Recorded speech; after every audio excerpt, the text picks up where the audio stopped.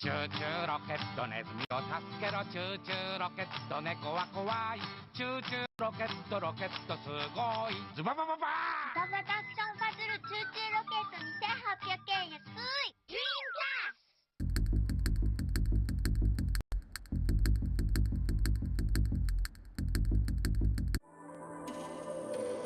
Has the dust settled? If so, I guess you're all alone. Wake up, darling. Seek your beloved.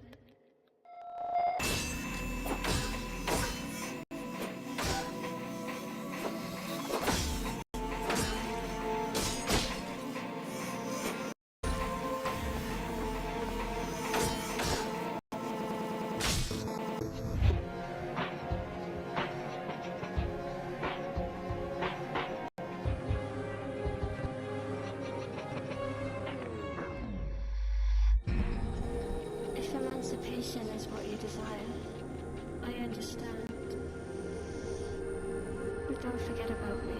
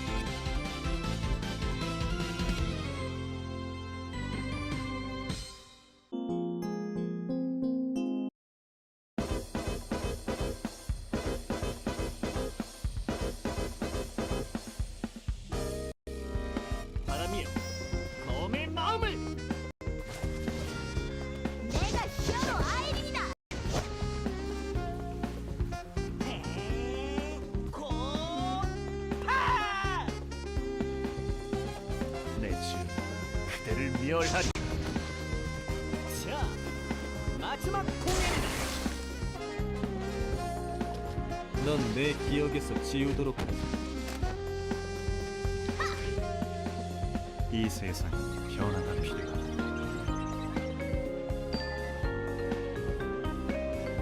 살려주세요. 제가 가겠습니다.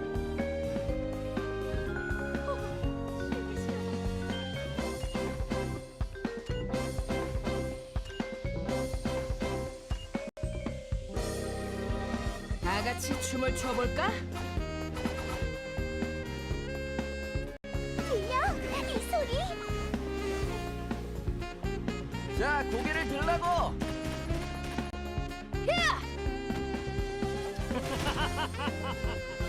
오늘 잘 풀리는데. 야호! 예! 숨어도 소용없어. 내 불은 불꽃이 될지. 자, 마음껏 싸우세요.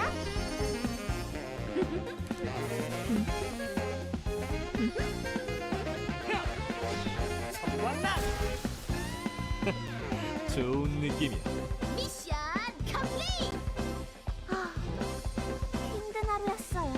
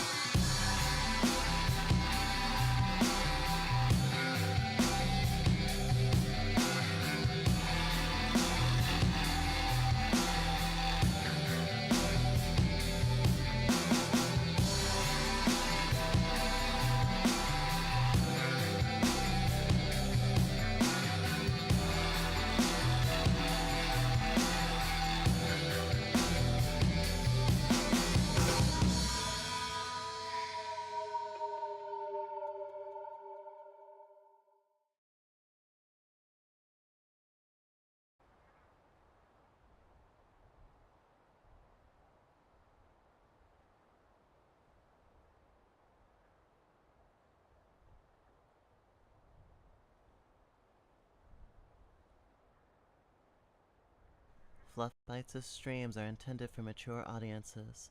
This is an 18+ space. Be prepared for disturbing or dark games and themes, difficult discussions, and interests outside of your comfort zone.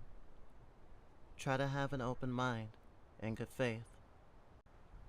Please respect the space and treat yourself and others with respect.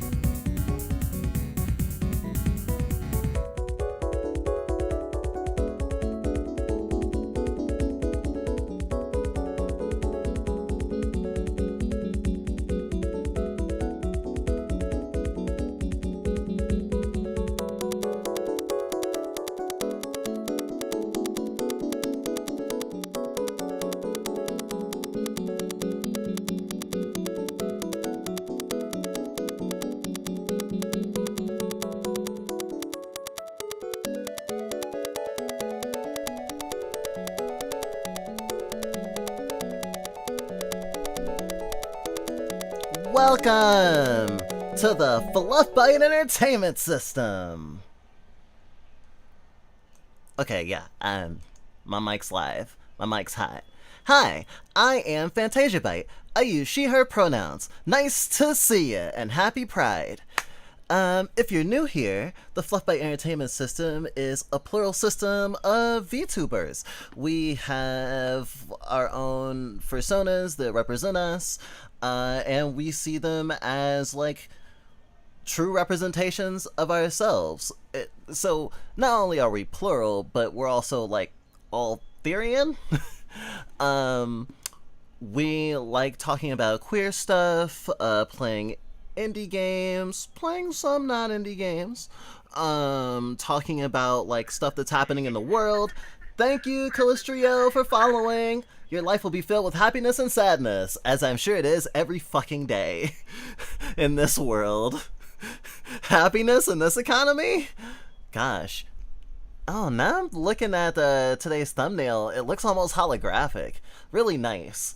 It has at least most of the bites that are supposed to appear on stream today. We're actually going to make an effort to head switch and have a bunch of different bites playing games, because we're going to play a bunch of demos. It might as well not be just one person experiencing them. Plus, we'll be able to get out our feelers and hopefully get a better read on the differences between us with what stuff we want to what stuff we might want to stream in the future. Although our intro for stream actually is our sort of reminder of the games that we actually are meaning to play before we change that. So every time a crinkle bump, the front bumper changes, but the intro stays the same, that means that we're like, I want to play some more of these games in this in the OP.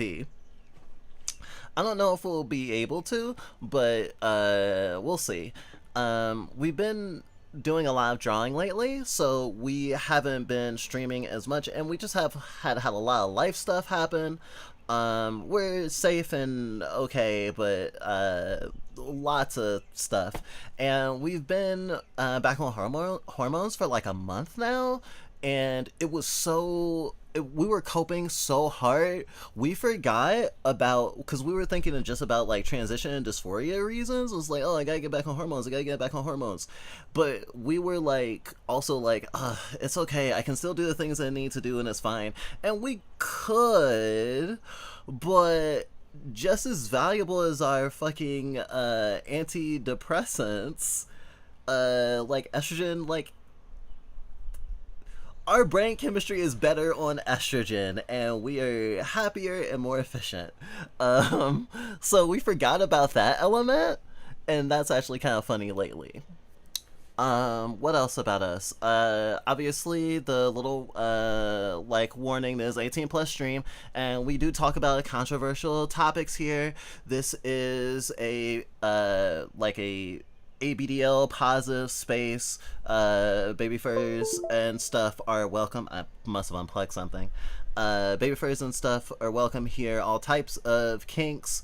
You know, we're pro fiction here as long as you're not hurting anyone. You know, awesome sauce. We are anarchists, and we love talking about like philosophical stuff when it comes to like video games and the video game industry, or being queer, or being disabled, and all these things.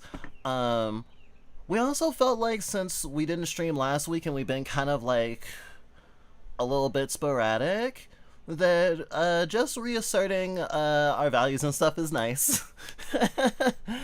I should probably get down from the bed.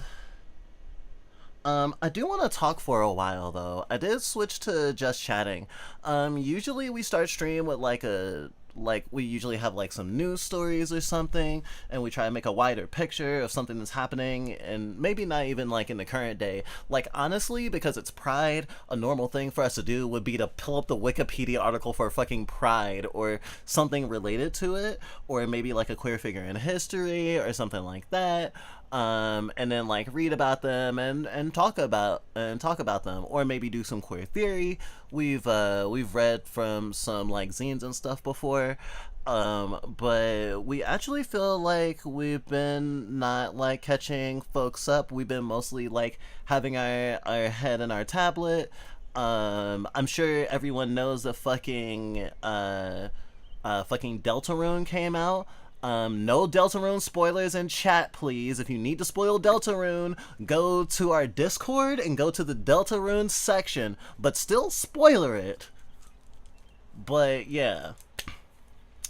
We are purposely not playing Deltarune. I don't know if anyone's noticed, because obviously most people who are in our Discord don't follow us because of our drawing. They follow us because of our streaming and our sometimes maybe video essays, I guess.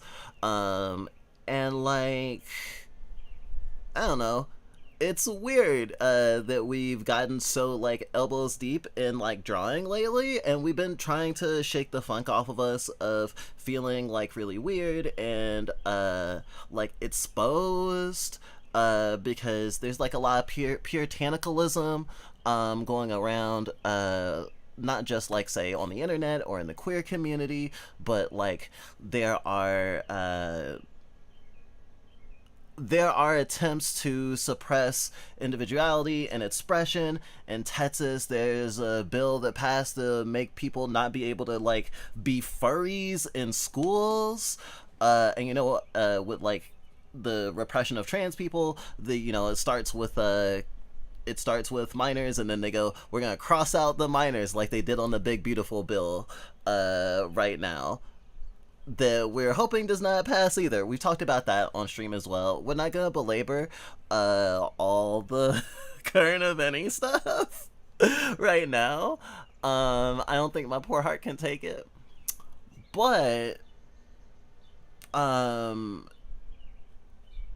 like the puritanicalism is also part of like society and a culture right now, and we feel like we need to be more vocal about pushing back against that, because we've been really timid about it, because we've been open as an ADBL for the longest time, but there's plenty of ABDLs that are, say, like antis or whatever, and we've mostly done like a sort of like a very pacified stance where it's like, like saying as long as people don't hurt anybody, but like been sort of like neutral and been talking about it. But over the last year, we've been like playing more games that are like Lily Shota coded or related, and like talking about it. And we did like a big presentation about like taboo media, or rather like ADBL and other like age related like kinky interests, and like navigating and understanding them. Not necessarily getting into the subculture, but like understanding it, because I think, especially from a leftist mindset, oh gosh, fucking Christ. It's been a while since we streamed. I really missed this. From a leftist mindset, I really have a sort of like, self-reflective, we have like a self-reflectivism that I think for a lot of people, ourselves included, can sometimes turn into like guilt or being worried the thing isn't okay. Right? Perfect example, when we first found out about the framework of plurality, so we knew about dissociative identity disorder, right? But because of how it's displayed in the media, and it's always like, supposed to be like murders and stuff based on, how like folks who share a body are usually depicted in media, right? In the same way that like in the 90s that like it was usually like a joke or a one-off episode for someone to have like a sex change in like fucking like a sitcom, and if it wasn't that, it was probably something like, drag queen sex workers, and not showing like a normal, quote unquote, a normal sort of like trans person, in the same way that a lot of different kinds of people aren't displayed in the media in a favorable light. In that same way, we had no way to connect with the idea of the framework, and that's how we like to say it, instead of going like, oh, DID or whatever, because we don't like the medical model. And that's part of the whole plurality thing, and that's a whole nother topic we could do for a stream. But our point was, when we first found out about plurality as a framework that was free from the medicalized thingy, it's like, oh yeah, there's people who share a body, and it's not like a bad thing, or they don't want to like become one person, and like, and obviously people who share about it don't hurt people. But when we first heard about it, we were like, oh my god, is this like DID face? Is this like something bad? And it's like, being flexible to your worldview changing, being willing to recognize that you're wrong and stuff are really valuable. And I think that, obviously, that there's a way that, in the same way that someone might like, have a very anti-woke standpoint on something, and they are kind of like seeing it through an unfavorable framework. Like, you know, the big game list that was talking about all the bad, all the quote-unquote bad games that you shouldn't play if you want to stay away from woke stuff. And a lot of stuff was, like, arbitrary nitpicking on an ultimately, like, very, like, sort of, like, liberal hoity-toity game, and not, like a super left or, like, super queer-coded game. Or even being like, oh, a queer person made this, and this isn't about being queer, but because of that, like, we have to put like a special warning on it, right? In the same way that you could be like, oh, this thing depicts queer people, so it's all about the weird queer agenda, you can unfavorably, from a leftist lens, look at a framework or an idea or a person and be like, oh, this is bad and problematic.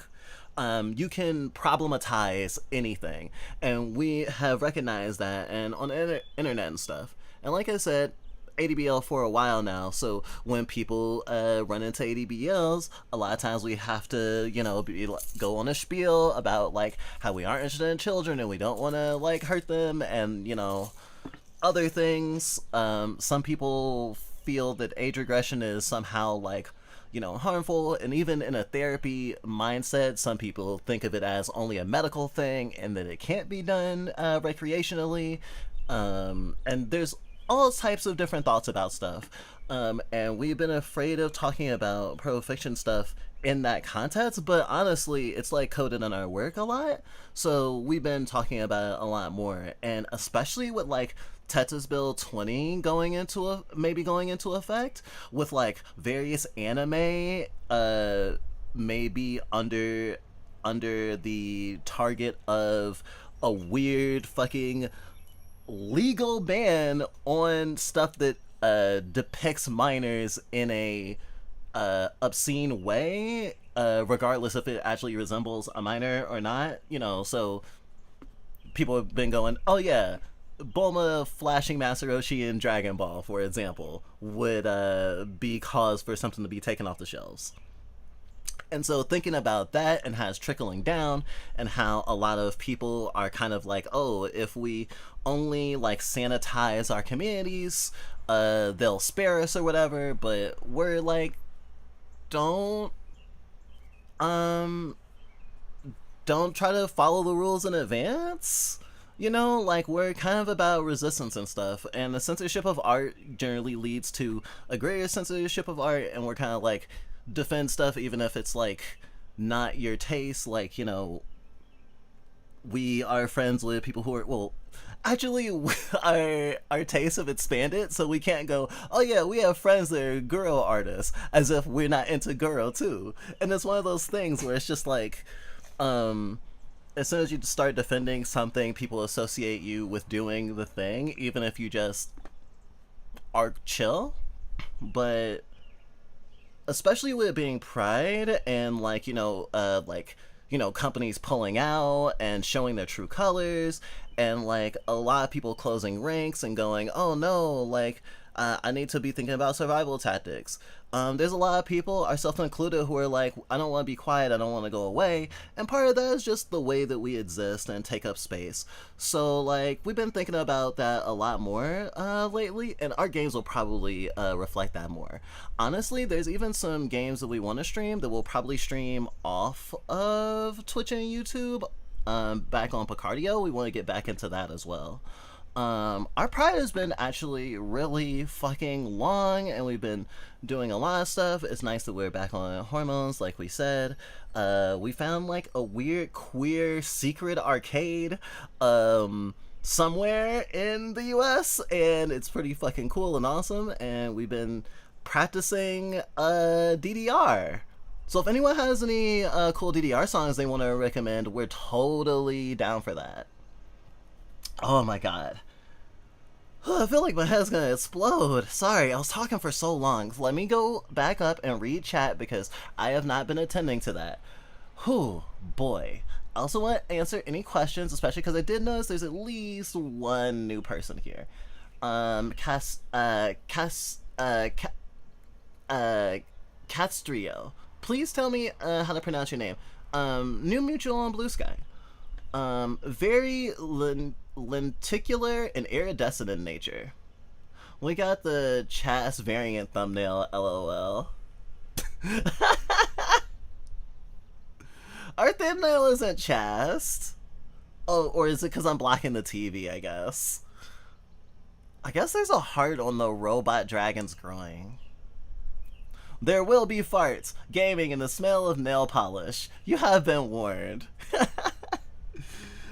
Yeah. We go all around in terms of different sort of stuff here, and sometimes we do like some toxic things. ADBL? What does that mean? Oh, ADBL is adult baby diaper lover. Okay, I had to look at it again. We have dyslexia. Sometimes we actually say ADBL.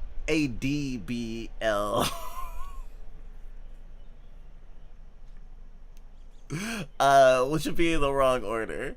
ABDLs are folks who widely enjoy infantilization, whether that be diapers, whether that be pacifiers. It can include age regression, but not necessarily. There's role play. There's a kink element to it. But it's in the way that you should understand that there's also like, in the queer community, we have leather daddies, right? And leather daddies are like a kink role, but there's also like a subcultural thing about it. And I mean, I don't know how versed you are in, like, I don't know, like queer theory or whatever, or like, you know, openness to sexuality, but like, you know, a lot of things don't begin and end at, you know, like someone getting off and stuff. So like around Pride, people talk about in terms of like identities, or like different types of visibility for queer identities, and people always talk about putt mass and stuff. Honestly, it's a really easy go-to of leather daddies. It's kind of low-hanging fruit. But it is like, they are central pillars of the queer community. And so in the kink community, ABDLs exist. Sometimes there's other like subcultures that are particular to certain terms. A lot of people might use the term little to describe themselves. Some people don't necessarily connect very much with the term ABDL. A little can refer to a lot of different things. A little can refer to someone who age regresses, either like, I guess, voluntarily or not voluntarily, or in the like subculture little way. But there are folks who like experience age regression as, you know, a result of other stuff going on with them. Sometimes someone who is multiple might have like headmates that are smaller or younger, or feel smaller or younger. Those can also be described as littles. But generally, if you hear someone talking about how they're little, they're probably talking about something that has some overlap with the ABDL community. Some people go by DDLG, which is Daddy Dom Little Girl, but you know, we try to use less gender specific terminology, obviously, because littles and bigs can be of any age, or, you know, adults. But you might find a big that is younger than their little, and it's because it's a role, not like necessarily projecting their actual age. But some people identify like as the ages that they connect with their little age, or sometimes people feel like adulthood isn't like exactly built to fit them in a way. There's a lot to say about ABDLs, and folks who like, diapers and infantilism. To be more specific for our community, we are baby furs, which is, you know, like, I mean, you could say ABDL, furries, but it is a specific subset of the furry community, so that informs a lot of how we exist and stuff. Also because we're partially incontinent, though there are plenty of people who aren't incontinent who are ABDLs or littles or interested in little type stuff. Also, there's middles and stuff. Not everyone is into diapers. Someone can just, you know, like cartoon underwear and eating cereal while watching cartoons. Although most people in the like age play community, that's also like a wider umbrella for all this. A lot of people in the age play community say like watching cartoons or Bluey or whatever, regardless of like the age that they like to hang around in. Whew. Man, I'm on one today. Woo! If you don't like critters peeing, you might want to brace yourself, lol. We haven't had diapers in a while, actually. We haven't been able to afford it, though. So, no pressure. But, we do have, our goal right now, our tip goal right now is for birthday stuff. So if we get the 200 that we're looking for, we'll probably use it on diapers and buying a copy of Night Rain, the new spin-off of Elden Ring. So we can play with some friends, hopefully on stream sometime. That'd be cool. Our birthday is July 11th, but we'll probably be doing a special stream on that day and the day after. So look forward to that. Awesome sauce. Also, I don't know, I mentioned Chassis Rune in what's the word? In passing. But I wanted to say that we're not playing Deltarune until September. But we want everyone else to enjoy it. We actually bought it so that our polycule could enjoy it because we do Steam family share. Most of our close friends have actually played it all the way through now. Actually, or up to the current update. Actually, our partner that we live with today was like, I know you're chastening yourself from Deltarune, but actually you are chastening all your friends and loved ones that care about you, that also care about Deltarune and want to talk about it with you. And it was just like, damn, I guess we're sadists, huh? Insane. Hey Specky! What? And hey Azzy and Glacy.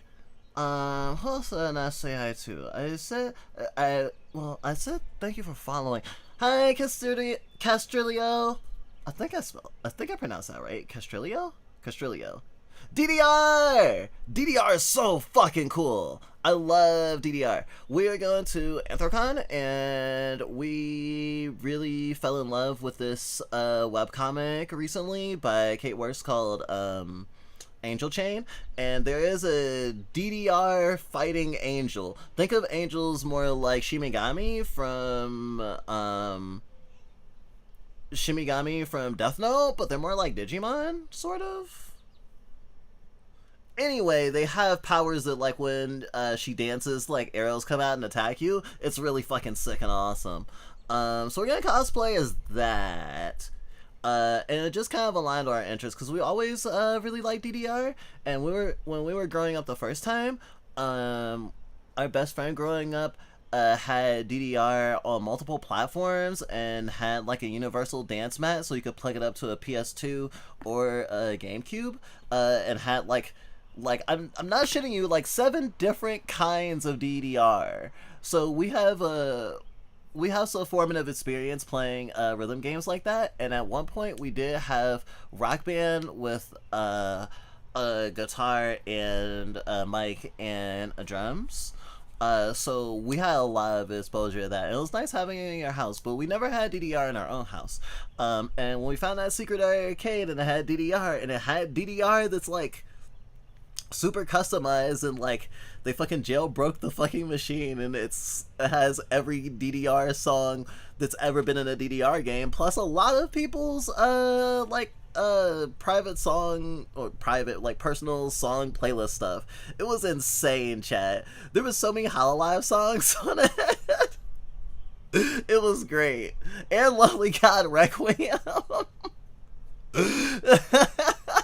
It was insane. It was like we're in a fucking speakeasy.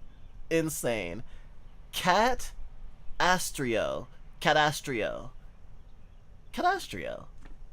But you can just call me Cat. Kata or Casio. Okay, Cat, thank you. Nice to meet you. I get to use a chainsaw today. What's your new job? What the fuck? The possibility and combinations are endless. I have indeed. And I take the embargo seriously for the fluffs. Thank you, I appreciate that. We can't really show most of the art we've been drawing. I mean, I think we can show some of it on Twitch/YouTube, but I don't want to risk it. But it's on our Blue Sky, it's on our Discord. We have a subscribe star that has like more naive versions of stuff. Oh yeah, that's also a thing. We've been trying to break out of our like, oh no, people will be weird if I draw fan art of characters and they can go to the Wikipedia page and look at their ages. And it's just like, you know what? Since we're doing all this art, it's like, is also a great chance to just make a huge body of work of kinky Deltarune art. So no one can ever question the things that we're okay with. This is the first Deltarune I actually had to gather money for. Oh yeah. I mean, it's not that much though. It's $25 and it'll go on sale eventually. I mean, $25 for Deltarune is money well spent, I think. I think in a world where games are about to cost upwards of $80 at base, in America, I've heard that's actually 100 CAD. Ew. We're American, but we try to be more aware of other countries and what they go through. Also, we have loved ones in other countries. Wow. So we've been thinking about that stuff, and like, even Elden Ring, Night Rain, that's like $40. Maybe it's 50? It might be 50. It's either 40 or 50, but it's not even 60. There's a lot of games about to come out that have now had the tainted permission because of Nintendo to have $80, $90 games. And so, like, for me, like, paying $25 for Deltarune, it slid out of our pocket so immediately. Though, you know, it does feel weird. We had been thinking about it for a while, because at one point we even felt bad, because it was just like 2 whole chapters for free. It was just like leveling me into a false sense of security. But we're in a whole different place in our lives than we were when Deltarune first came out, I want to say. But still, we still are dependent on others, you know, like our audience, or, you know, our bread-winning big sis. Does Arcade have Takio no Tatsujin?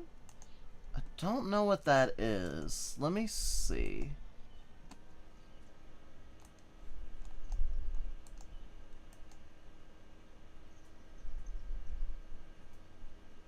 Oh, the one with the little sushi and the drums. No, they don't have that, but they're getting new stuff all the time, so they might have it later. They had like some Konami machines. They had Bubble Poppin', I think it's called. We got really addicted to that one. Especially before we came on a day where the DDR machine was free, because a lot of people use the DDR machine. They had like... I mean, a lot of them are like imported games. Some of them aren't in English even. They had like a DJ game, although they had some cool cabinets for some older like English games too, or games in English, I guess, because they had like a arcade cabinet that had a bunch of different, or 4 different games on it, all from like I guess like Konami or Neo Geo, like King of Fighters and Metal Slug 3. That was pretty cool. They had Tetris and Puzzle Fighter. They had some weird dance game that had like the one big interactive pad, and if you play with 2 players, one stands in the front and one stands in the back, and it does all sorts of weird stuff like make you bend down and jump. It's super cool. They mostly had Konami machines now that I think about it. The chainsaws for completely unrelated artwork. Lol. Oh, I see. The future updates will be free. Yeah. $25 for the whole 7 chapters. That's pretty. That's a deal. That's fine. And I mean, honestly, like, there's plenty of indie games that have made people very, very well off. That have been cheap. Like, it's $10 for Lethal Company, right? And I think it's like 10 or 12 for Repo. Those game developers are sitting fucking pretty right now. It's not that much, but my bank account has to be positive first. That is fair. I totally understand that. We only recently have we started a month with money still in our bank account, because we usually have like 0 or close to negative. But we had like, I want to say like $60 something in like our business PayPal, and at the start of the month, and Deltarune came out and we were looking at it, and we had already decided that we weren't going to be playing it immediately. But it was just like, I want to have it though. And someone in our polycule was also just like, was asking people, like, is anyone gonna buy it? Because they were also like, because they were broke. And they were like, oh no, I don't want to have to pirate it, but and I was just like, you know what? I have the money.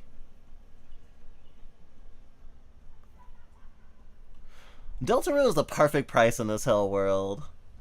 But yeah, I understand not having money. Honestly, gacha games predicate a lot of their popularity on the fact that they're free. Out in the world, we met someone that had to stop playing Warframe because they were addicted to that. Warframe that we consider diet amongst our being used to gachas.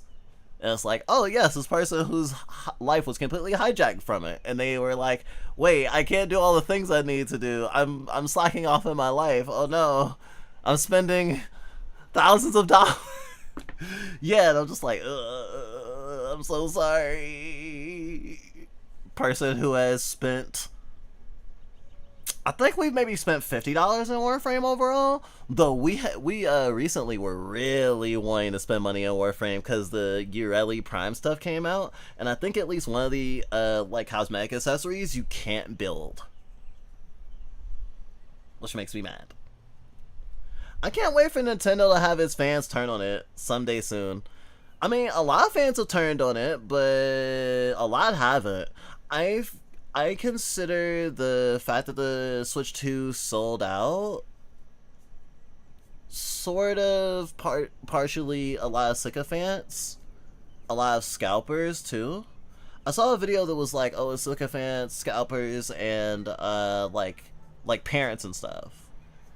Because a lot of people, Nintendo is still like the Disney, eyeing Disney suspiciously, of video games, and so like there's a lot of people who are gonna get this stuff no matter what. Like honestly, a lot of normies in a general sense you have to actually, well, a lot of people are gonna be informed on video games from like understanding of like everything Nintendo's been doing, because for us and some people it's been like a million lashes, like all the stuff they're doing like taking down content creators, covering their stuff, or fans uploading music, especially when the music wasn't available to buy, and then instead of having like just the albums available to buy after taking down folks's like videos and archives of like Nintendo related music,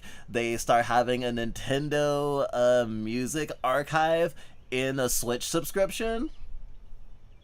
Stuff like that adds up, and they've actually been quote unquote a bad consumer. I'd say anti-person, honestly, because I hate constantly thinking of it in this like, I mean, obviously it's quote unquote a transactional relation. I shouldn't say quote unquote, but like people like art because of the art, right? And the business is there to facilitate the art getting out to people, but under capitalism and all the things, right? And so like they've just been more and more cutthroat, and like I think that a lot of people, not just gamers but especially gamers and nerds, have like the emotional have like a large emotional investment, and like we feel very strongly, and some of us feel so strongly that we're like, this should be fair, and this thing I love, you're making it harder for people to appreciate it and show their love and stuff like that. And there's people who will go the other way and be like they can do no wrong, or at the very least they'll have a higher threshold of stuff that the company can do this fucked up that they'll allow. And some people just will be like, as long as it doesn't affect me, as they do in a lot of ways, like people with the genocide in Gaza. Like a lot of people, there are people who are like, oh, it doesn't affect me directly, although they don't realize the intricacies of the politics, right? So if you don't understand the intricacies of the games industry, it's harder to tell, because you'll just be like, oh, it's just a really expensive console. Like I remember when the PS3 came out, a lot of people were like, it's way too expensive, and that's like my rent. It's insane to think that an average adult's rent in like 2008 or something was like $500 or $600. Gosh, imagine, especially for something that's not a studio. Well, I'm just yapping all day today. What was the first? Nintendo wasn't responsible for the ET one, yet Nintendo benefited and carried the game industry after the ET thing. I should say benefited from the ET gouging. Well, I guess I should say the state that the games industry was left in after the ET landfill situation. I just said it was, something that Nintendo took advantage of, but they weren't like coming in like being like, oh, at least that's not how I understand it. But because they had switched to specifically marketing it as a toy to children, they got that hook in to the market, so the industry didn't die. So Nintendo, it's good that Nintendo did that, but companies do what companies do. Unfortunately. No, as a Nintendo normalizing $80-$90 is a cause of second. Oh, I see. Yeah. There's like Starfield and stuff that were already like super expensive, right? But they were like outliers, right? And Mario Kart World, I believe, is like the first like major AAA release that is $80 that wasn't a Bethesda game, I guess. And we're getting more of those now, so on other consoles from other developers. I saw Cold Vein was got bumped up to like costing like $60 or $70 not too long after the news came out of the price for the Switch and the Switch games. Although, when I checked it recently, it went back down. Which is interesting, because I'm pretty sure that Code Vein 2, which just got announced, is probably going to be $80 at launch. Also, Nintendo sucks because they don't like their games, especially, they don't like first-party games to go down in price. And I don't know, they just feed scalpers, honestly. I think the scariest thing is how many people bought the Switch 2. I still think a lot of Switch 2s are bought by scalpers. I don't think it's proportional to the actual number of people who own and play Switches. At least not at first. And like I said, like, people who are uninformed, and even though people are informed, like, the misinformation of how the game industry, like, especially if you're like us and you've been a gamer from an early age and you've been like, you've talked about and, you know, you've been like reading review magazines since you were younger, or you've been watching like, say, MatPat as a kid, or really interested in like not just games and playing them, but like the weird stuff about them. You know, if you ever want to be a games journalist or a game developer, and you're like really buying into all the like glim and glamour of like the whole thing.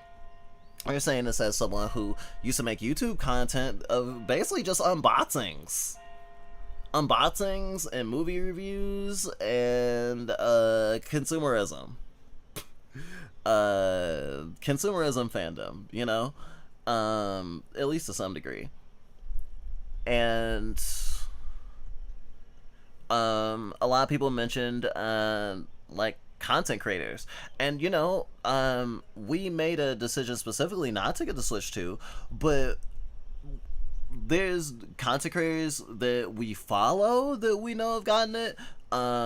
We imagine that certain content creators may get it because of being able to cover those games, and if like not a lot of streamers have them, then it will funnel people into them for that reason.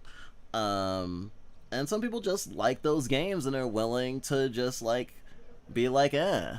I mean, people are willing to buy clothes that they know were made in sweatshops.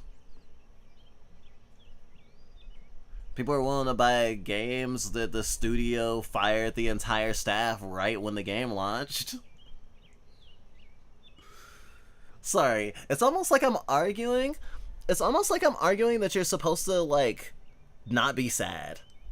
Cause that's fucked up. No, you can be sad. It can be scary. It is scary, and I hate it. It felt like such a disconnect from reality. The Switch 2 is the most successful console and made 3 bajillion sales. Oh yeah, they love projecting that. I feel like they... I mean, they also had, I think they underproduced so that they could... Allegedly. I think they allegedly underproduced so that they could be like, oh yeah, sellout numbers. You know, reduce the demand. Or sorry, heighten the demand by making false scarcity. Sony pulls another 5,000 million PS2 sold out of nowhere. I would more equate it to maybe PS5, when the PS5 came out. But yeah, I mean, people were like, I mean, there's a lot of gamers I know who have like fucking Zelda tattoos all their life, or most of their life. Also, I have to pee, not my pants, so I'll be right back. Ah.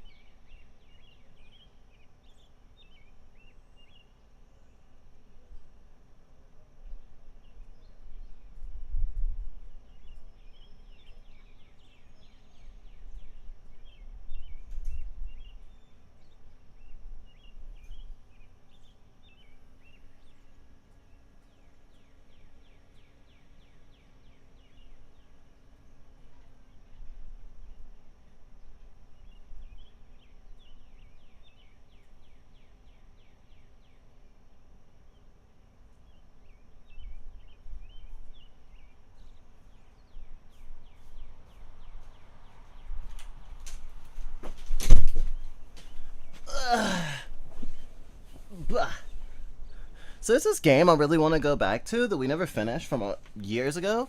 That is like basically like a, you know how like Five Nights at Freddy's 3, I think? You're like a kid in a house. You have like these, and you have like nightmares, and instead of like manning cameras, you're looking at different places that they could pop out at you. It's like a game where you're walking down a hallway in your new home, and it's really big and you're really small, and you need to go to you need to get to the bathroom before you have an accident. And we were really mad that like it's just like you get straight to you can have an accident in front of the toilet and like get game over, right? And it's just like it sucks that it's so binary. And I say all that because of what just happened, because I got most of the pee in the toilet, but I got like maybe a third of it in my pants. But it's not enough pee for me to stop stream or be away for longer, because I was wearing training pants, so like it has a certain amount of absorption.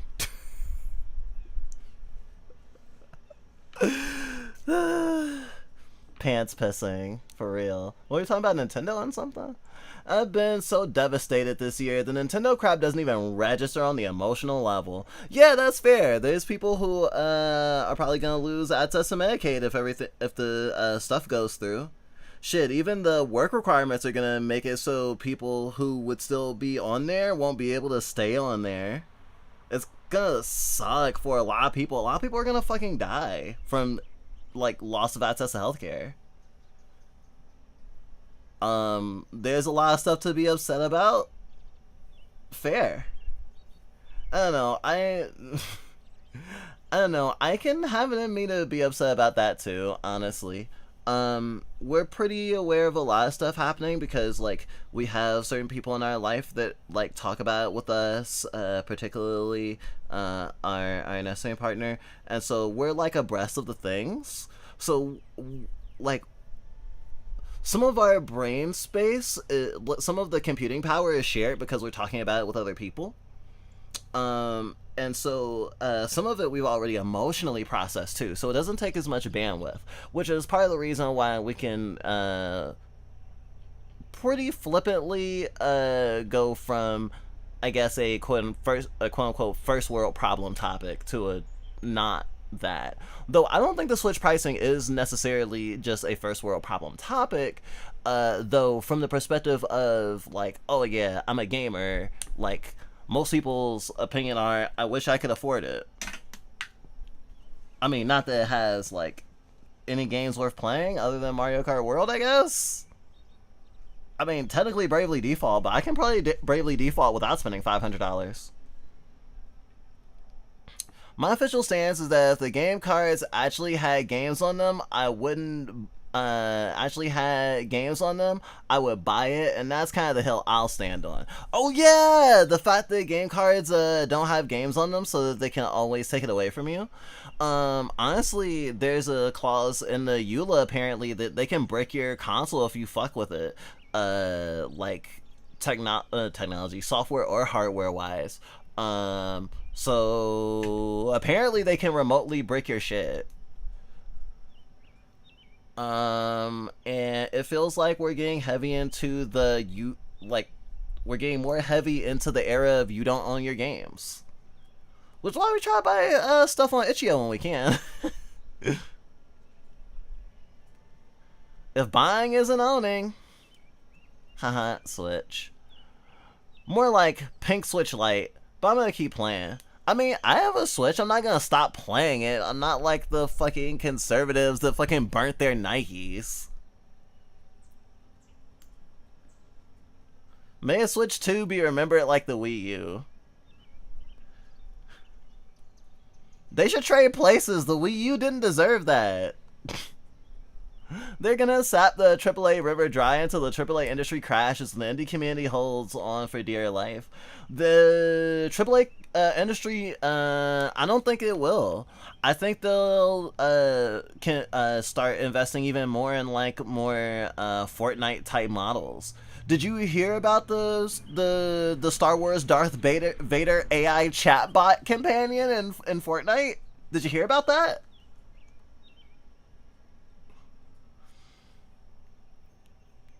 And you know, Fortnite is free.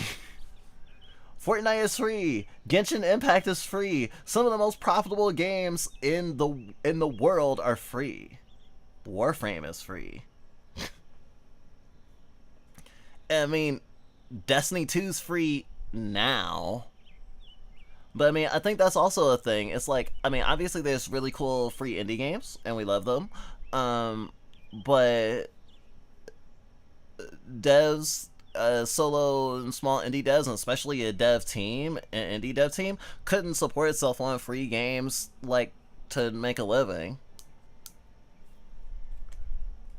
Indie games will always exist, though, because passionate people and hobbyists and people who just have a lot of gumption, or people who have resources from, like, AAA experience or networking or what have you, and they're like, fuck the big corporate overlord shit, you know? Not everyone can be Neil Druckmann. Most people are gonna be like, wow, I'm spending more money on games regularly than my rent. Wow, I'm stupid. I mean, as someone who was in line for a Switch 1 that we went to after work, and with our then spouse spent money that ended up exacerbating our poorness in the sense that we could pay our rent, but we didn't have money for food. But we had been used to not having money for food for a while.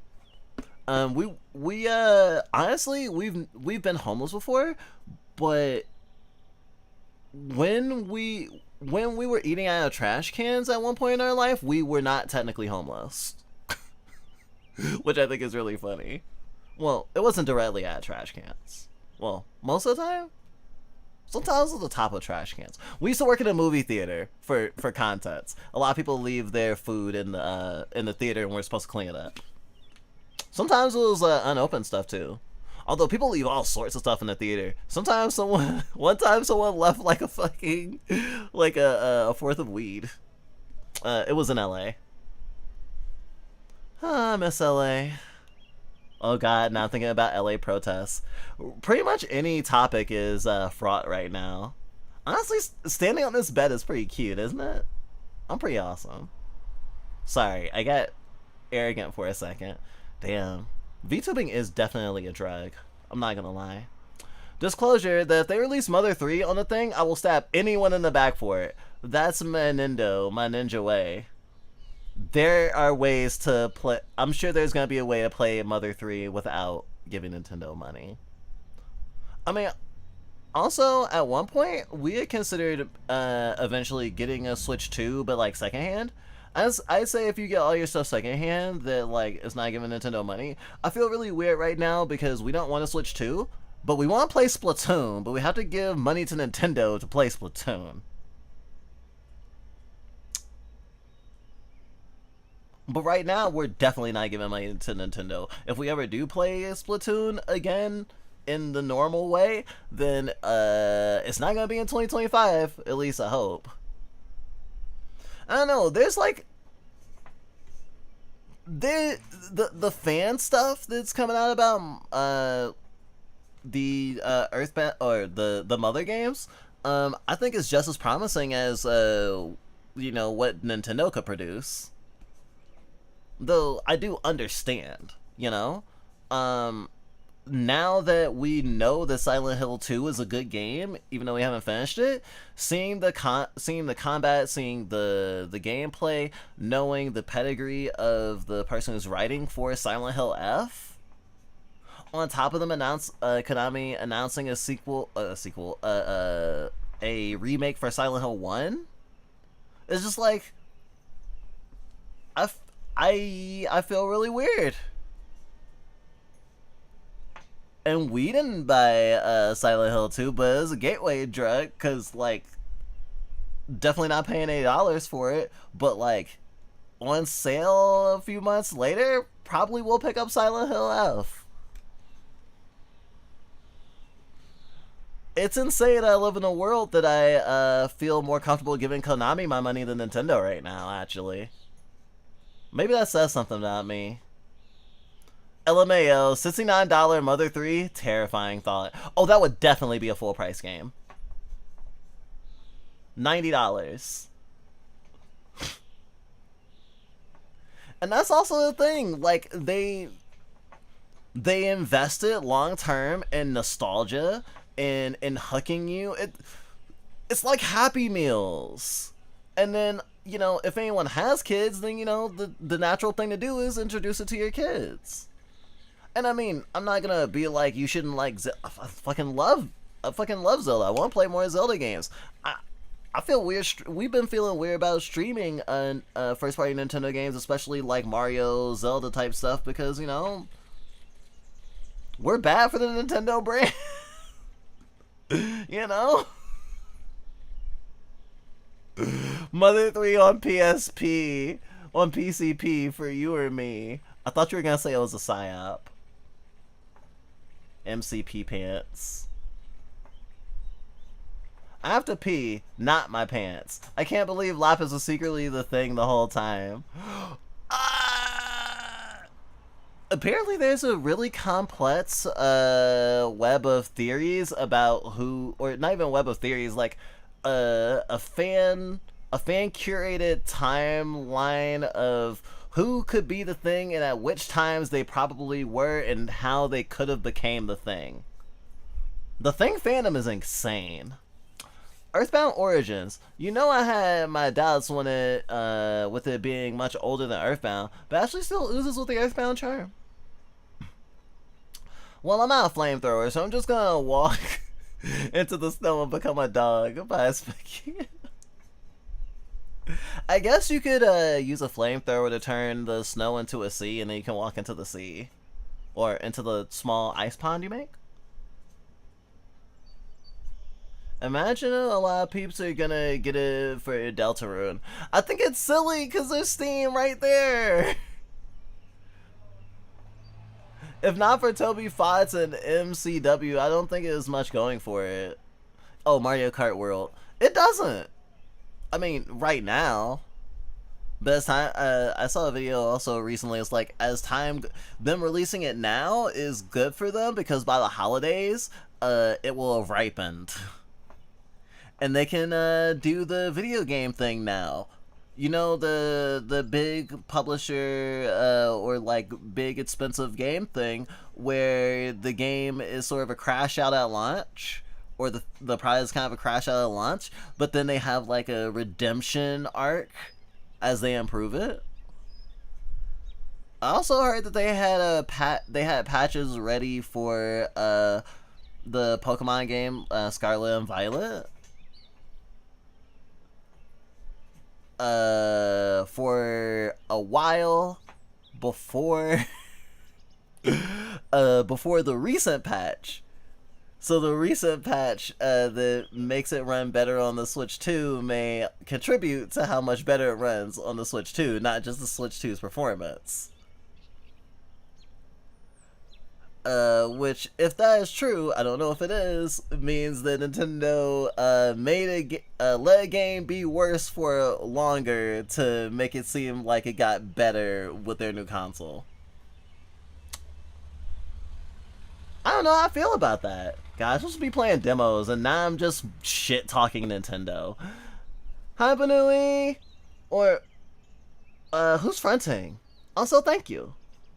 I don't think I've met you. I don't think I recognize that Sona. Cool Sona. Cool representation of yourself. Mother 1 is a good game, but real bad for people used to modern ones. Oh, I mean, is it because of turn-basedness, or maybe like turn-basedness, grinding? Imagine, like there's some combats that are like more RNG than it's about like skill and being prepared, maybe? Still haven't played Mother 1. The only way to play Mother 3 in English doesn't give Nintendo money. You don't understand. Oh yeah, I guess that's fair.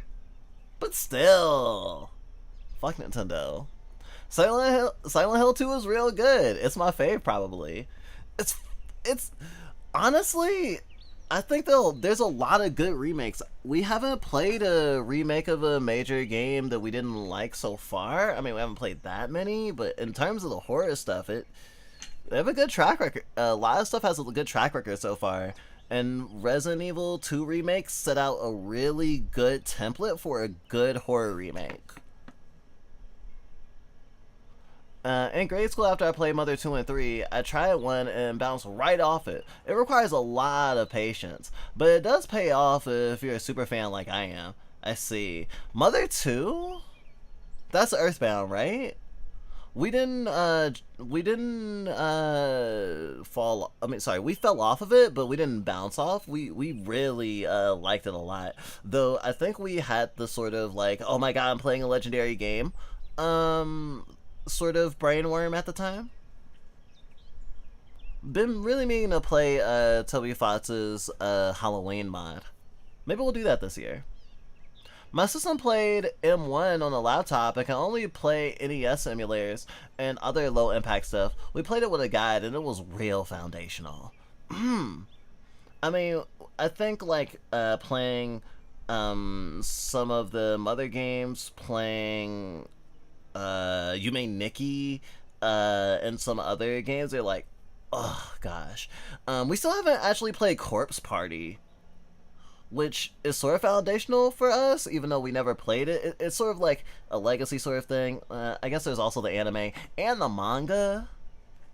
Hey, Issy! How you doing? Switch 2 doesn't have themes. Shit, the Switch 1 barely had themes. They promised themes and you had to buy them, and there weren't that many. I wanted to give Nintendo money for themes, but they wouldn't let me.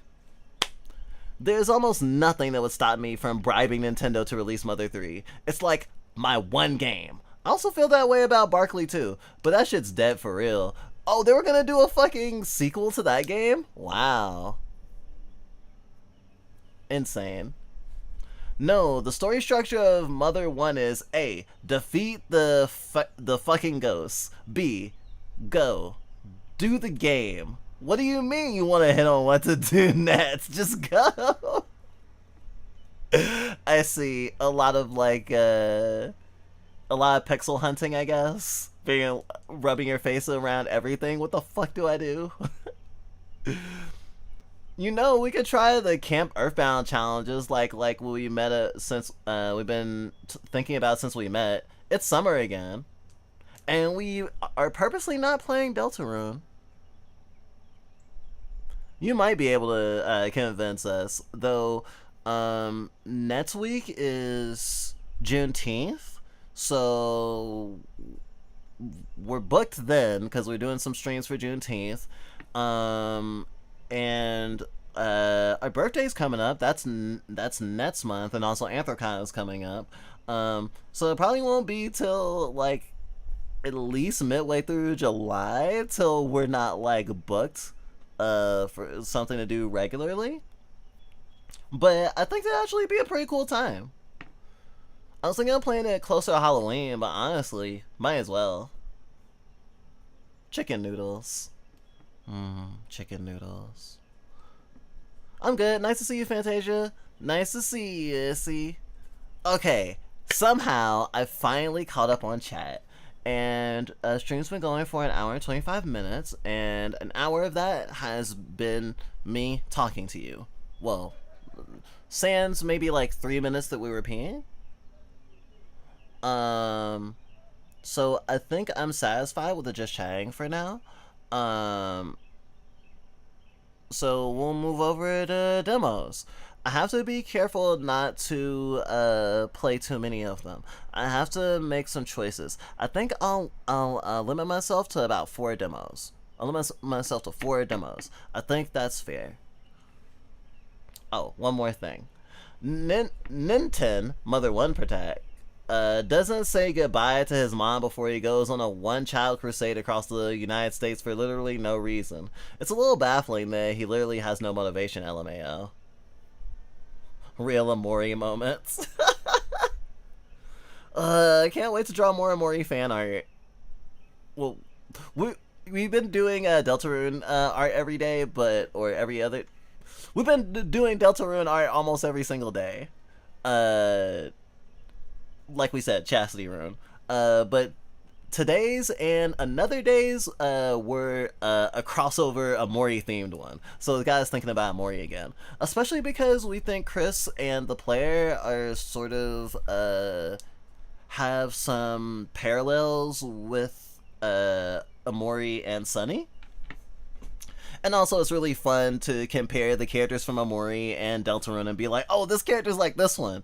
Like, choosing which ones to, like, cosplay or compare or, like, you know, how they would, like, hang out or whatever. I love fan art. It's so cool.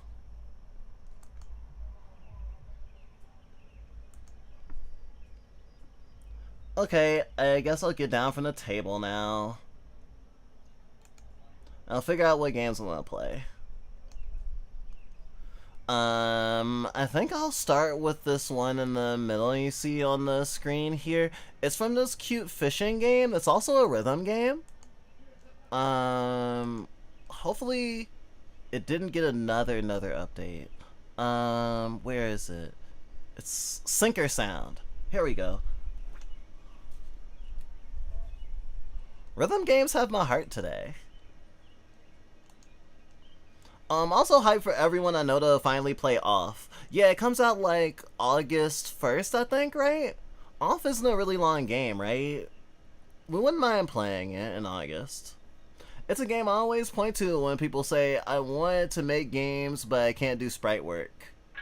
15th. Oh, okay, thank you for the correction.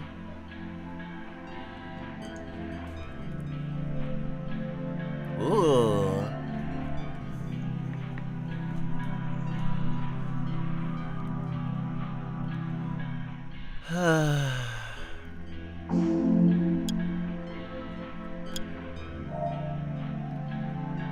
Definitely got me thinking of like a Dreamcast.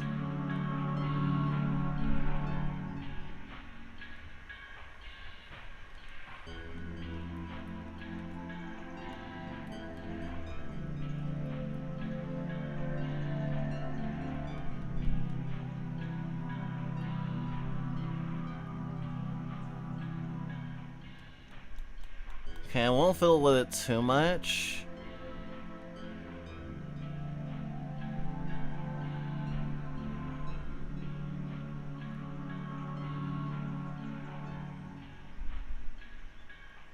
Not to like trash the vibe. Oh no! I made the full screen go away.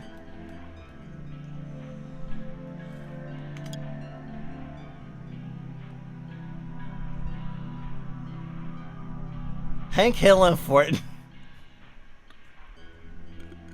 They put Hank Hill in Fortnite. Did the new King of the Hill come out yet? I do feel weird right now with anything King of the Hill related because of one of the voice actors who happened to be a trans man, I believe, got hate crimed. So that feels really weird right now. I don't know if he was participating in the new show, but because of that association. Though he was also in other stuff. I think he was in like in Parks and Rec as well or something.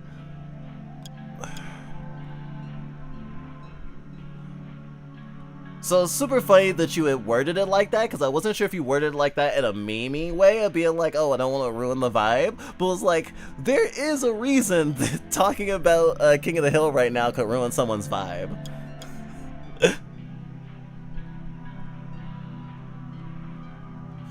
One person was trans, the other one was a gay cis guy, I believe. Let me look it up.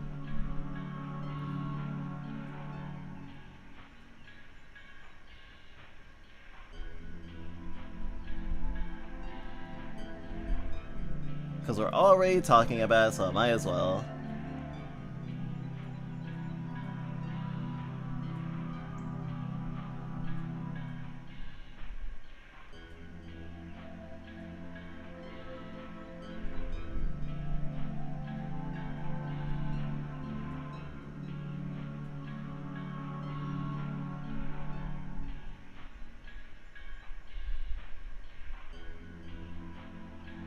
He played the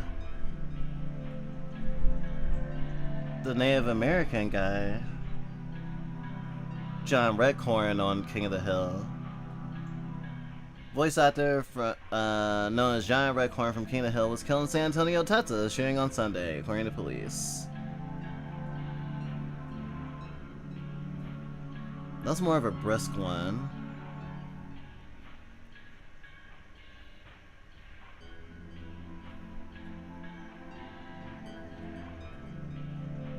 Maybe his husband is trans.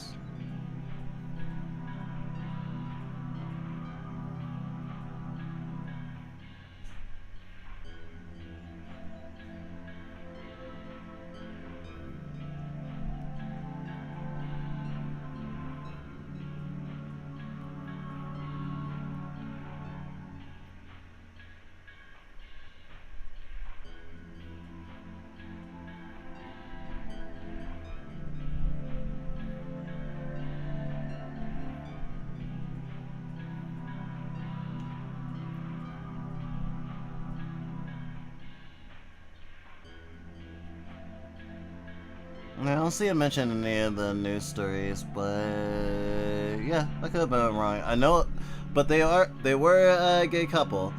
His husband did survive. Push him out of the way, actually.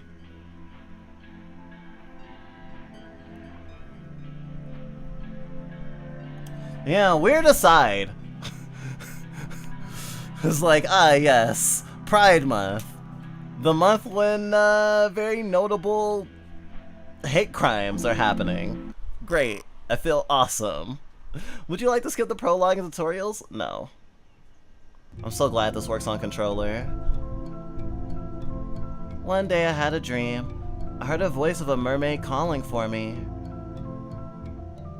She told me about the secret place, the mermaid's paradise, where their wish came true. What does a mermaid want to do with a human like me? Who knows? But what I know is that I want to fish. An unknown place with mermaid. What kind of fish I can find? I can hold back my curiosity no more.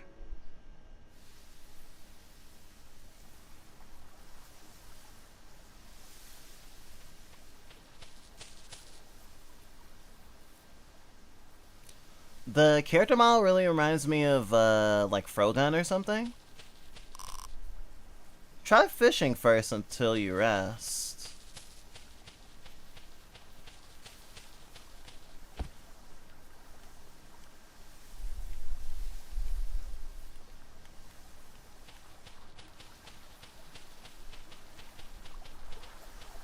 I don't think this was made with controller in mind first. I don't think there's a way to jump. Okay.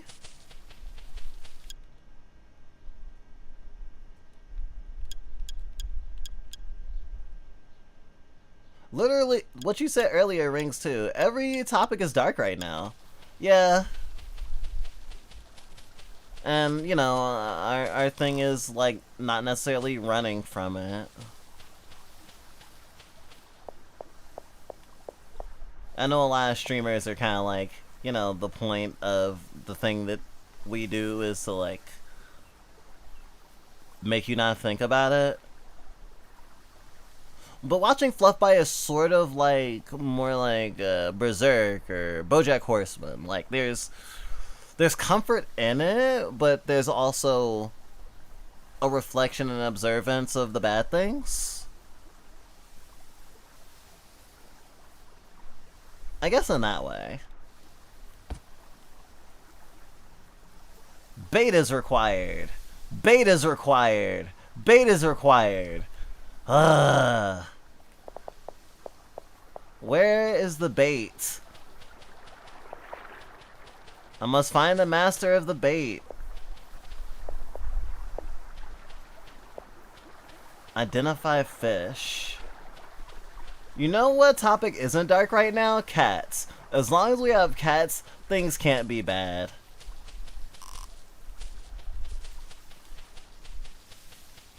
Is that a challenge? Is that a challenge? Should I try to make a dark topic about cats? I won't. I won't ruin your happiness. Where the hell do I get bait? Look at the fishes in the water. It actually says fishes. You need bait to lure fish. Pick it up from the ground. A small bait can be used to lure small type fish. Oh my god, I can look down at my body. Oh my gosh. Cute girl simulator. Okay, obtain small bait.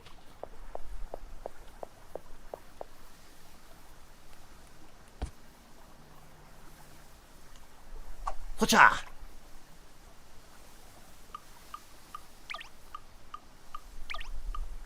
Ba ba ba ba ba ba ba ba ba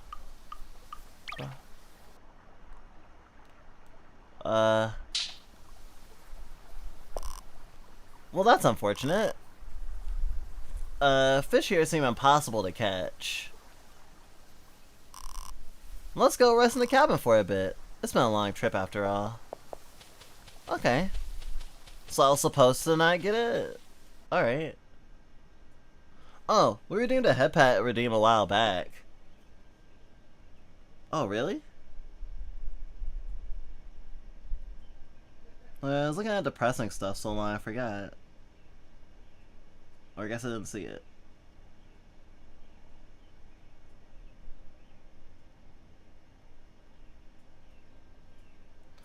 The Twitch mobile for streamers seems to have updated. Or it got a new version, but it doesn't seem to... Maybe when you said a while back, did you mean not today? It doesn't come up on the thingy. Oh, no. I read words in a different order. We need the head pat redeem back. We need to make sure we fix that so we can. We probably need to realign it so that you can actually give us head pats. Cause I think if the thingy triggered right now, it wouldn't, it would probably show up, but it will probably pat my chest, which is not what we want. A bed. It's quite well maintained. Take a rest. Time to west.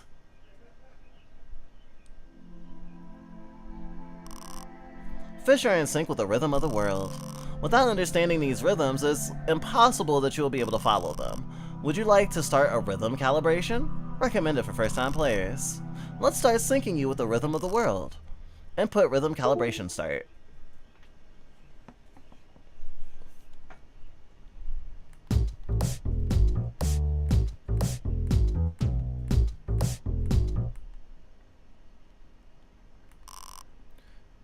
Calibration completed. Everything is ready. You can set a rhythm calibration again anytime by opening main menu, then system, options, and rhythm. Man.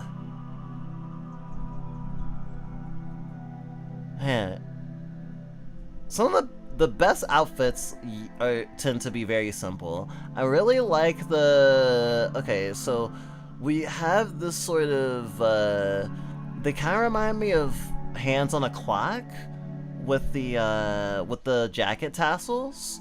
You can also see that in her hair. We have the green and the blue there. The blue and those accessories I think is the same shade as what's in her shorts. And that's reflective. Yeah. Probably the water motif because of water. Green, I'm not completely sure. Maybe algae. Though not everything has to have a direct representation. And then her boots are the same color as her undershirt. The hoodie, or there's probably a slicker actually, brings it really all together. And even the having the jacket open like that, like really frames the undershirt and lets you actually see it more. Otherwise, the jacket would probably completely cover it up. Honestly, does it move around with you? I don't know. I'm paying more attention to models now.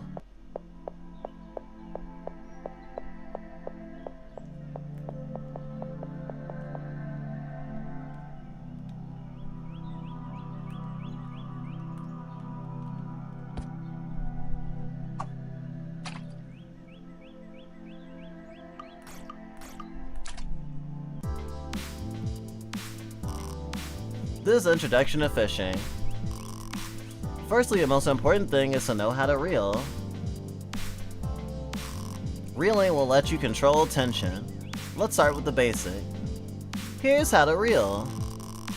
To make the tension rise, press and hold my right stick, essentially.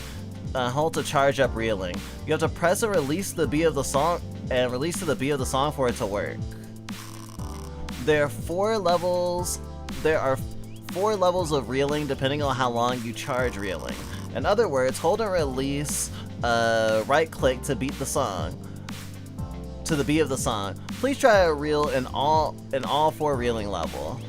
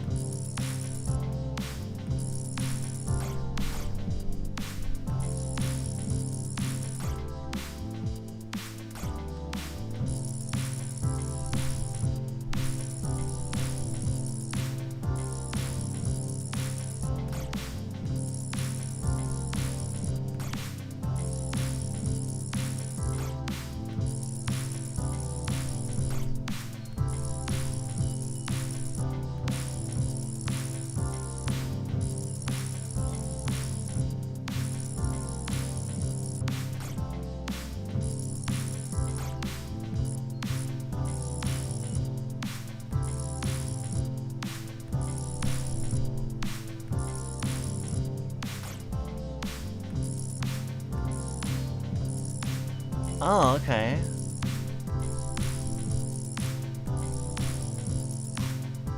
Good job. To make sure it's not a fluke, do you actually understand how to reel? No, repeat it. I see, very well. Here's how you reel. Let's actually try it. I do understand it, but I just want to test it.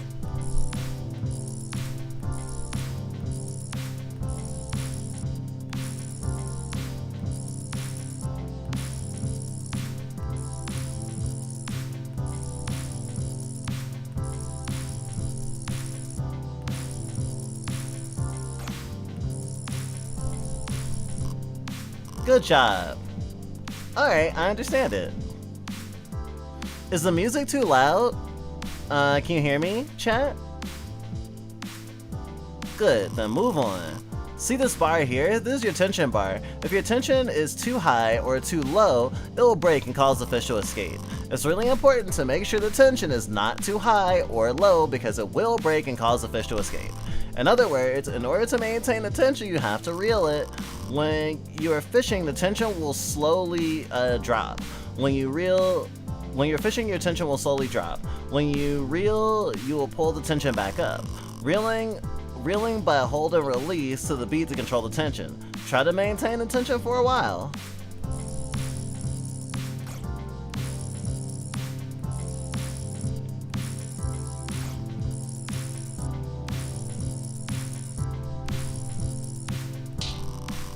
Oh, you failed to maintain tension!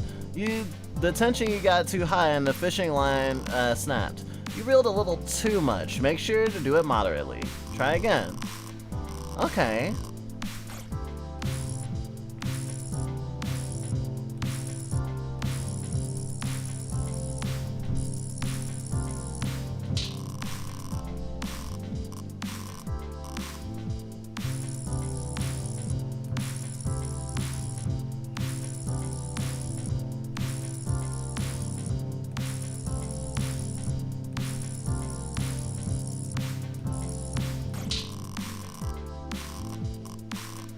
Okay, try again.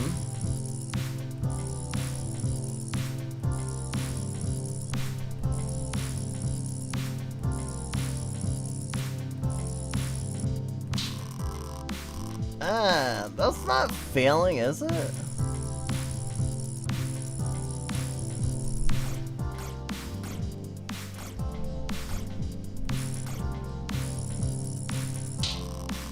Oh, it got too low.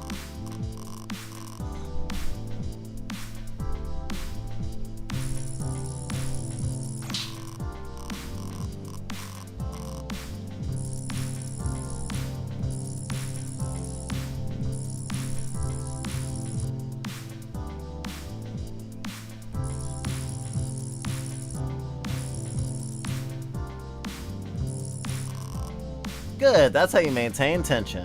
Okay. I'm back. Did you destroy all the fishes yet? I assume that's what a fisherman's job description says. No, you're thinking of the big catch. That's the one where you kick the fish's ass. Good, that's how you maintain the tension. This is more like Crypto the Fisho Dancer. Yes, I understand how to maintain tension. Good. Now it's about fish energy. When fish energy is depleted, the fish will be tired enough for you able to pull it out of the water. When you reel, the fish energy will deplete. Try to deplete the fish energy. The longer you reel, the more fish energy will deplete.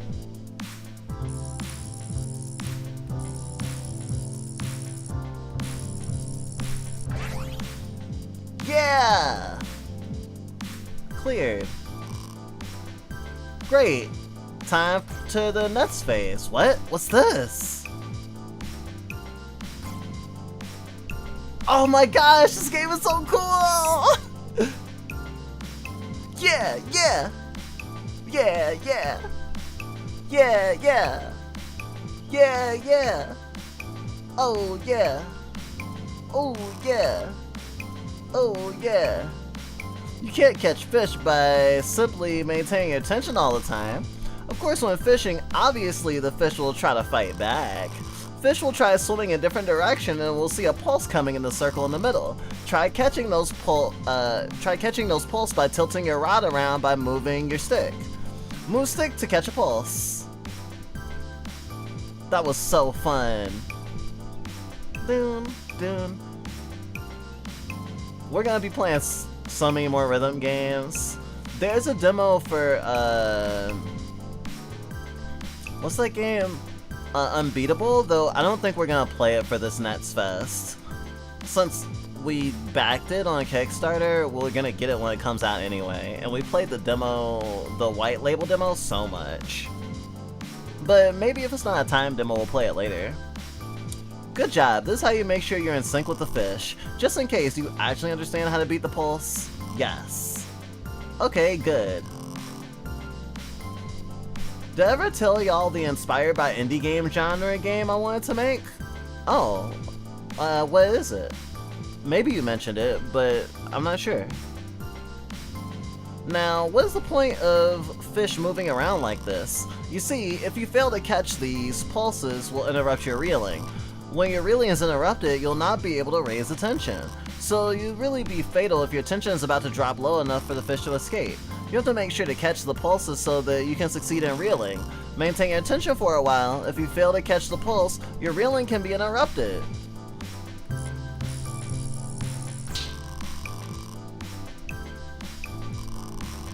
If you maintain tension for a while, if you fail to catch a pulse, your reeling can be interrupted.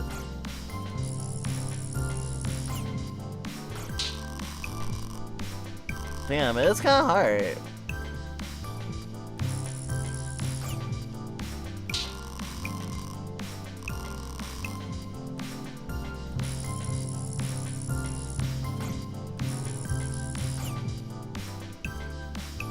Oh.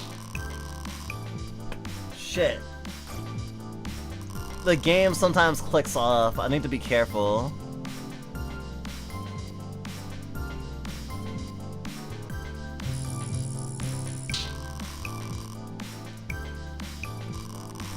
I wish I could do it with one. I guess maybe I'll try it with a mouse.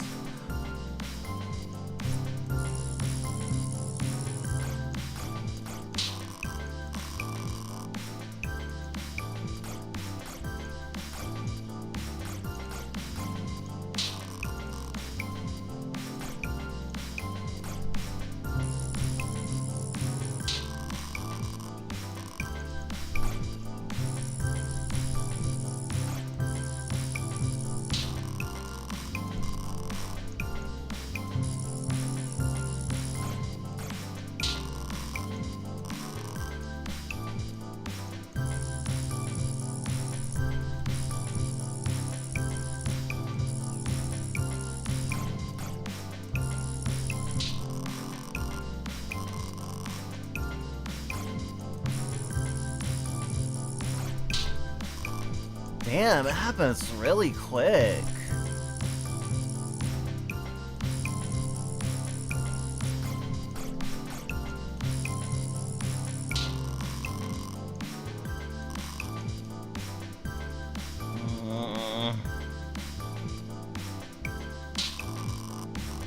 Switching back to controller again.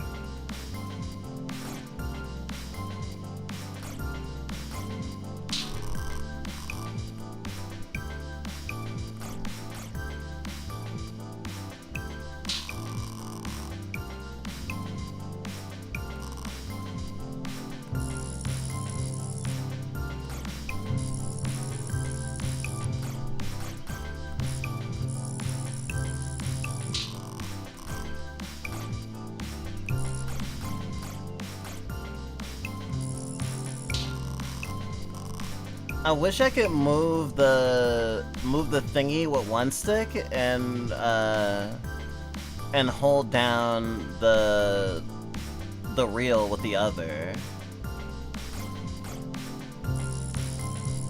Oh, there's a button I can hold. Okay, that's good.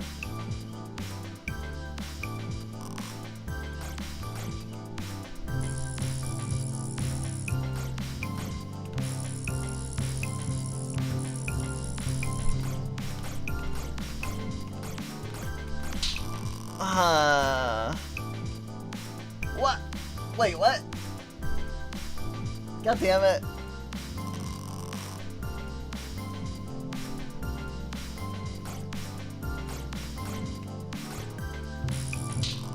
Really wish it would lock the screen.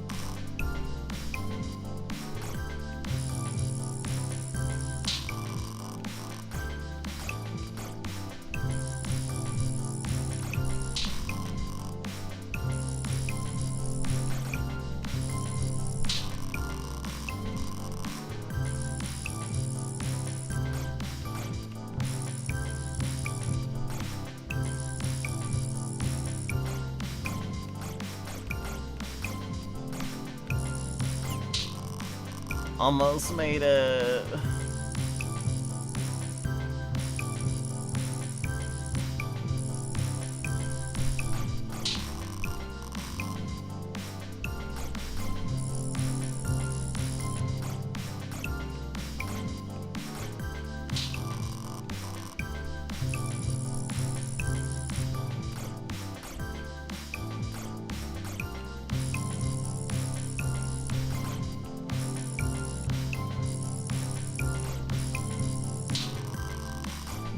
Almost.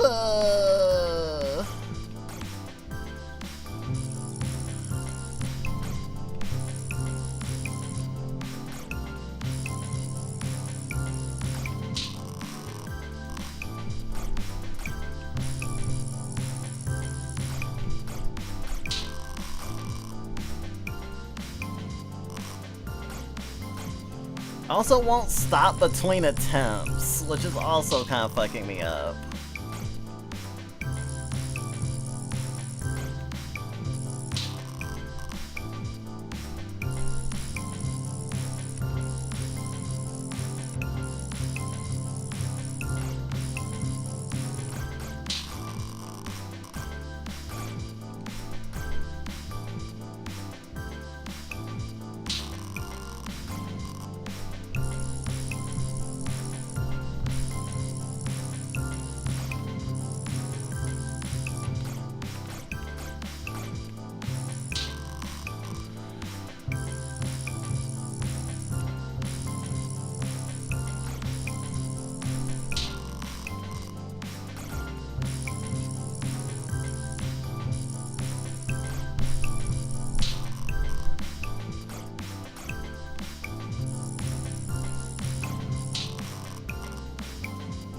It's not high enough.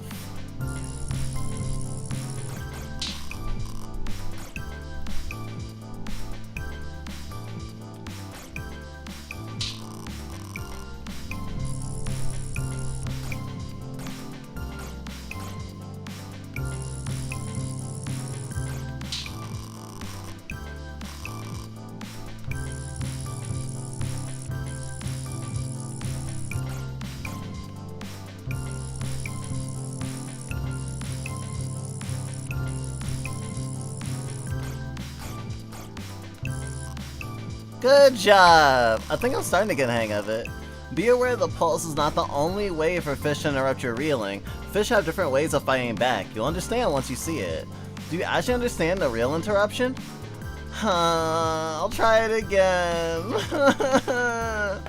Wait, I should change the games and demos. I'm still in just chatting.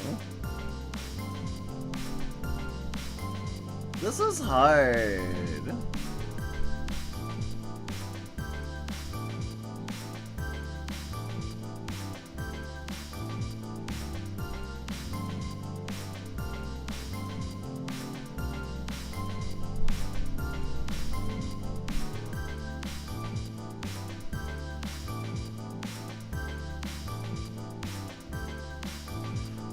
I do like the music.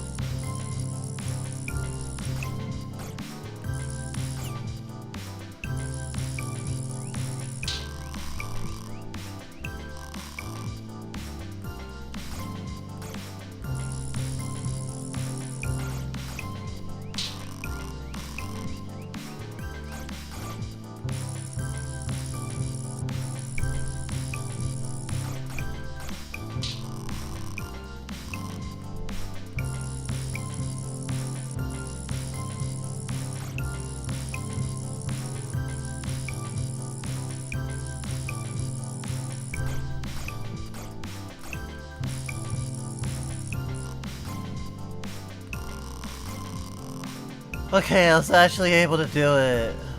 I guess I don't have to do it high attention every time. You have now achieved the ability to fish. I knew you were capable. Now try to fish this fish up.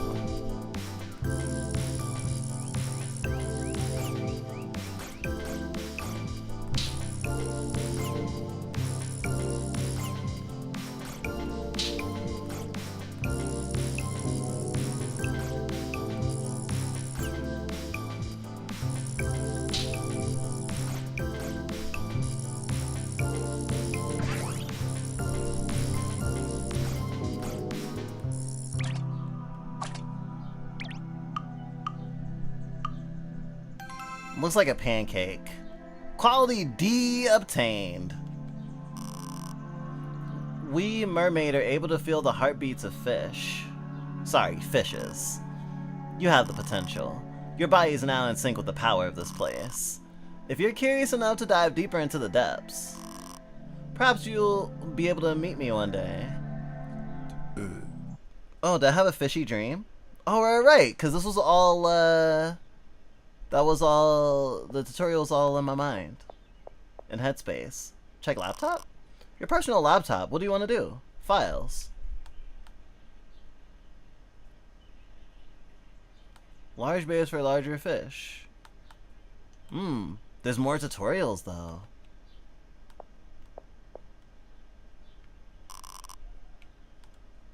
Fish record? Oh, I haven't caught a fish yet. That was in my dreams. I only caught a dream fish. For crimes against fishing, Lapis was banished to the Yumi and her dimension. Too small bait.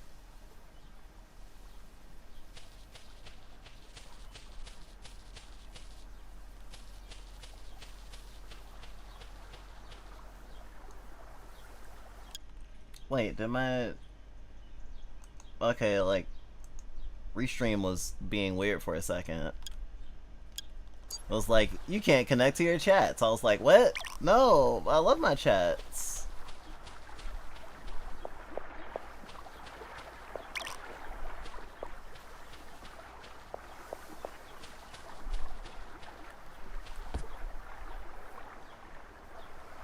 It's time to fish! Fish!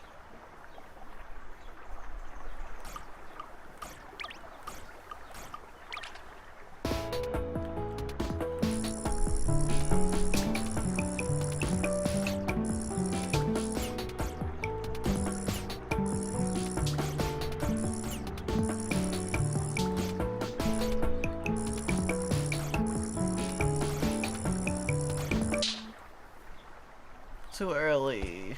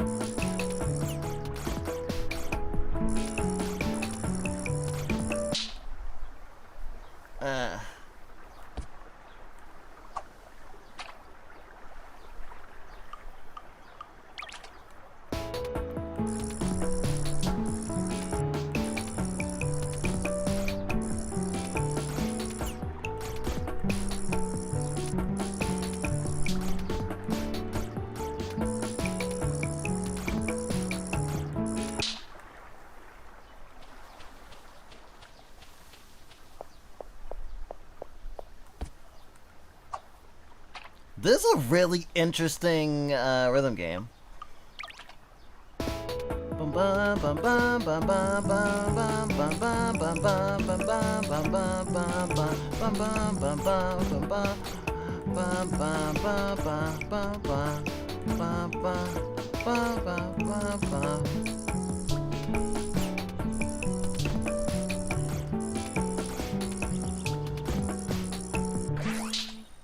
Wow, I actually cleared it.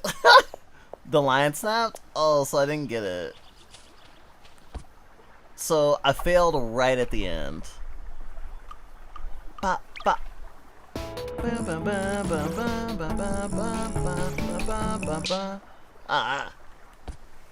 I'm running. At least I don't need new lines.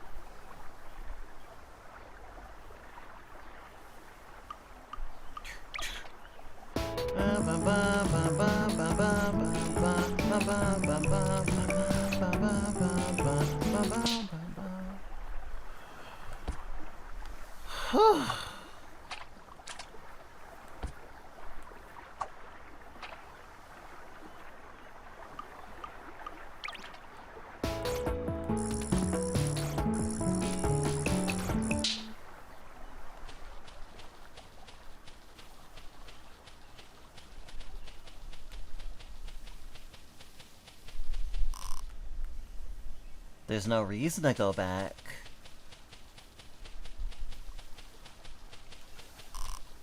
There's no need to go deeper yet.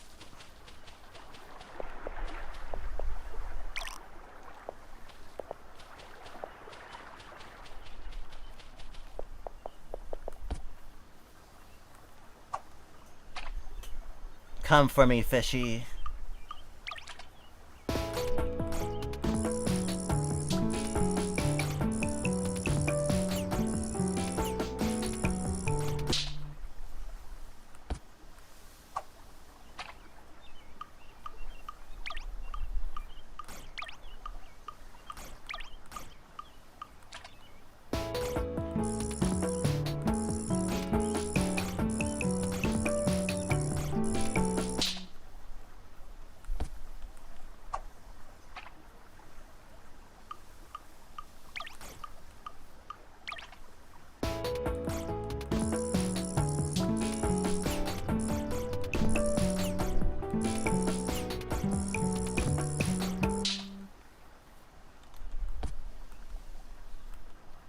Bait is required. Okay, I thought that maybe bait wouldn't populate until after I slept again, but I think it's actually that I need to catch a certain amount of fish before I can sleep again. Or, you know, any fish at all, actually.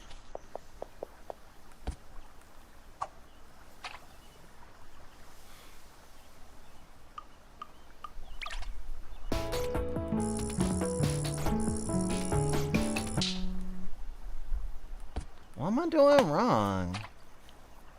I thought I understood the game.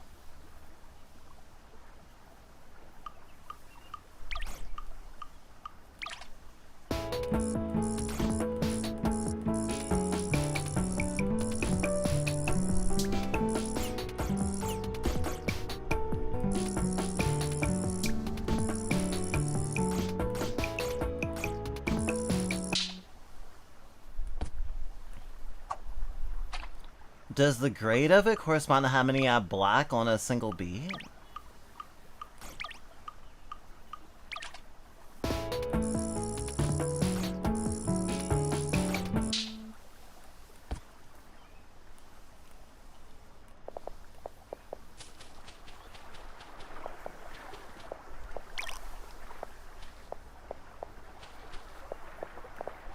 Well, I haven't accidentally turned off stream or something. That's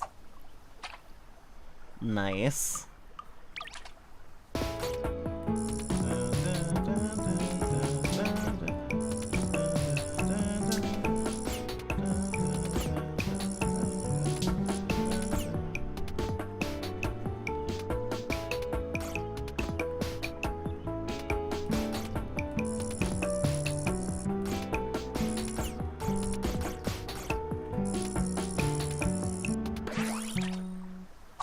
Wow. Mossy fish. 10 misses. I need to catch 5? I do feel accomplished. This is a puzzle game too. Oh, hello, music.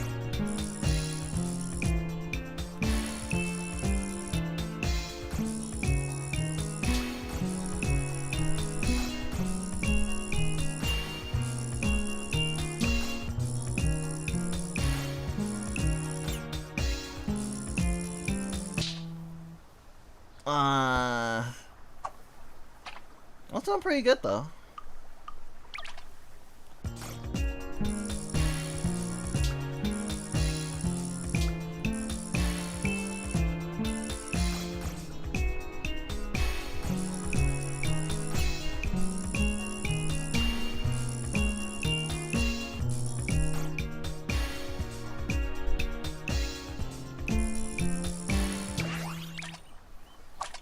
Okay.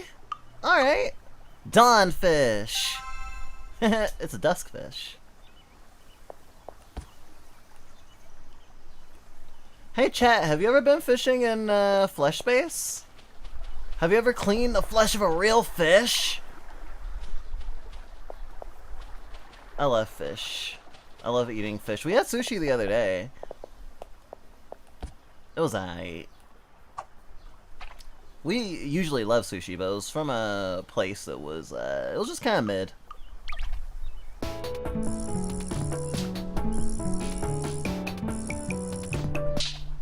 Ooh, lion snapped. I am thinking of starting to understand the mechanics of it. Because I need to let the lion loosen, when it's too tight.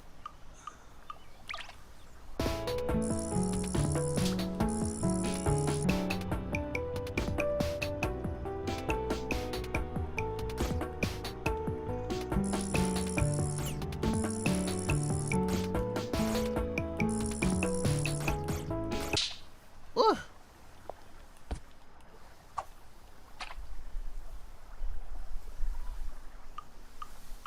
It's interesting, the legend that, well, maybe not.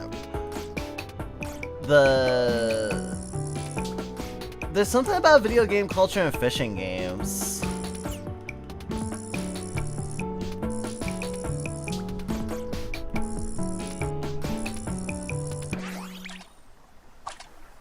We'll clear it right before it broke.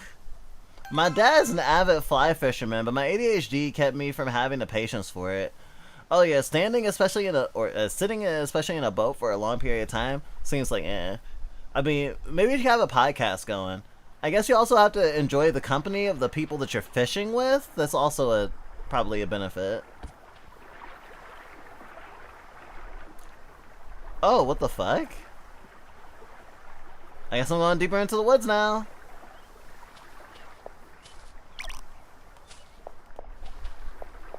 Whoa, whoa, whoa, whoa, whoa, whoa, whoa, whoa, whoa, whoa. So every fish have a different song?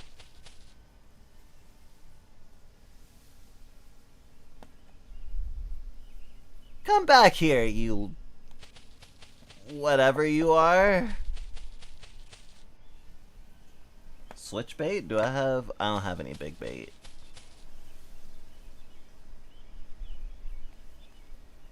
Mermaid! I only played for 47 minutes. I finally found a mermaid. What'd it do? So fishy.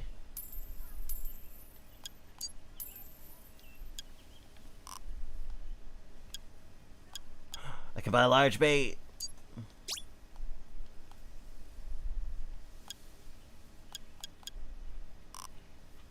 Also upgrade stuff.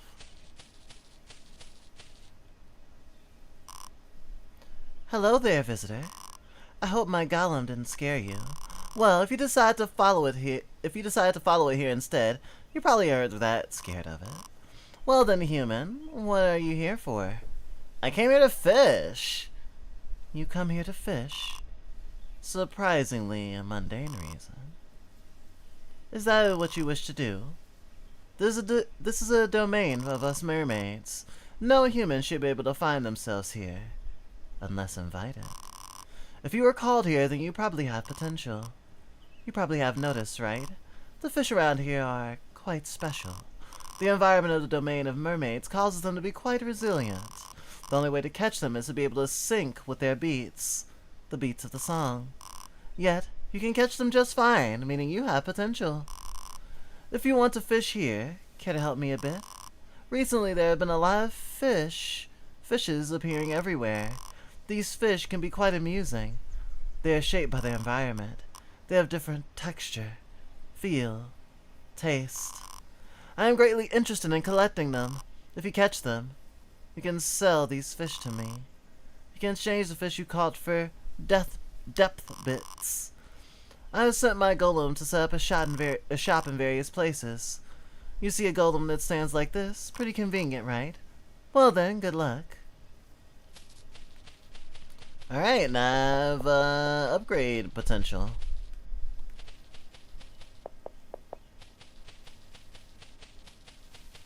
So, still need to catch like 3 more fishes. A giant fish. The mermaid might know something.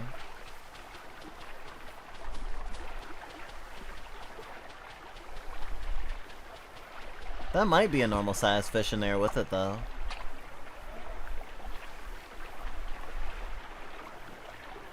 Nope.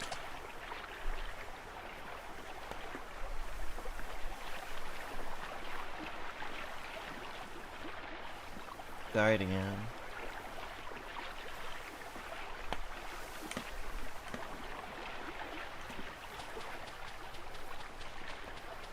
Oh? Interesting.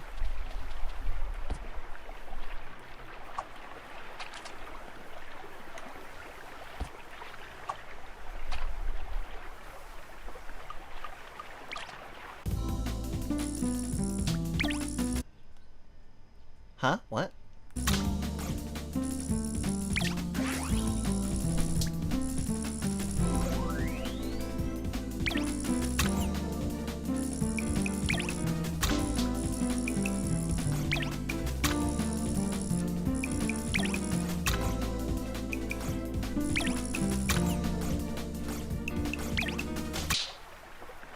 Ah.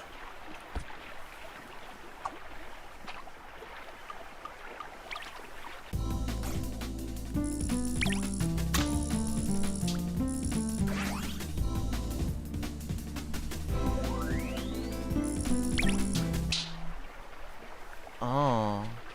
Interesting. Okay, so that has an add an extra mechanic. Fish Park. Too small bait. Too small bait.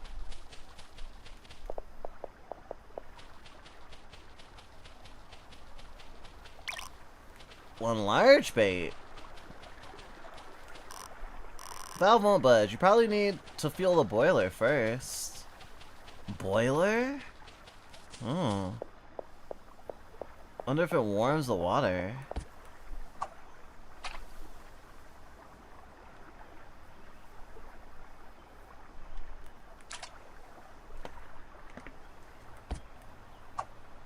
You're a large fishy?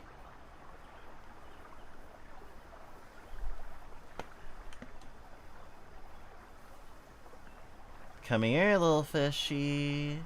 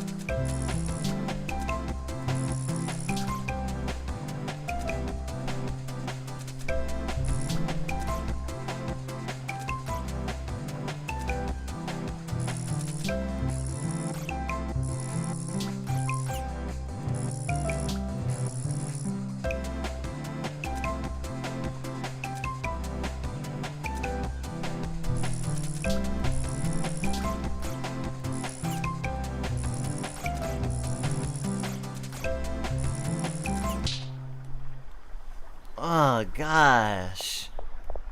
Feels like boss fights when I fight those ones. Fish those ones?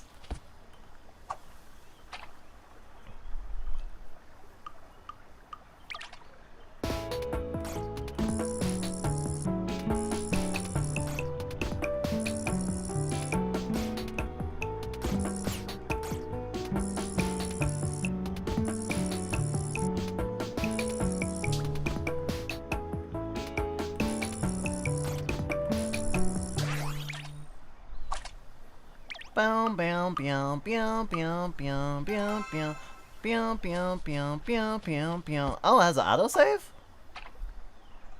This is gonna be my go-to fishing game. Wow. I've reeled before, but I'm not super thrilled on the practice of catching. I'm mostly a release fisherman when it comes to IRL. Ah, I see.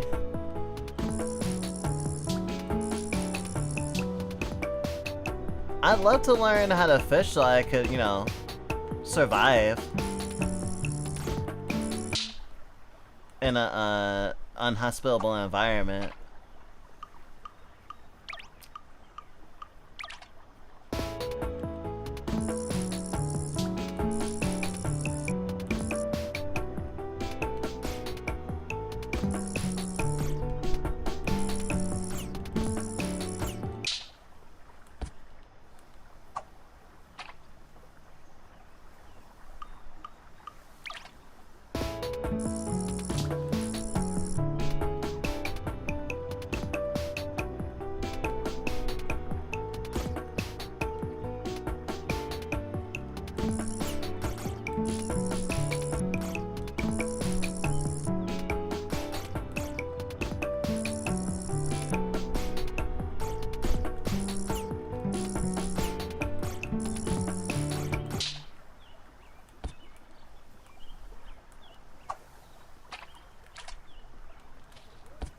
I'm addicted. It also is nice that I can go right back into song after failing. It's a really different framework for a rhythm game.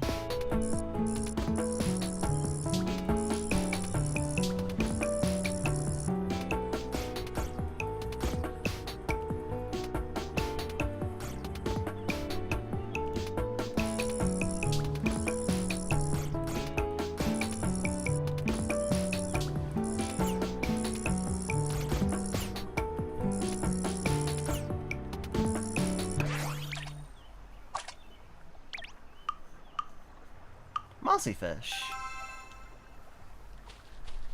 I guess the quality is represented by the kind of fit. The quality of fish I get is actually my performance score. Actually, I think. This flower garden is our master's favorite place. We have to make sure to tend it well. Oh, there are fish in here.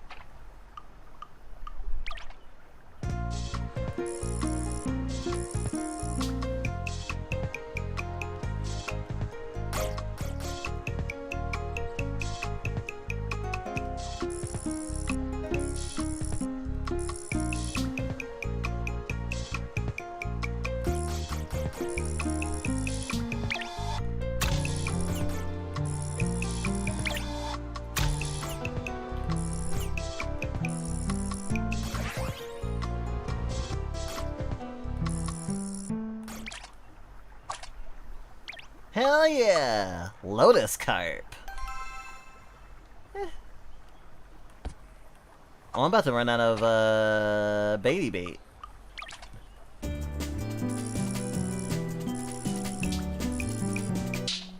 Ah! I got too thirsty. Wow, 100 depth bits. Ah, it's hard to pronounce.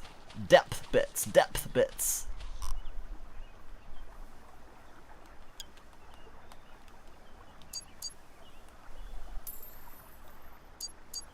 Oh, maybe I can only hold 5 at a time.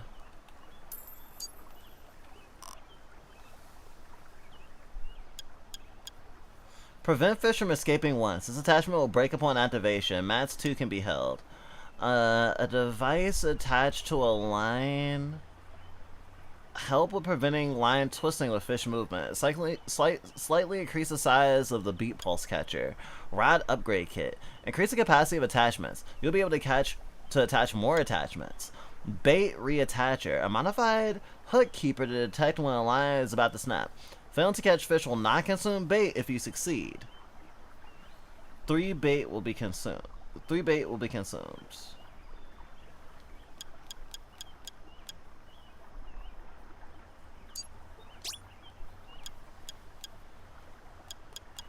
Oh, I can only have a certain amount of certain things. Okay.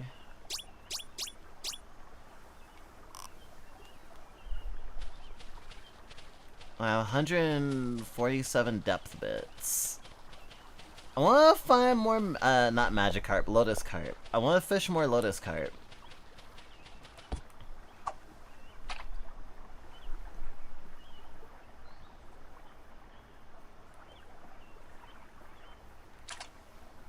Oh. I was using the big bait.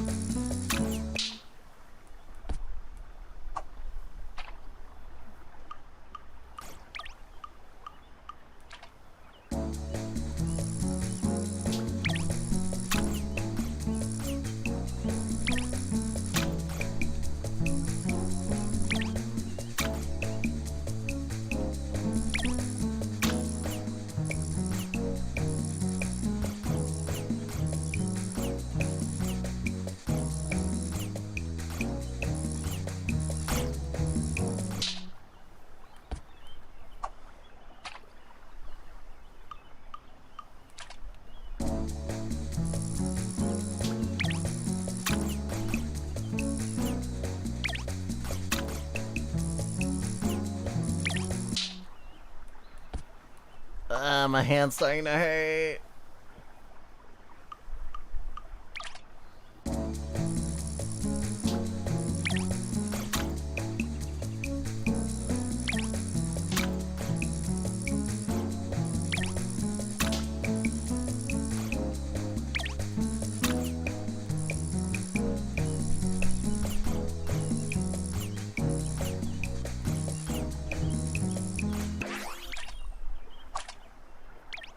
Just barely.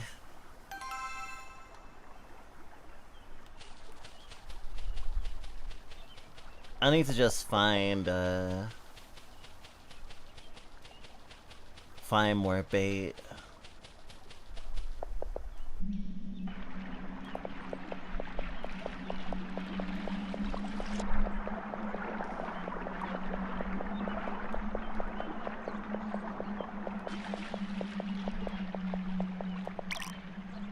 Oh, spare hut, nice.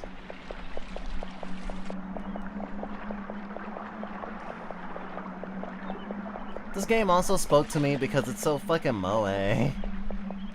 Oh, wow.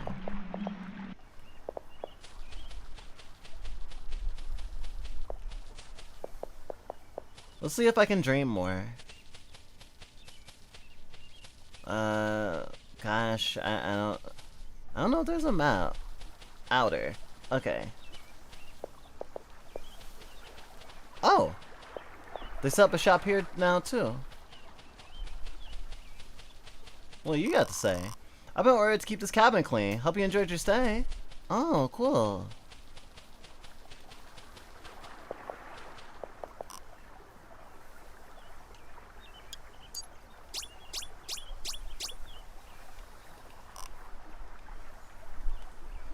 I'll try some more of the basic fishies.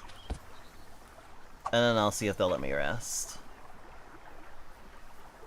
Peck, peck, peck. Oh. Oh, big fish, big fish, big fish!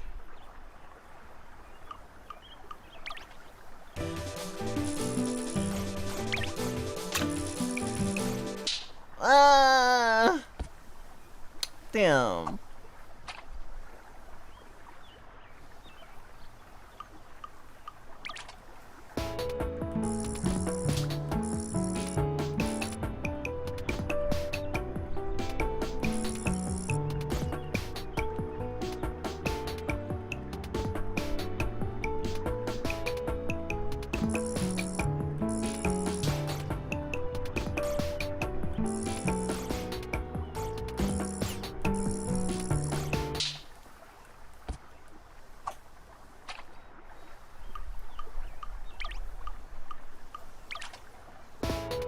Bum bum bum bum bum bum bum bum bum bum bum bum bum bum bum.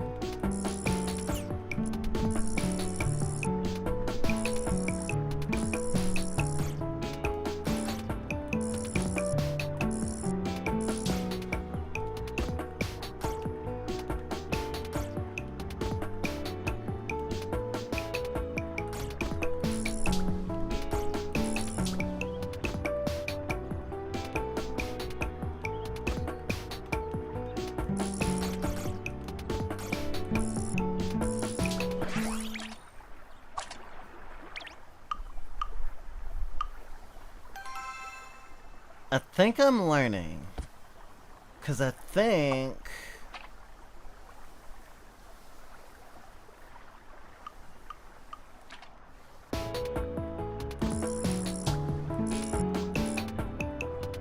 I need to remember to do low tension,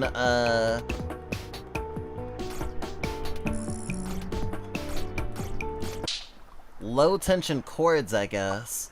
'Cause that's essentially what I'm doing for each, like, tension thingy. See, that's how I snapped it so easily, like just now, because I immediately did 2 low tension ones.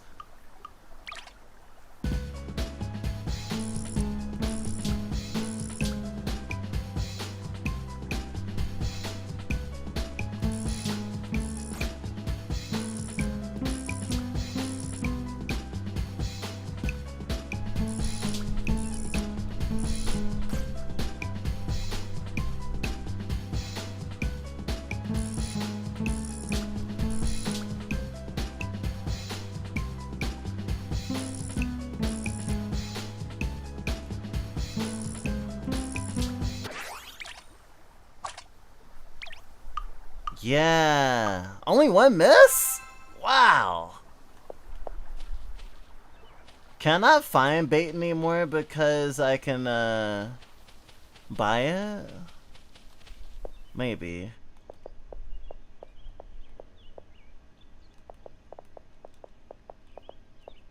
They won't let me sleep.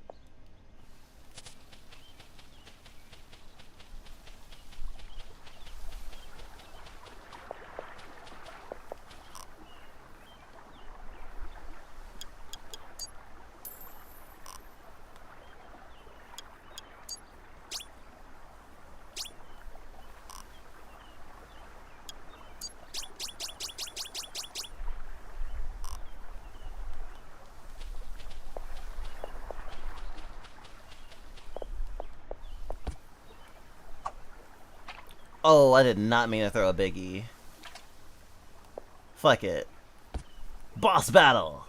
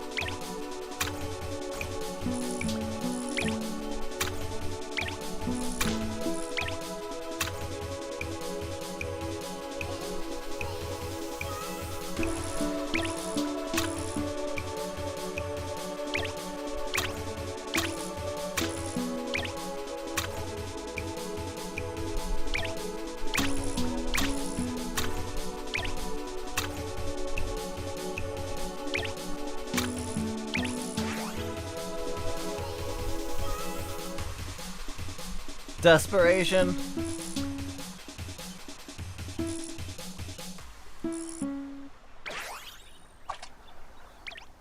That was the first big fish I ever caught!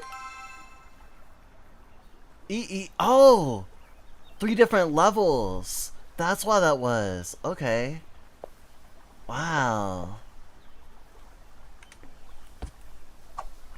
Fishy, fishy, fishy, fishy, fishy, fishy, fishy.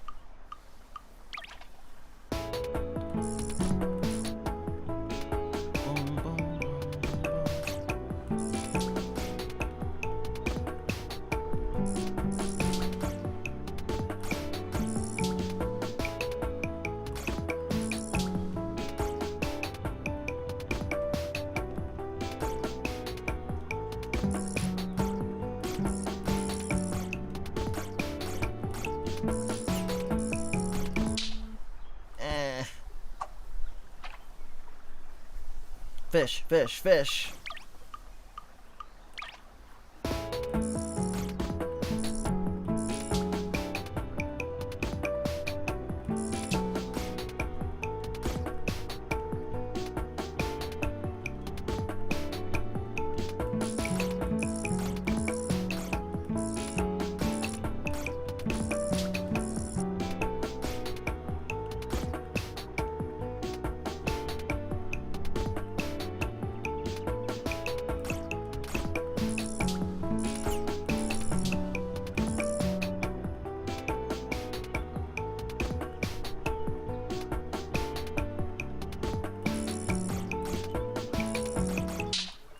I think this game is also a bullet hell? I think this game should also count as a bullet hell somehow.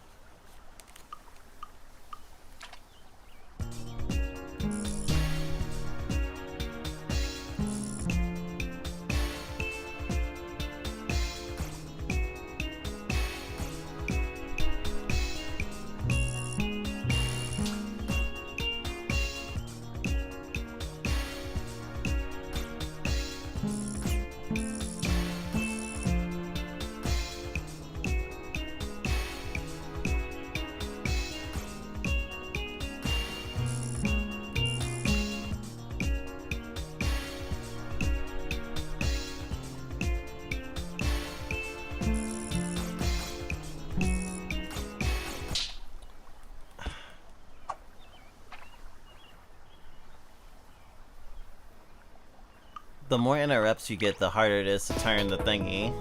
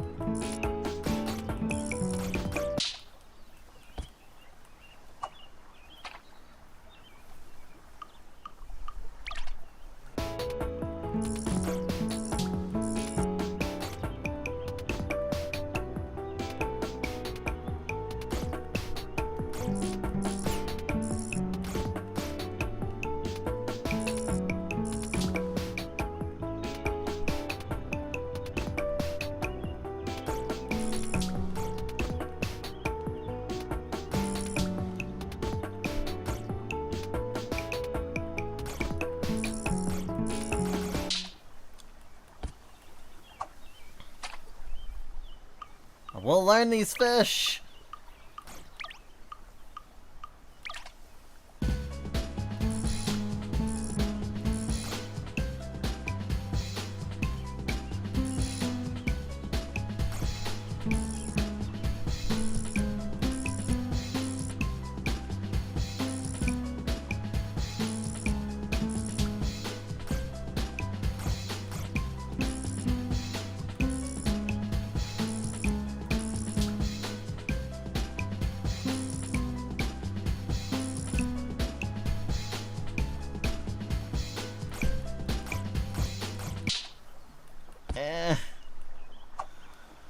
It changed a bit, but I don't know what about it changed. I guess it was just how the meter was shifting.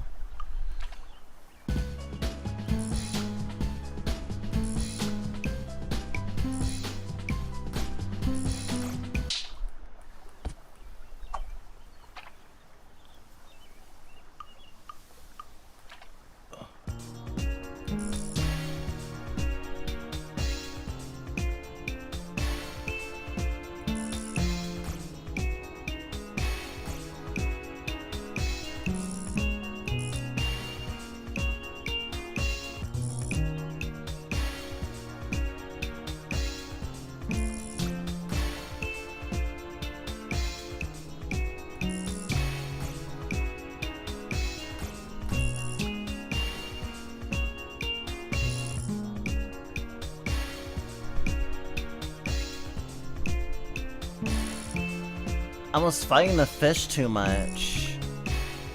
I'm supposed to dance with it.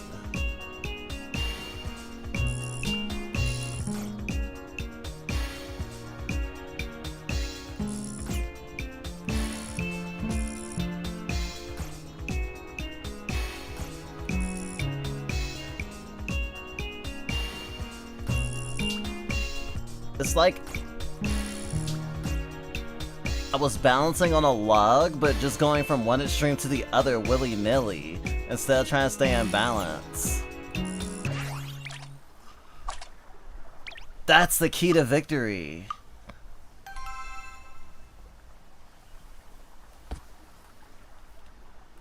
I have to dance with the fish.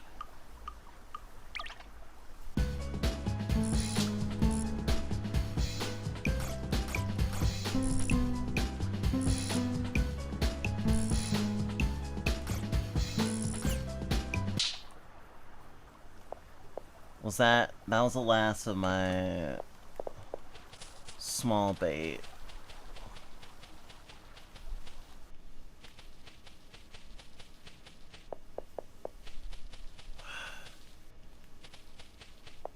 If nothing else, I guess I can sell fish. What do you want? About giant catfish. Did you see the giant catfish? It's big, right? It's a great catfish. It's likely the most powerful fish you can find in this area. I used to feed it my leftover fish, and now it's gotten quite big. If you want a challenge, perhaps you should try catching that fish. Although, I don't think it would be interested in regular bait. It needs special bait.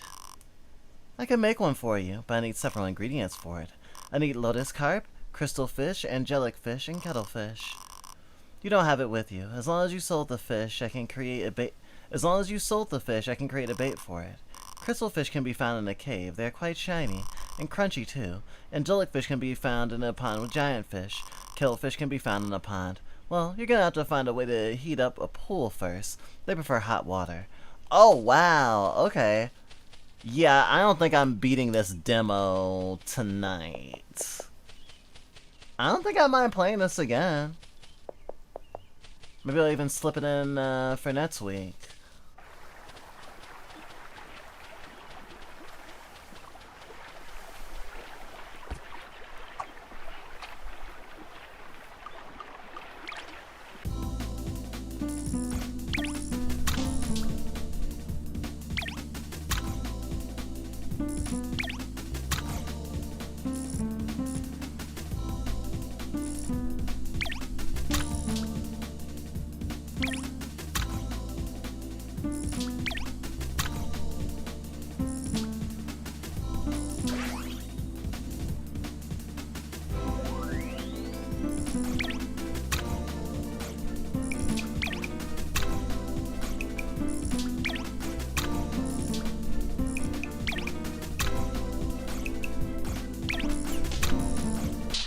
Ah!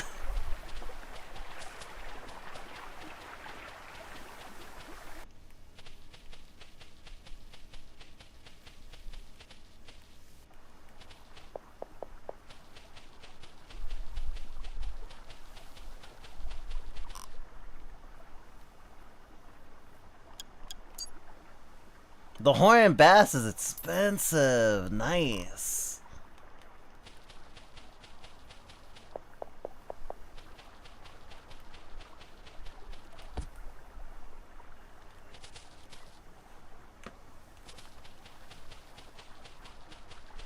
I sold all the fish but didn't buy any bait.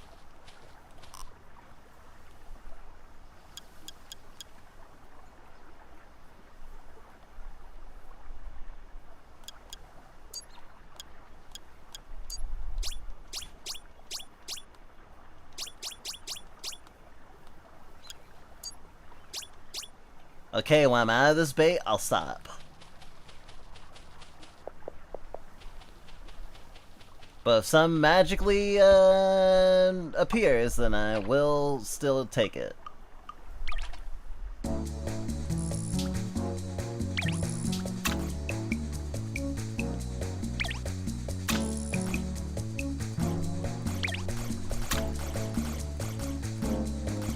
Ah!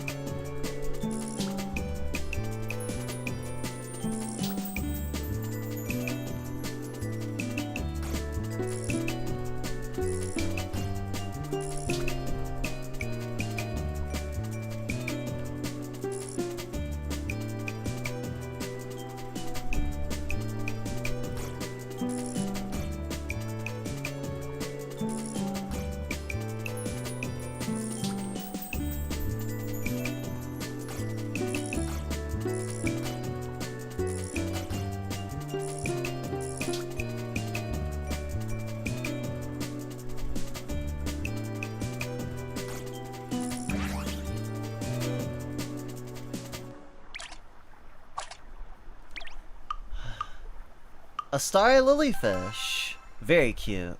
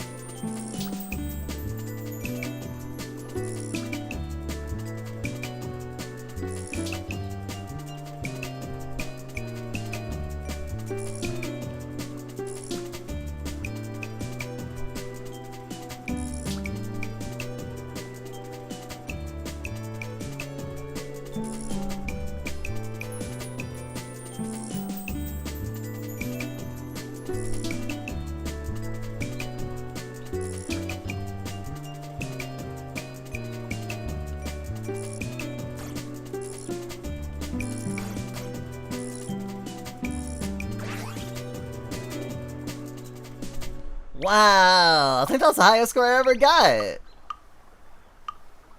Only one miss. B. B for Beatrice. I don't know. I like the name Beatrice.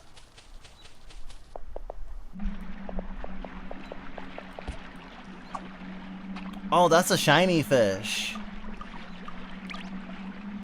That's a big one.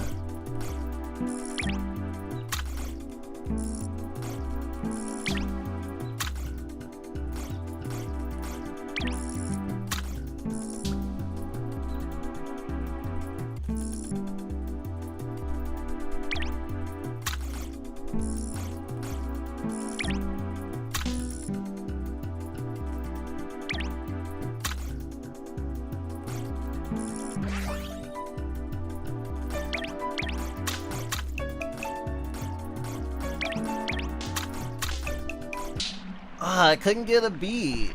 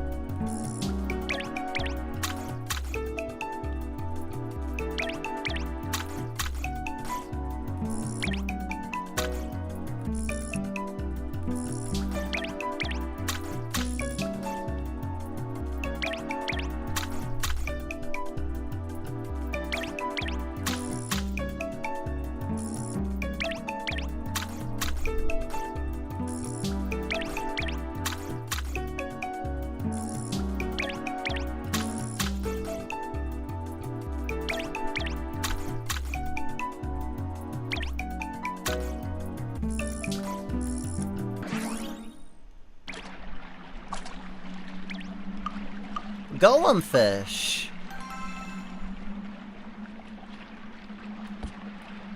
Maybe I'll actually fill up my entire bag. Come for me.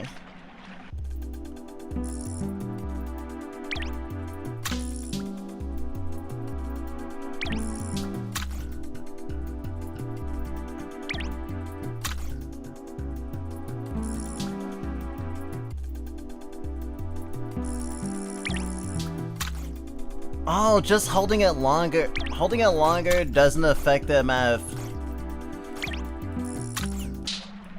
I don't think it affects the amount of tension that you get. It's the amount of stamina you take from the fish.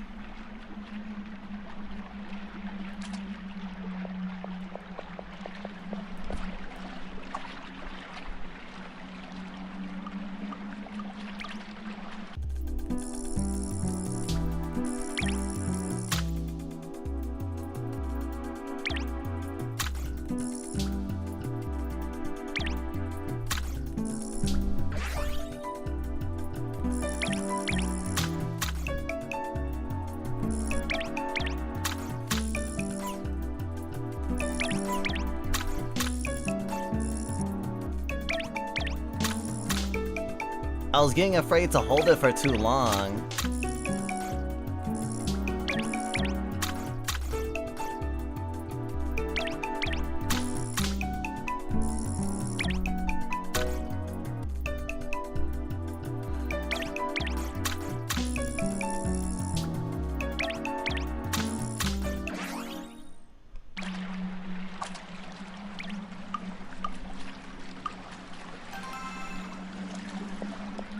Yeah, I think I'm learning well. Alright. Let's try the biggie.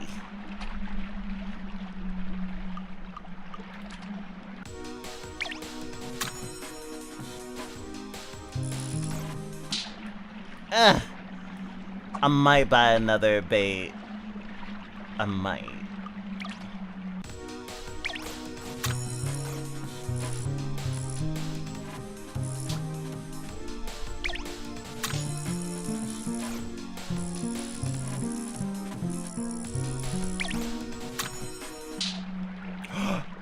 No!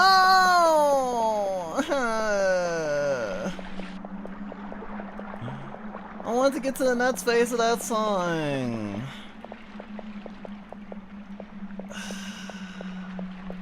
I already caught the golem fish here. Maybe I'll catch like one of the flower fish.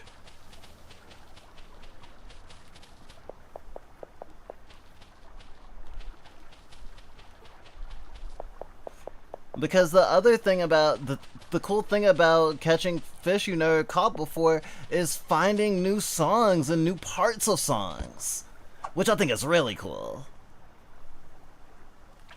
Haha.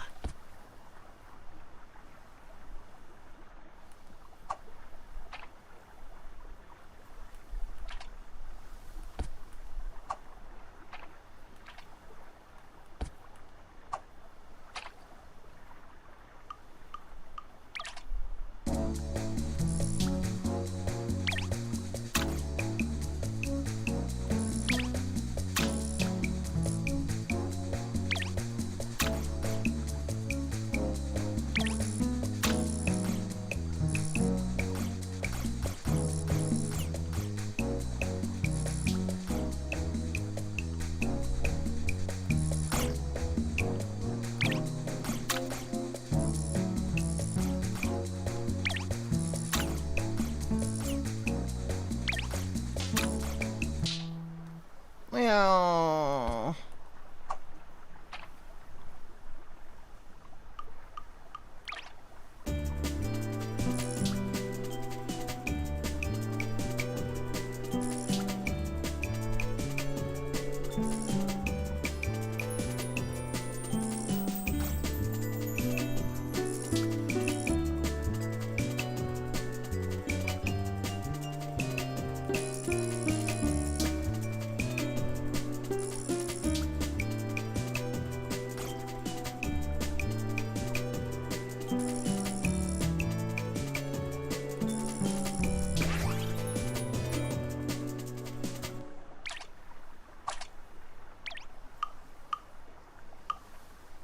Perfect!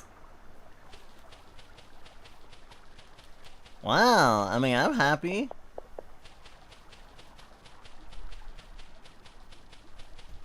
Okay, I'll probably try to catch one more fish. This game is surprisingly really fucking good.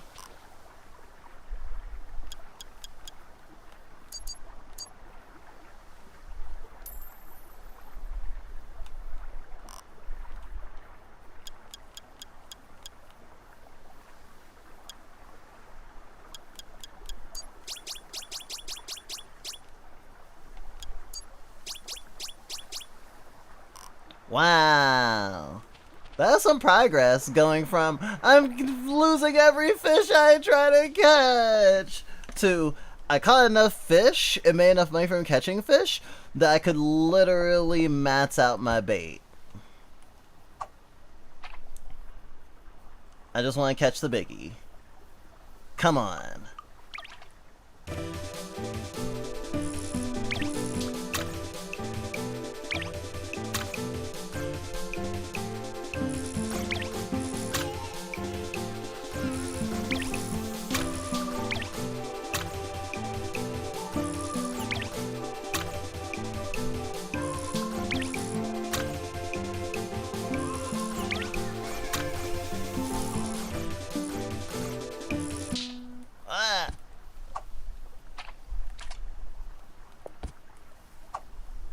I'm gonna keep going until I catch a biggie or I run out of big bait. Turn around! Turn around! How am I ever gonna become a master baiter if you don't look?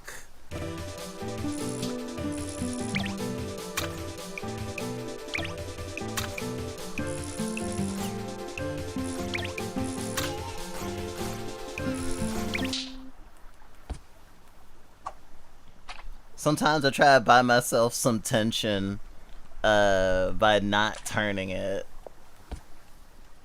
But when you get assaulted by the nudges on one side, it can mean the end of your run.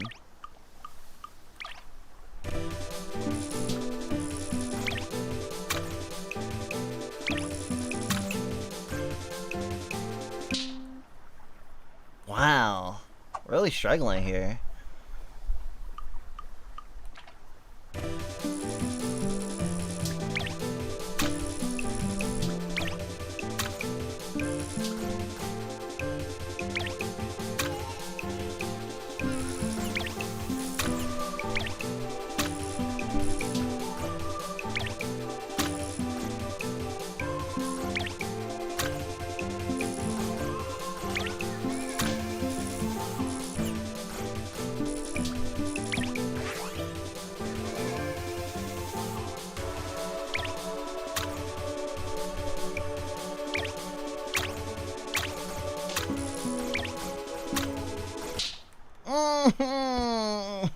This is my last big bait. Come on. Oh my god, this fish is cucking me.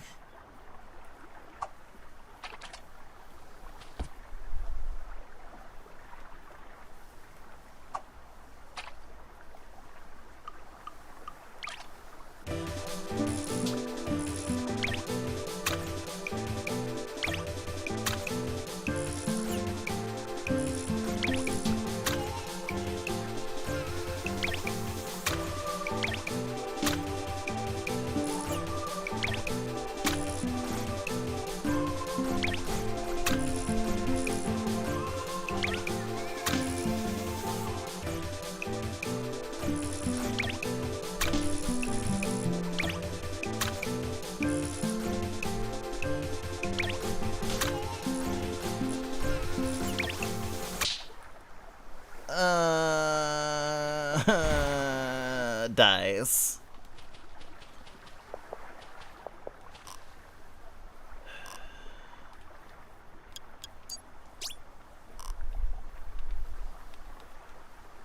Here I thought I was gonna be so good and show all my progress by catching it without running out.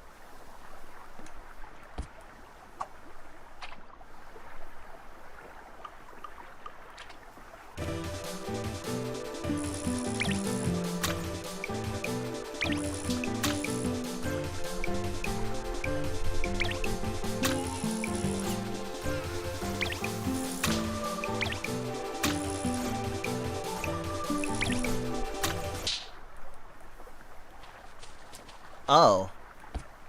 Well, that's awkward. And I had to catch a normal fish just to get the money to catch a big fish.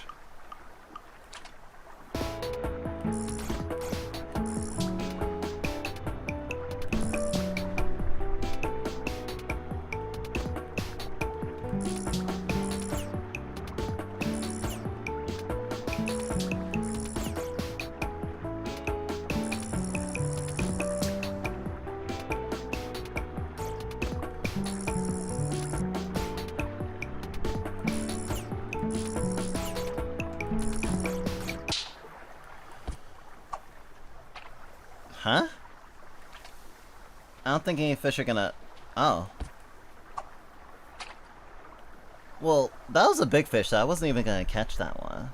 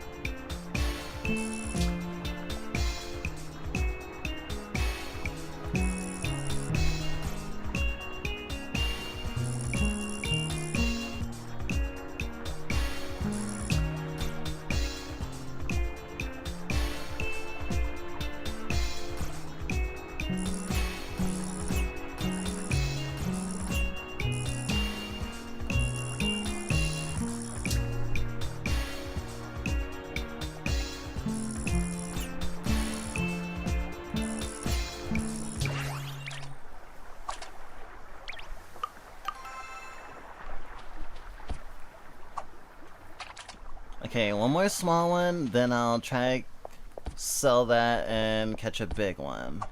If I don't catch a big one in my next attempt, it's over.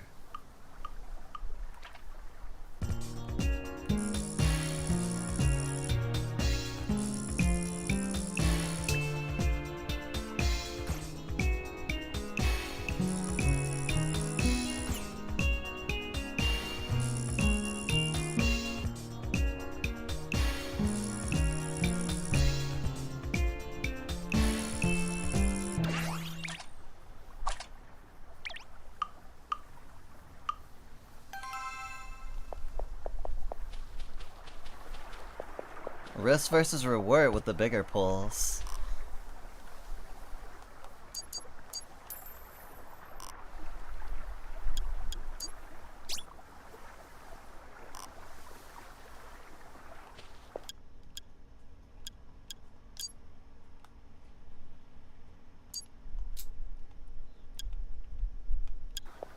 Prevent the fish from escaping once.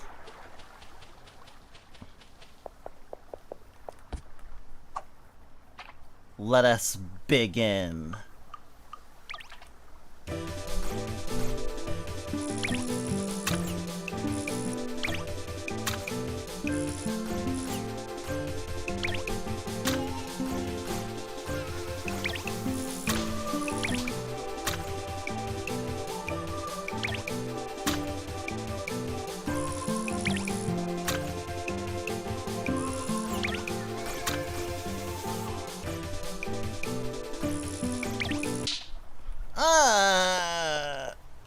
Fucking crazed! I know I said that I would do the thing, but I feel like I'm playing a roguelike right now. Where it's like, one more. Every fucking attempt is its own little run.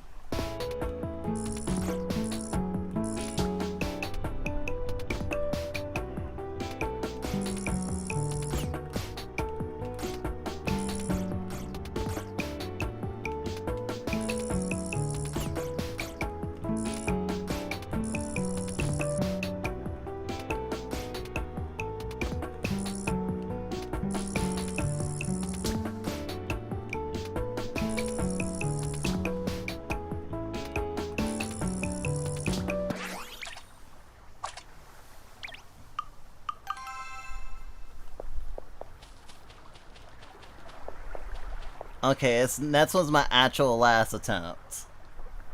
Knock on wood. Wait, not enough? Oh, right. Sell the fishy. This game is addictive.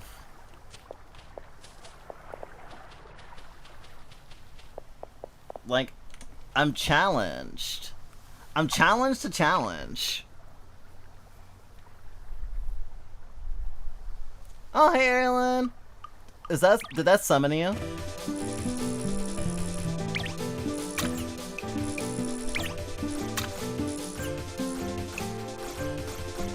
Okay, that one doesn't count, okay? I wasn't ready. My foot fell asleep.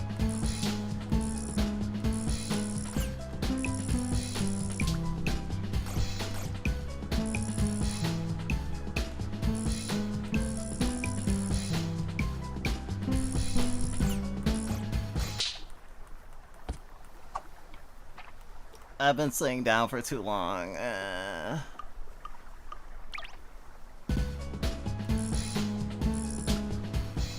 appreciate you, even when you lurk.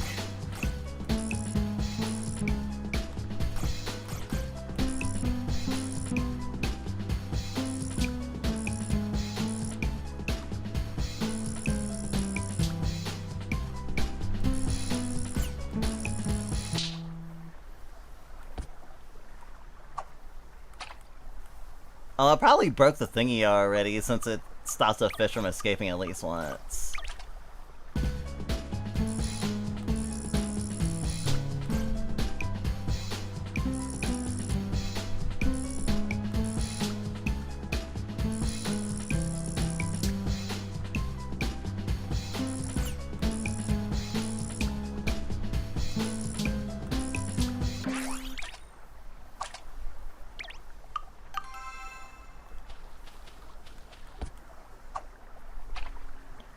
I feel like I went to a casino.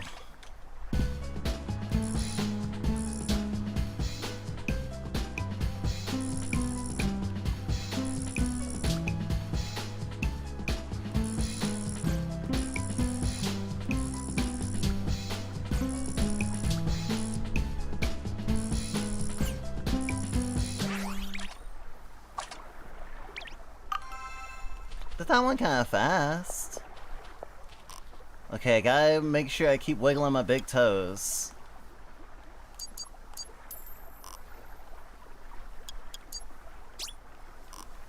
Okay, I know I've been a sore loser, but this time if I fail, I will just stop and play another fucking demo.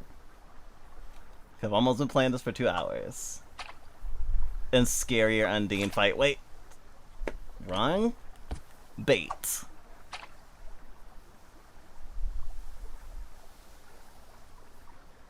Come. Come to me.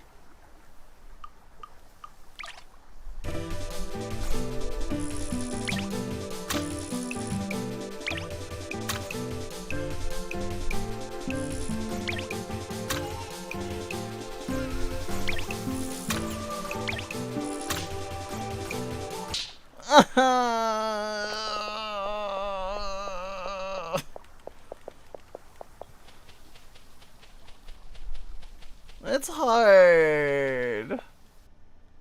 Yeah, no, it does kind of make me think of. Wait, actually, you're right. One more fishing. Nah, boss. I have literally one more bait left.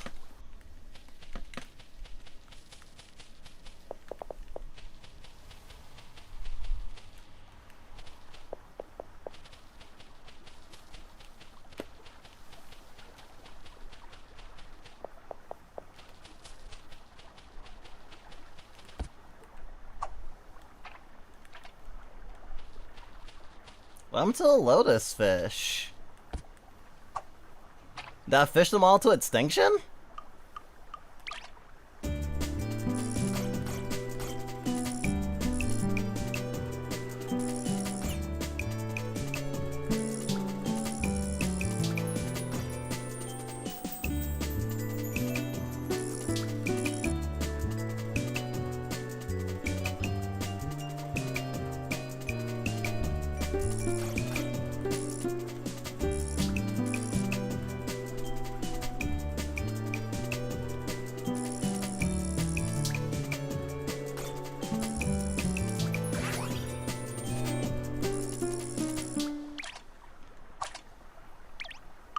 It's like you can do a solo at the end. For my last fish, that's not bad. For my last fish, that's not bad.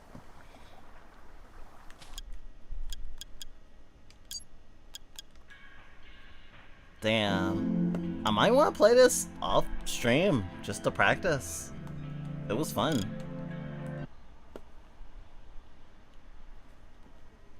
Controller not supported. Fucking lie. Alright, I didn't expect to bury so much of myself in that. Okay.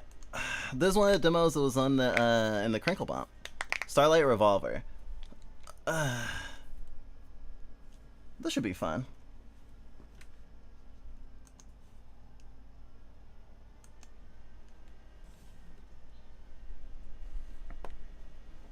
Good thing I'm in games and demos and I don't have to change the category again.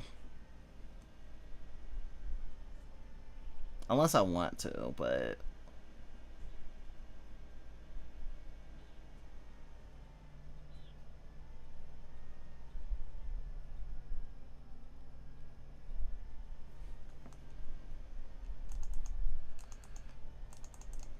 Time to find out if this game melts my computer.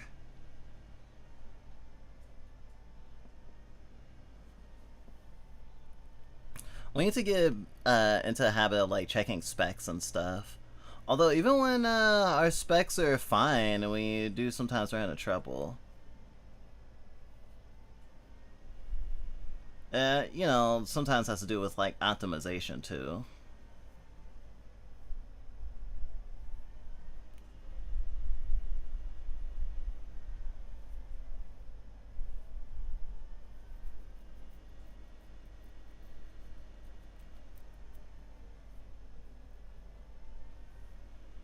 Pato Labs.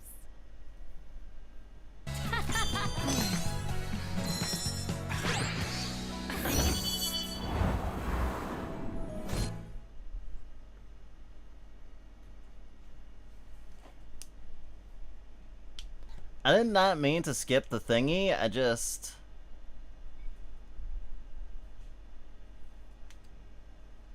I want to focus on that game window. Gosh, it was making me think of, is this actually a gacha game?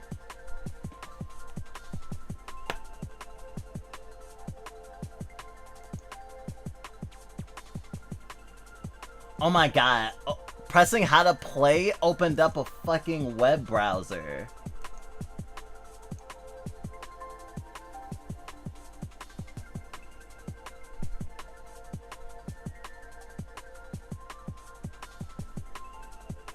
Yeah, they have like a whole thing.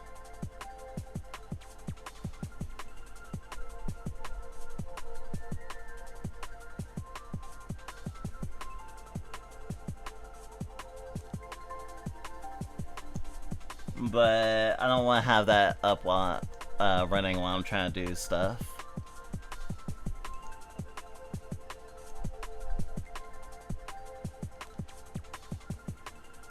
Oh no, I do want VSync on.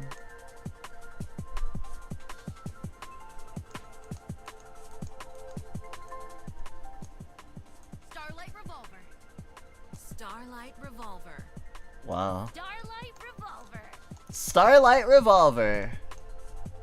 Starlight Revolver. Starlight Revolver. Starlight Revolver. Starlight Revolver. Starlight Revolver. Starlight Revolver.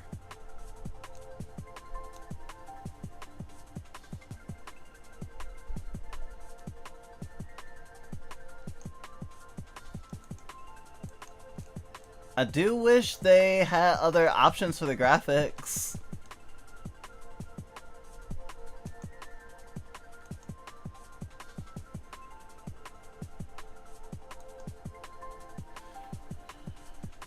Effie, a reckless juggernaut of a diver from the outskirts of Nashi Island. Her fearlessness, resolve baffle and even inspire the most unlikely confidants. It's definitely an online game. Oh wait, Revolver model. Wait, are they robots? Revolver model 13 Renegade, Nimbus Hammer. Playstyle in your face, difficulty medium. Revolver model hashtag 100 Noble. Signature weapon Gemini pistols. Playstyle calculated Votley, difficulty easy.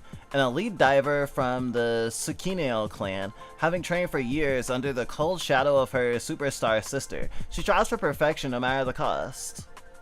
Ren, a kind-hearted dicam from South Marina slums. His explosive, high-flying theatrics have won the hearts of starry-eyed children across Nihi Island. Dragon Buster is a signature weapon. Difficulty medium. Playstyle team player. Revolver model 156 hero. Oh, they won't let me play with the tiny one. It is a demo after all. I'll try Kira.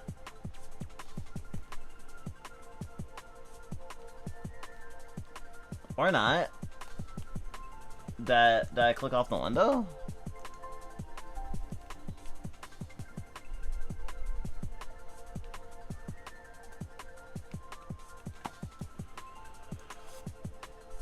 Yep. Cues. Yes, this has all the... I thought this was just a normal indie game. This isn't an indie game, is it? I mean, I guess indie gachas can exist. It doesn't have to be a gacha, but the loading screens scream to me.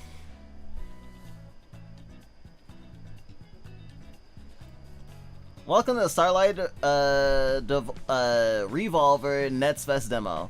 Limited time Netsfest rewards. This week only, craft exclusive So-Me decos by playing our demo and unlock bow-line swimsuits by referring your friends. Demo questions, events plus more. We're actively developing the game, so you might encounter a few bugs or changes along the way.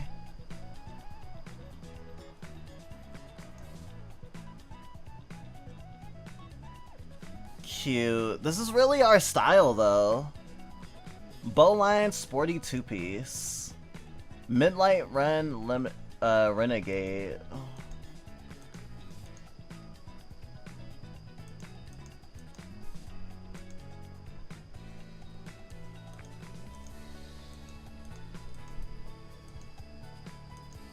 Well, I mean, I haven't played yet, so I can't really craft anything.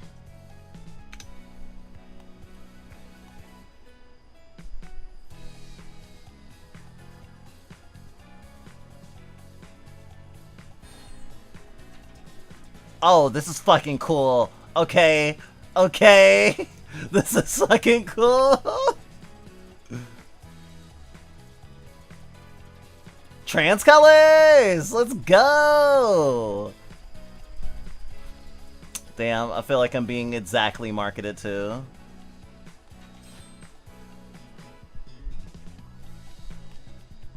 Dive in! This will start your dive for the entire party.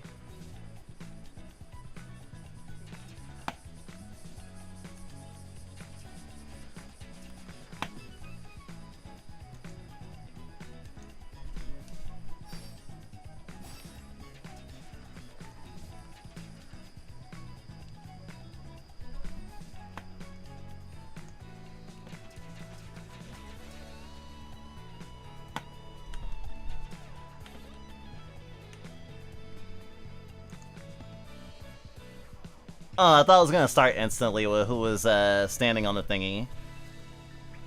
Okay. It might not be a gacha game actually, but it will probably have cosmetic stuff since I see people with cosmetics. So what I should be saying is, it's a live service, isn't it? It's a live service. Revolver, lights on.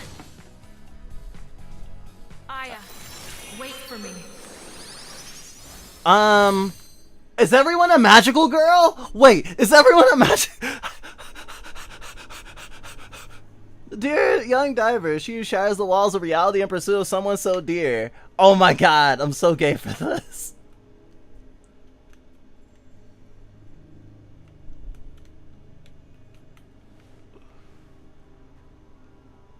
This voice, why is it so familiar? Name yourself! Now is the time. Become the North Star that guides those who are drifting and lost. By the light of the moon, embrace the power of the noble. This power, it's like a weight has finally been lifted. I think I'm finally ready. Yeah, I'll show the world that there's still hope. I'll show the world my true colors. Wait for me, Aya.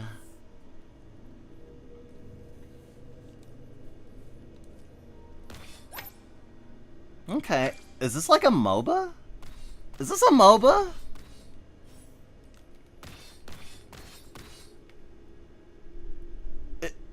This may be... If this is a MOBA, this is gonna be my first MOBA ever, and I feel weird about it. In the sense that this might get me to play MOBAs, which is scary.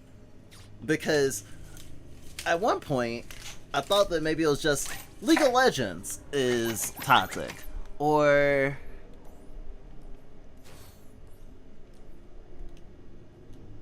Dota is toxic, and it's like, well, MOBAs.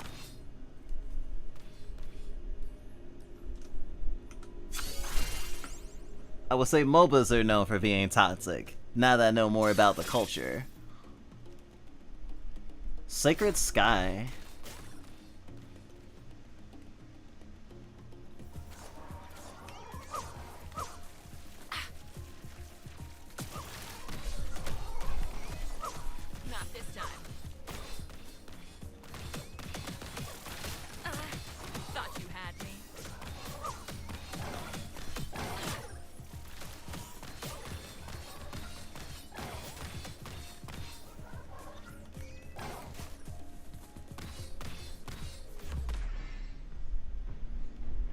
No, this is not a MOBA. Maybe this is a roguelike?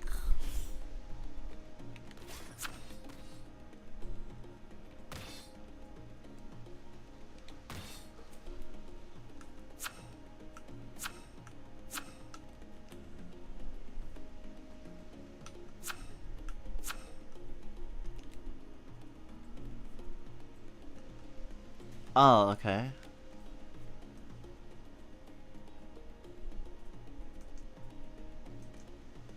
Oh, it goes on my... I shouldn't use a controller for this, should I? I should just...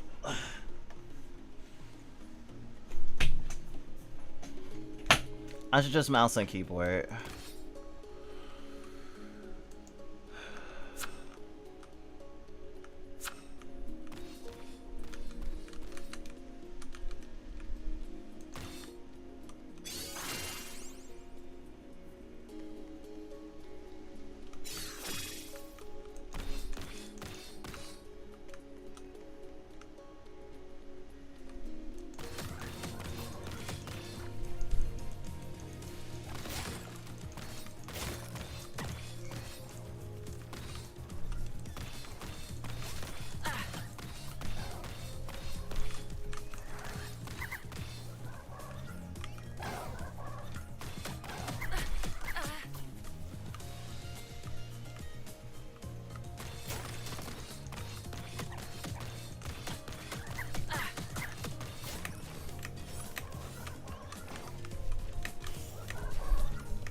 The person left because I'm bad at the game. I should have done the tutorial first, I guess.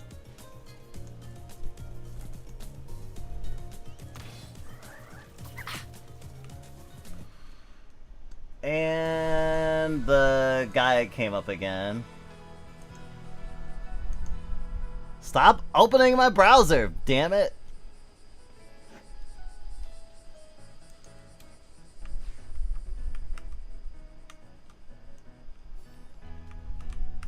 Right, because I clicked on the tutorial thing, it was going to bring me to the tutorial menu.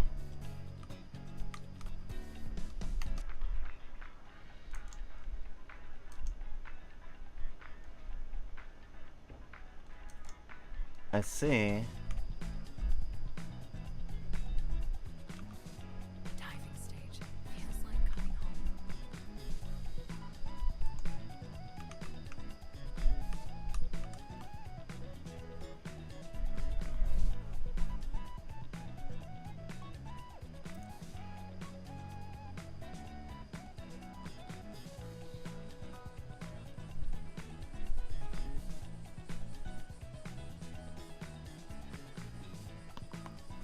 Revolver, lights on. Aya, wait for me.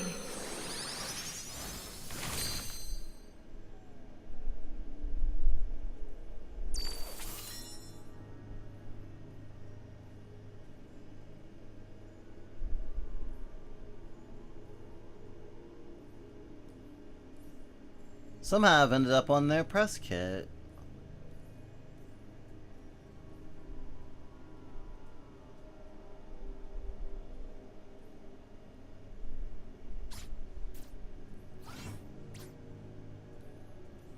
Well, I really just wanted to open up the tutorial thingy. I'm trying to do it on my phone. Consider it MMO. Inside Revolver, you play as a magical diver, possess a special power to access dreams and retrieve their secrets and treasures. Our poster girl Effie is a girl who time and again crashes through the gate of So Me in search for the Starlight Revolver. Connect with other divers and explore a vibrant anime-inspired city that will steal your heart. Starlight Revolver is a split-world fantasy co-op roguelike or roguelike action RPG dungeon crawler. Okay, those are the words.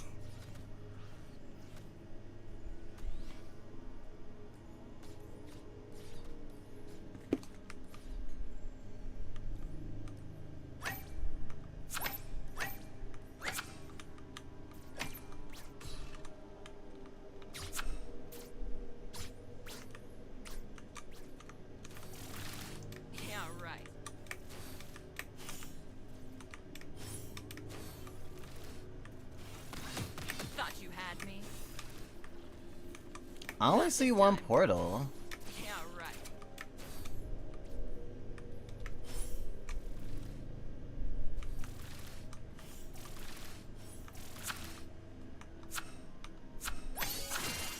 There we go. Teleport in.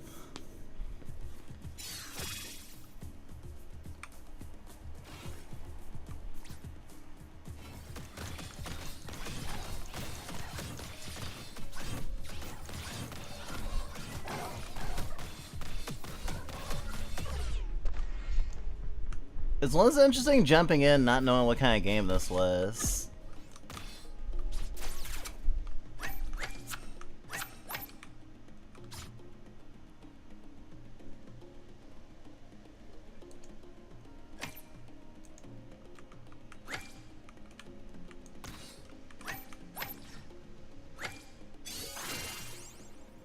Okay, I think I'm starting to get it.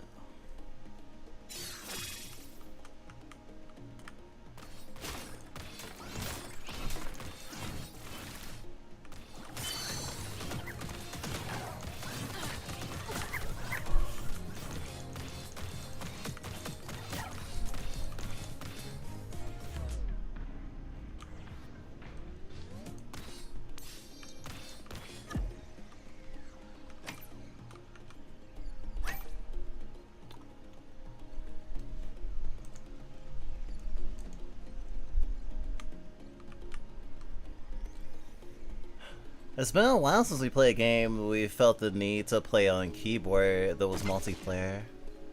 Which, you know, is not super rare in terms of playing multiplayer games.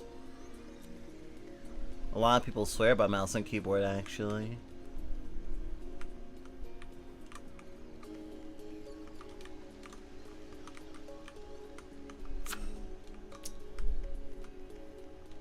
Oh, I guess I hadn't chosen. Okay.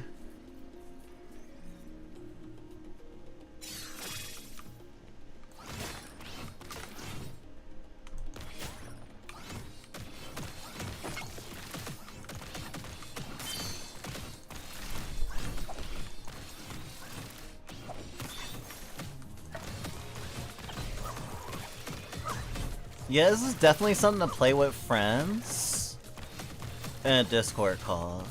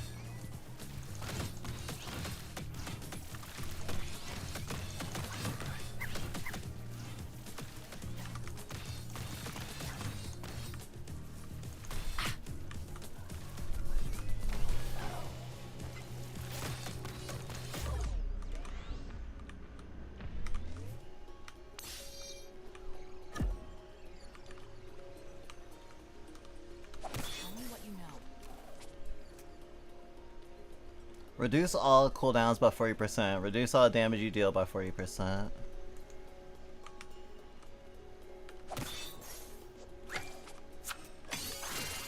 I pressed the wrong button.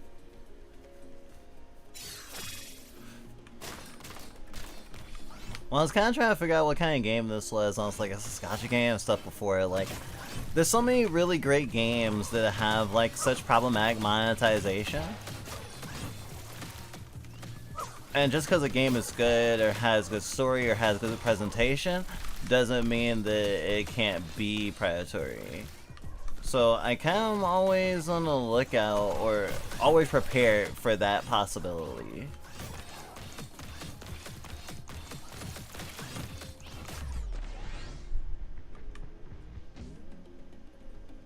I was sitting here questioning whether it was an indie game at all. I was like, oh shit, is this like a subsidiary of Tencent and I didn't know it?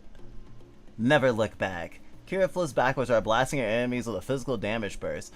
She has bonus crit chance against close enemies. Almost have a full thingy thing.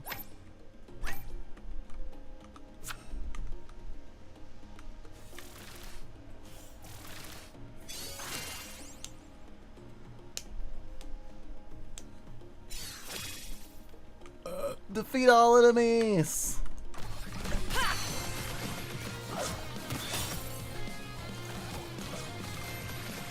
Cool music, cool music.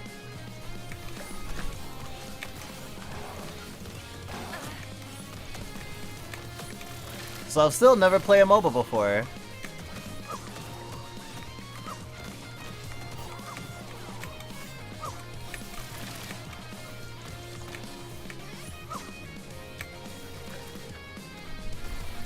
Thought you had me.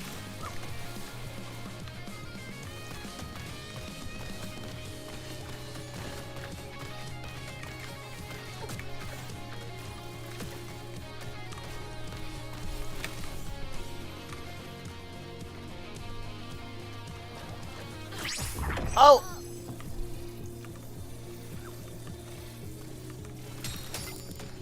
Oh.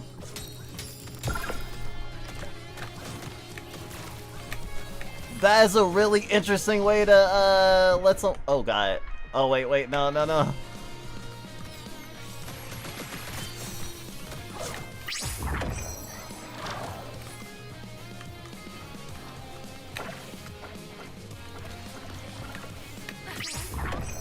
Sorry.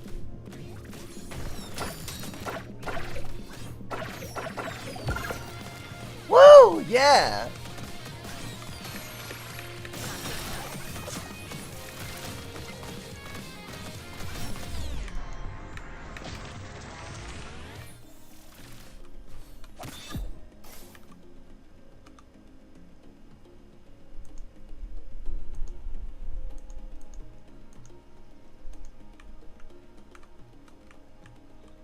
This is literally a gachapon capsule, though.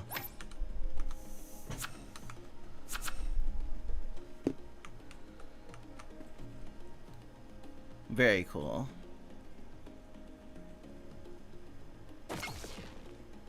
When it comes out, it's gonna enter early access. This game. But it won't come out till like the fall or something.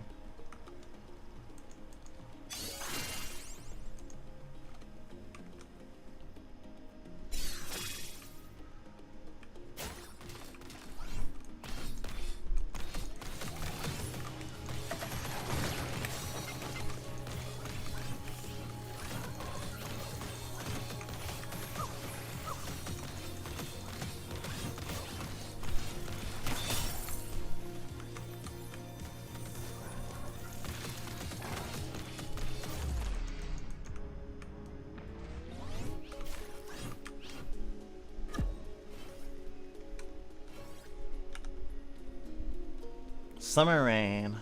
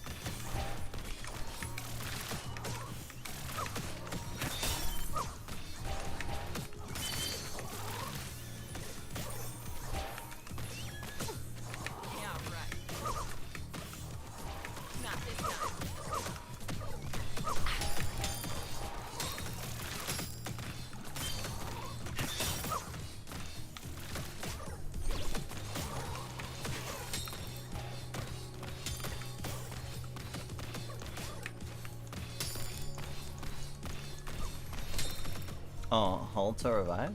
No revive tokens. I guess I'm not strong enough? Why am I dying slowly? Get bored like summer rain.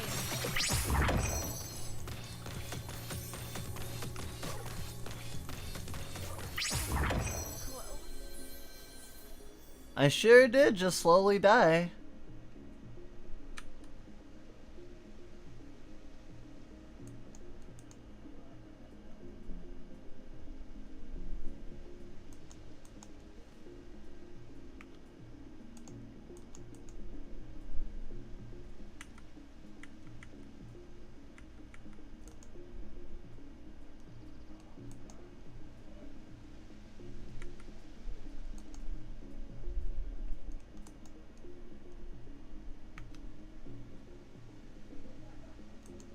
What else can we do? Yeah, I think everyone else left.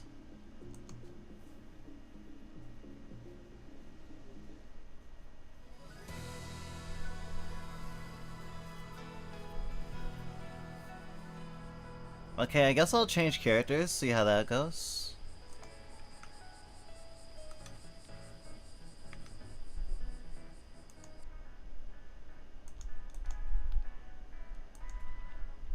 Oh, that's cool.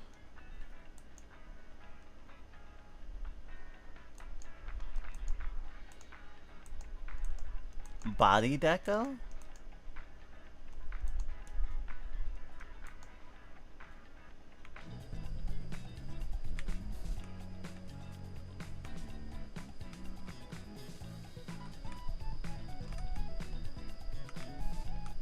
Well, I guess I'll try it one more time.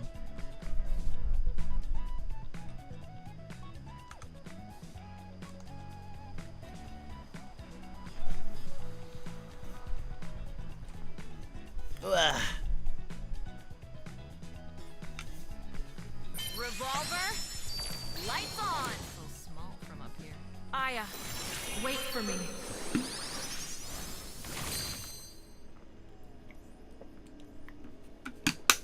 Ah. Oh wow.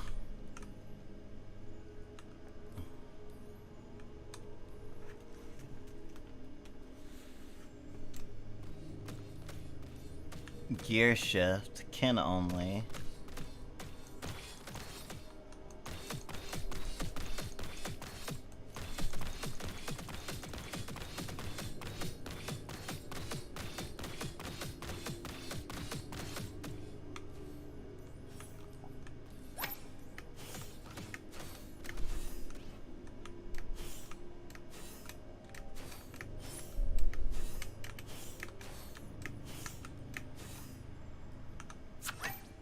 Thought you had me. Not this time. Weird how it says choose portal, but there's not any other options. Maybe I have to unlock them.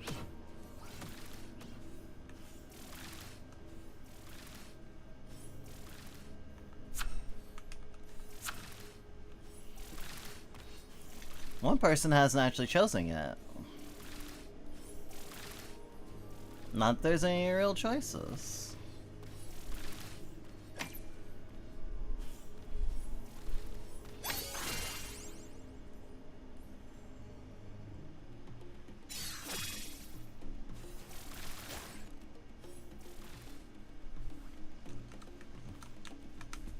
Yeah, right.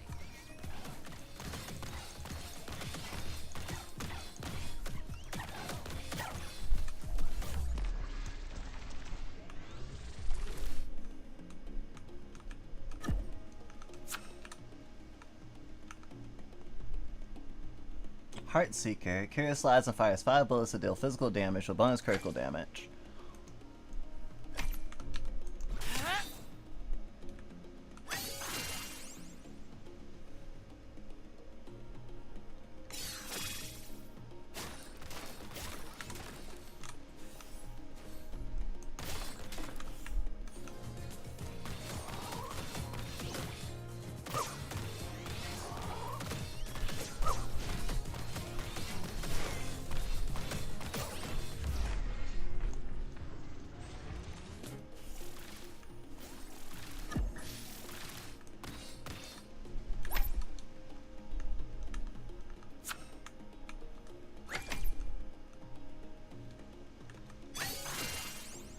Actually, it just occurred to me that we could actually have... I could actually let another headmate play a different character. When they play their demo, they can just... When they get their chance at the stick, they can open this game back up. So I actually don't have to force myself to play every character.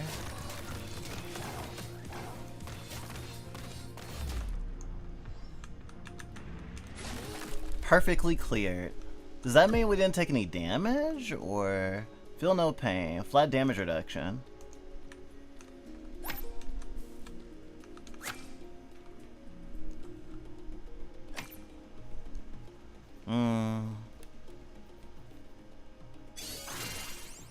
This reminded me that Gunfire Reborn is still updating, and they released some new characters that I haven't picked up yet. There's so many characters now. They have like 12 playable characters at this point, I think.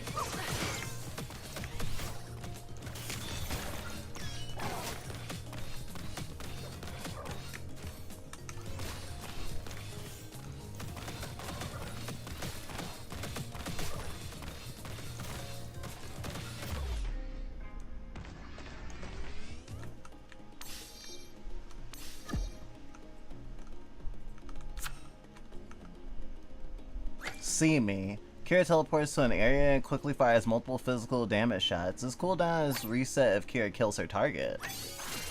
Oh wait, did I not get the upgrade? I didn't get the upgrade.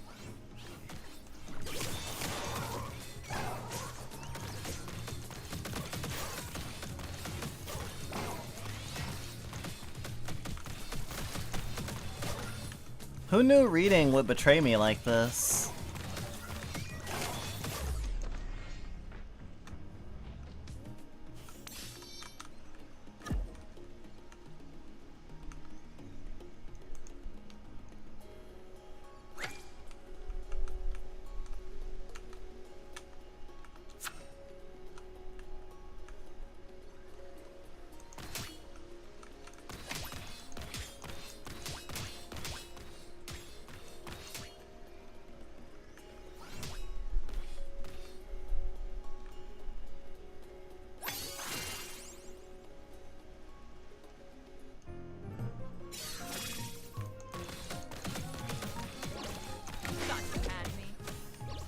Is this an in-between world?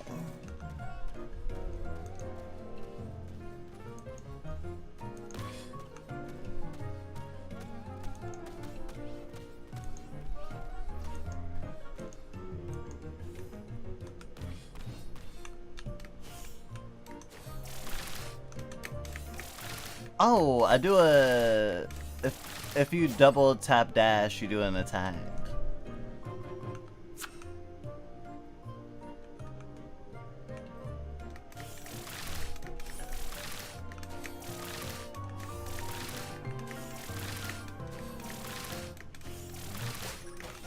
Oh? I know I could destroy those.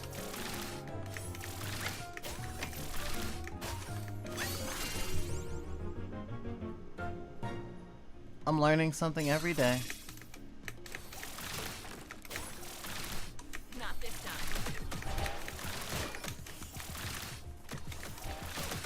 Yeah, right.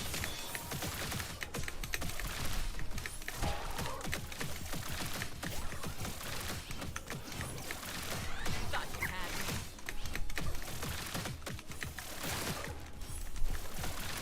Not this time.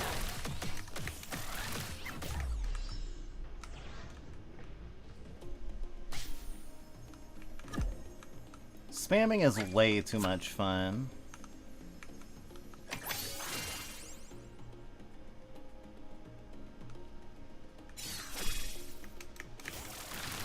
Yeah, right. Not this time.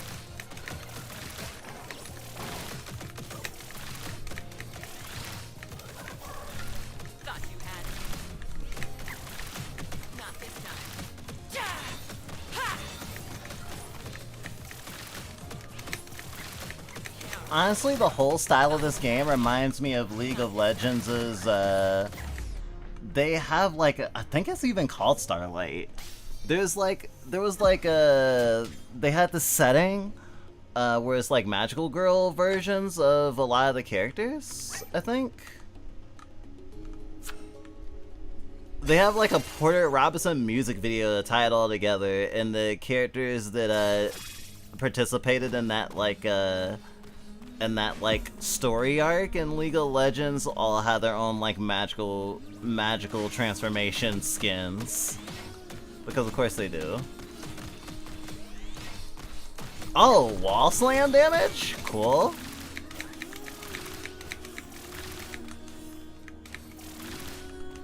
Thought you had me. Yeah, right. Thought you had me.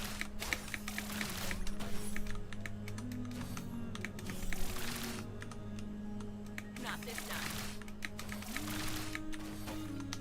Thought you had me. The pickups have a kind of Kingdom Heartsy vibe to them.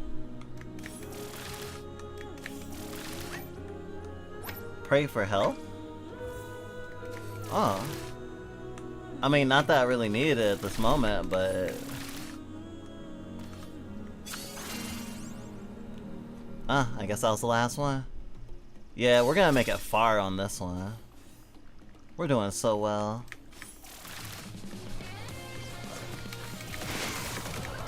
Cookie Cat! Yo, chat, are you excited for Lars of the Stars?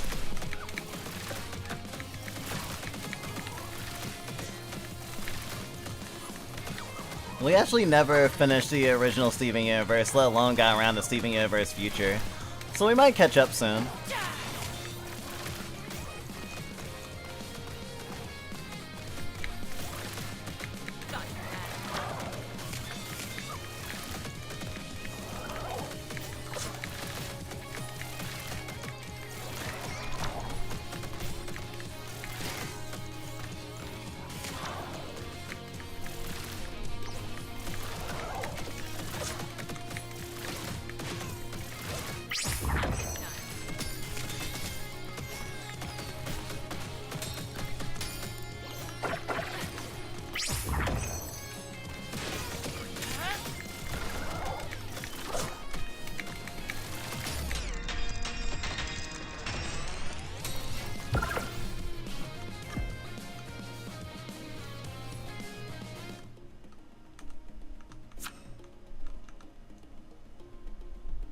Diamond Gotcha Ball.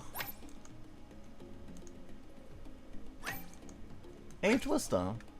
I actually still don't know what mana does. It might be tied to your skills, but I'm not sure.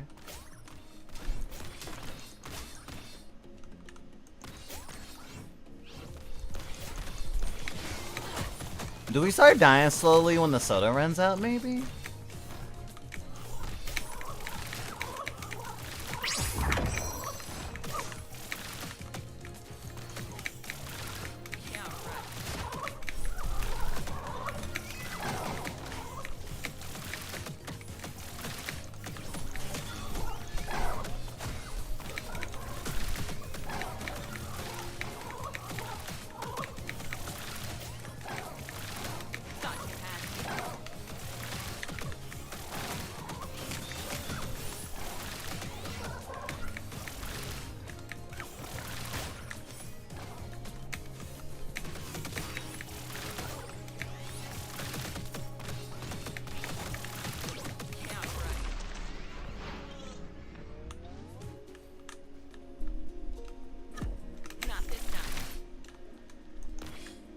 Wasn't sure if we were gonna make it that one.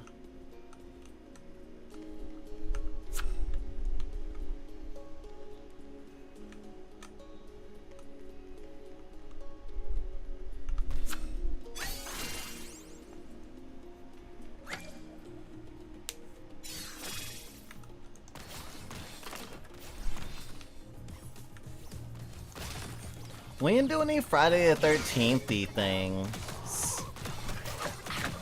As if it's a normal holiday with a normal thing to do. It's not like Easter. Although I did see a post today or yesterday that was like, oh, make sure you leave out cookies and milk for Jason Voorhees.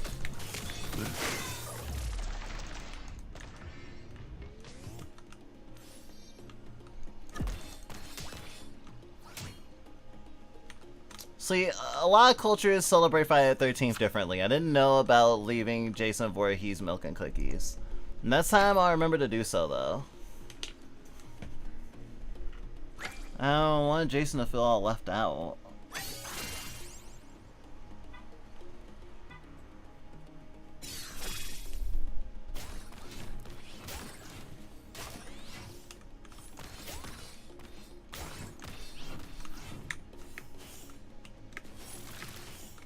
Thought you had me.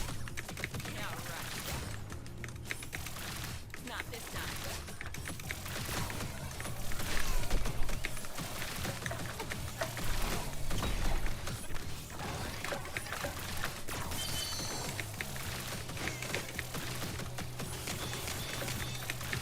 Thought you had me. Yeah, right.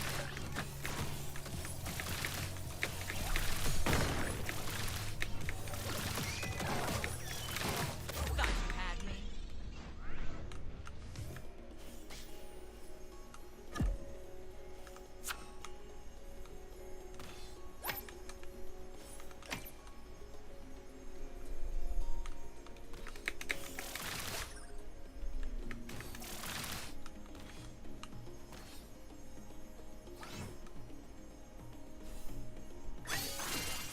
Everyone wants healing.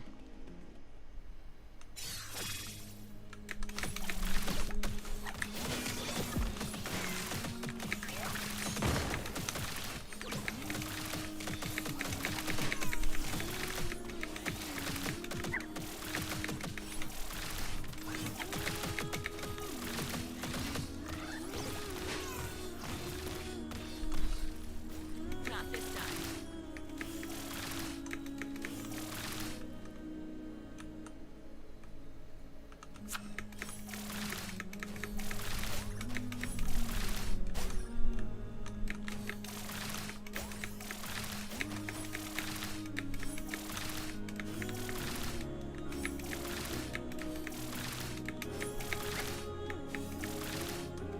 I guess you can't destroy the purple stars.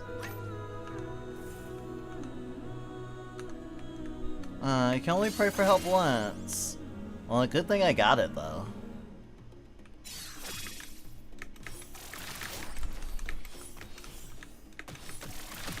Thought you had me. Yeah, right.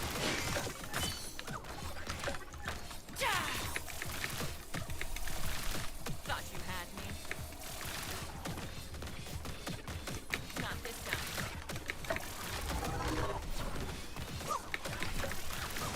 Yeah, right. Thought you had me. Yeah, we need more fuel. Now we're dying slowly.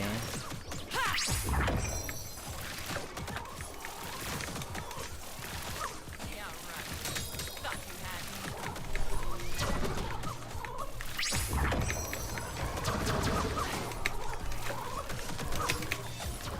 Not this time. Yeah, right. Thought you had me.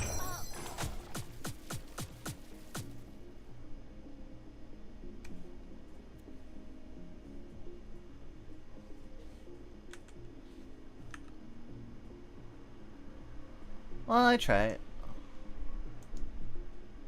That wasn't too bad, though. That was fun. Alright, since we decided that other fluffs will play some more of this, I think it's fine stepping away for now.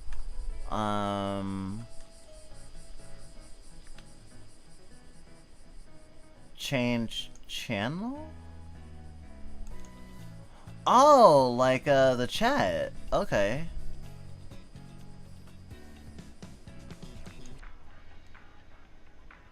Oh, you can link your Twitch account. I'm definitely not doing that while in the middle of the stream, though.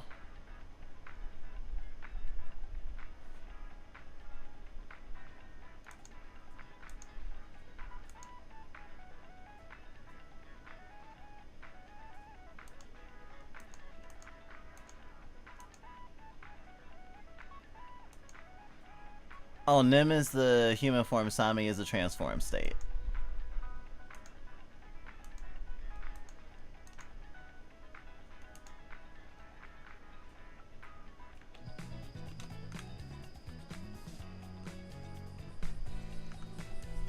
play? Pop Bunny. June 13th, 2025. Start with a blank board on the free play. All players are given the same bunny sequence. Refresh daily.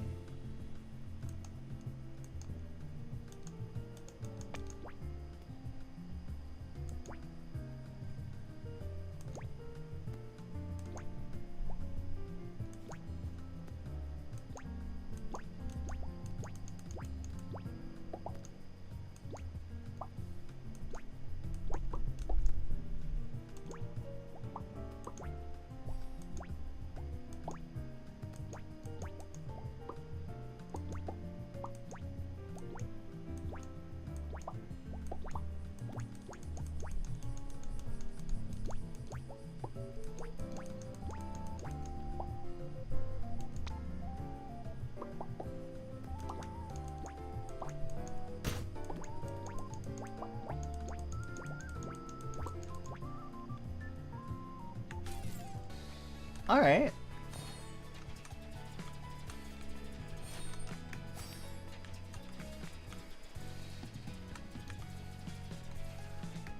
Wait!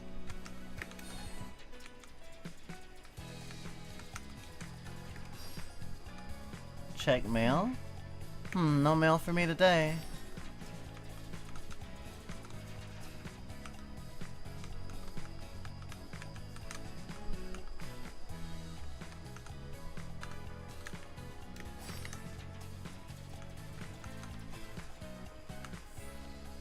Dearest fashionistas, we humbly ask for your continued patience and participation of Counterweight's upcoming atelier services.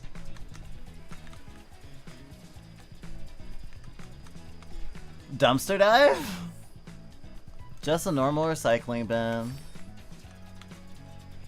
I want to skateboard like this. Or I guess this would technically be like a hoverboard or whatever.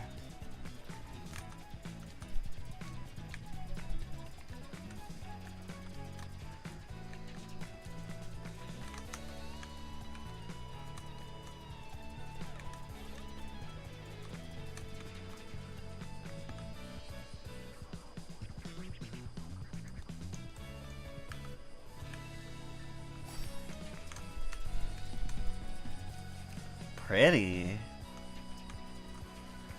Summerfest.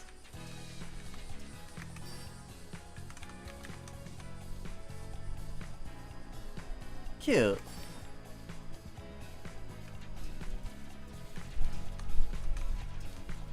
Well, I can't wait to watch My Little Pony later. On Sunday. I don't know, this character I'm playing with is giving off so much rarity energy, it's insane. Rarity and like if you're a Ruby person, Weiss.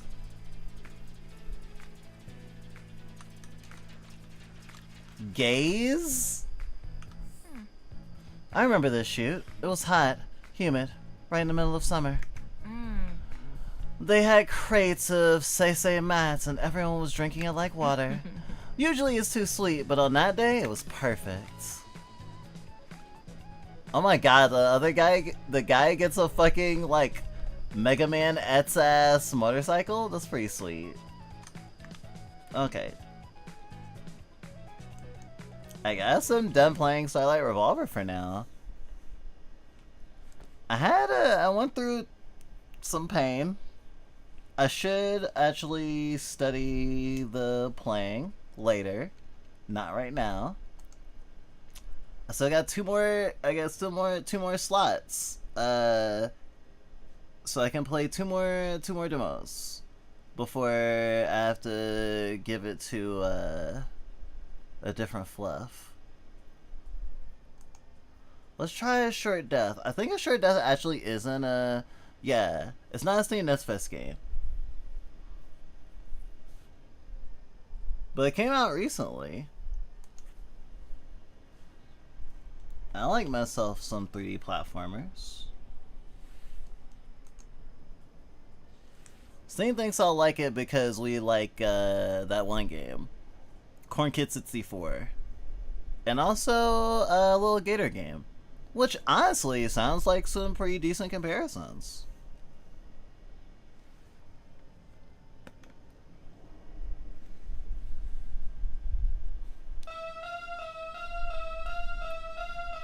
Short Death.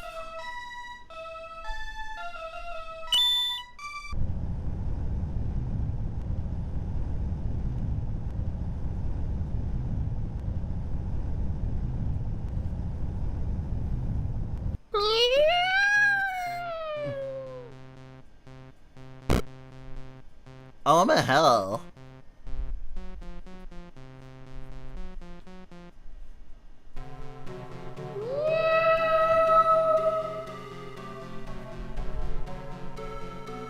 Oh my god, I'm a little fucking... I'm a fucking autism creature! Yo! Yo! I'm an autism creature! Oh my god!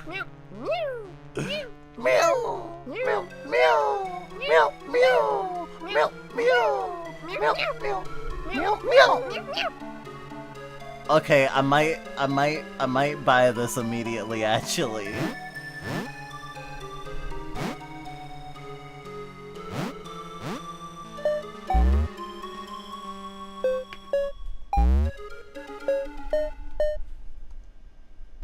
Oh, this game is definitely very indie. I'm still selecting on the last screen.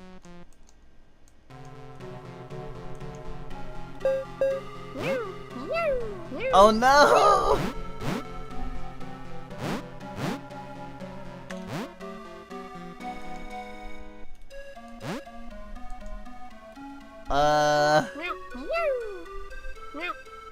That's awkward. Have you tried jumping? Tap the jump button quickly for a small hop and hold the button down to get a full jump. With your wings, you can also jump not once, but twice in a row. Get some practice in. Jumps are important.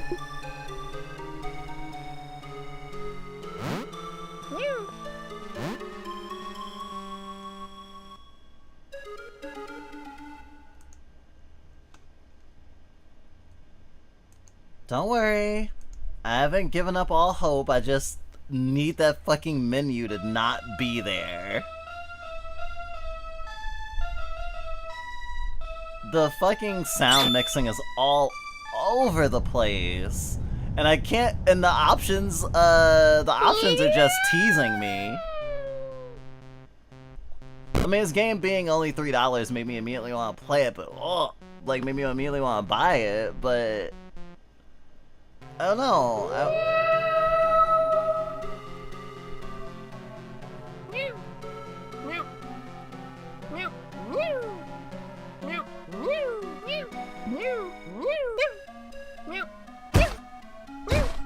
I think I can figure out how to play.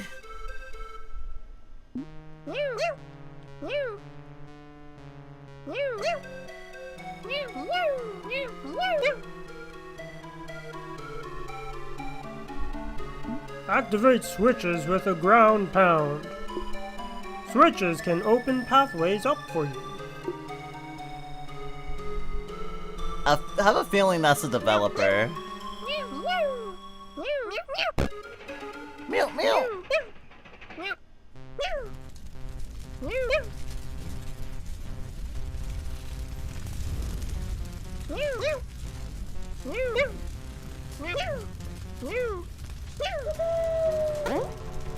Ah, first person. Whoa, I'm gonna get ya.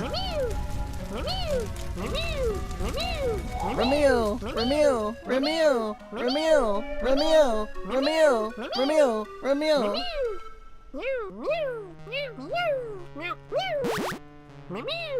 Remiel. Is this Dib from Invader Zim? There's actually someone else here. I thought it was just me. Well, hi. Good to meet you. Actually, maybe not good. Considering where we are,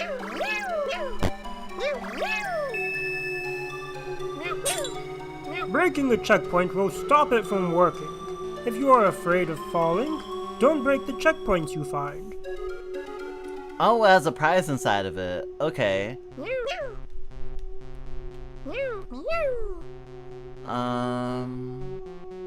Oh, hello.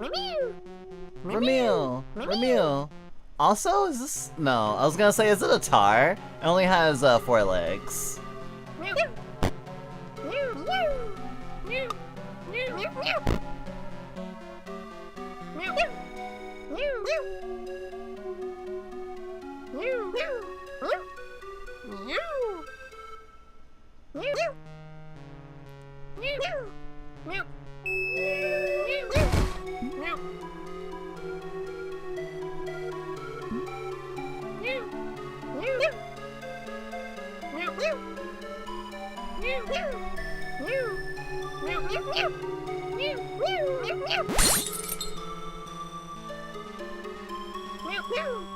Some of these you can only get by breaking the checkpoints though, huh?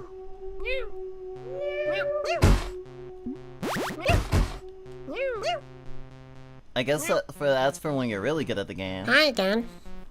Seeing you climb this tower, feel like I should follow too. I don't know what this tower is, but it feels important for some reason. And scary. That's a cemetery up ahead. That brings back memories I completely forgot about. I lost my parents when I was young. I didn't understand what death meant back then, so I would keep running to windows and looking outside, waiting for them to pop up, like nothing happened. Ooh, morbid.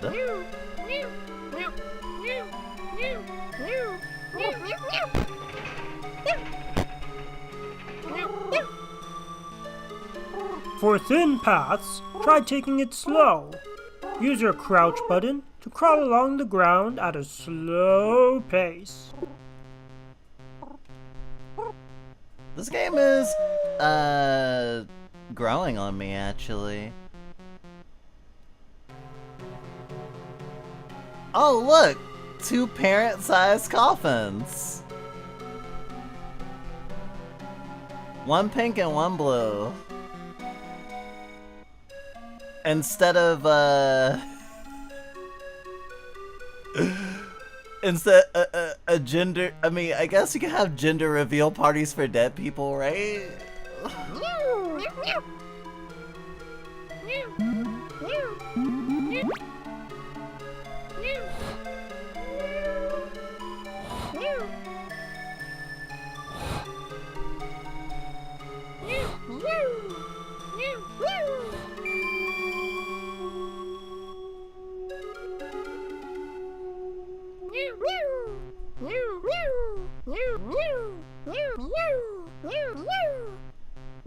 This game has so much whimsy. Why, hello there, kitty. Do you realize where you are? You do not belong here. But that's okay. Neither do I. I won't squeal. I'm a bit of a businessman. If you have some golden tokens, I'll trade my rare artifacts for them. Take a look. Oh, the One Piece! Purple top hat.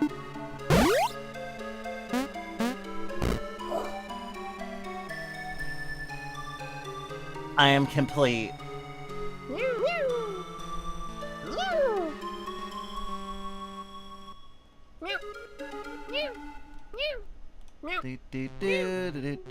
Oh, hello.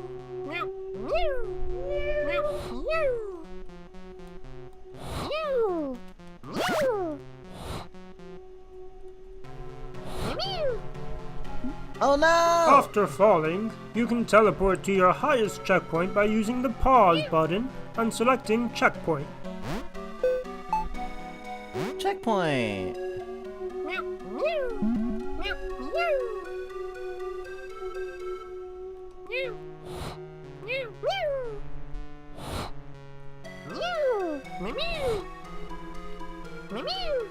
Wait. Ah!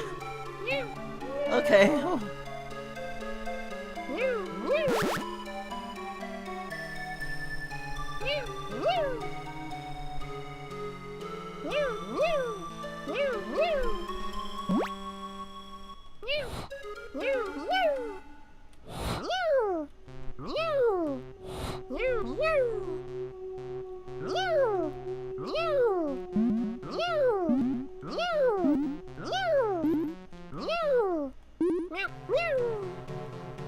Are these Bibles?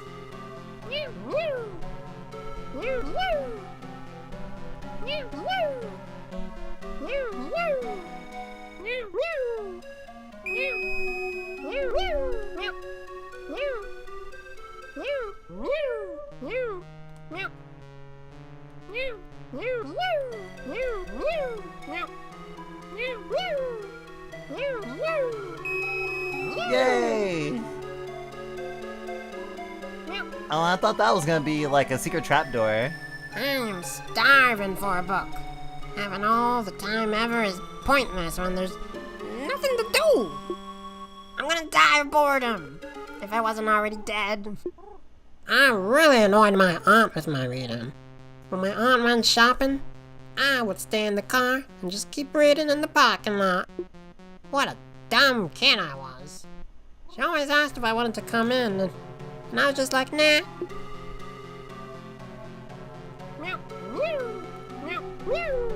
There's no harm in liking to read.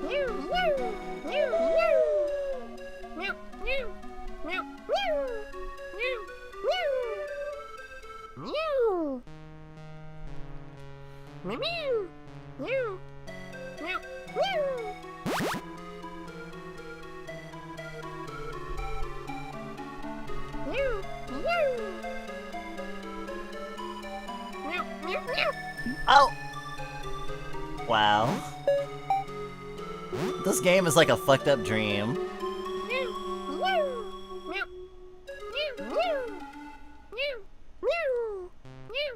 Which is some high praise, honestly.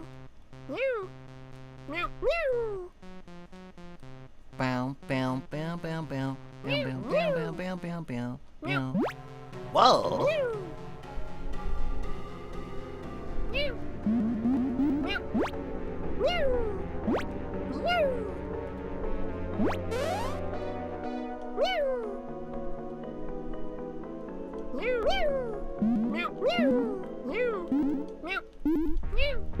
Meow. I need to show this to every autist I know.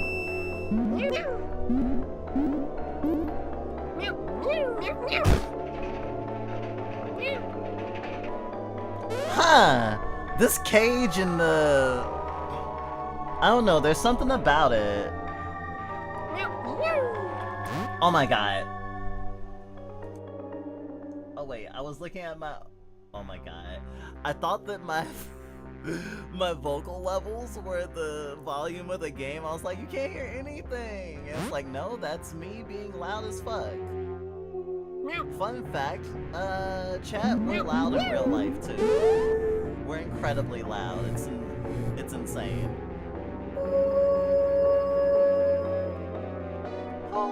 You have gained the power to transform into the sword-nosed bat. Check your updated controls in the pause menu.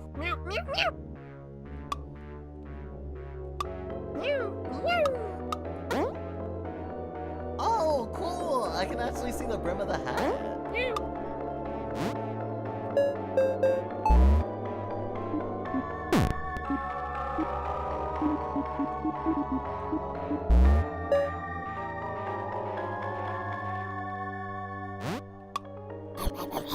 What the fuck?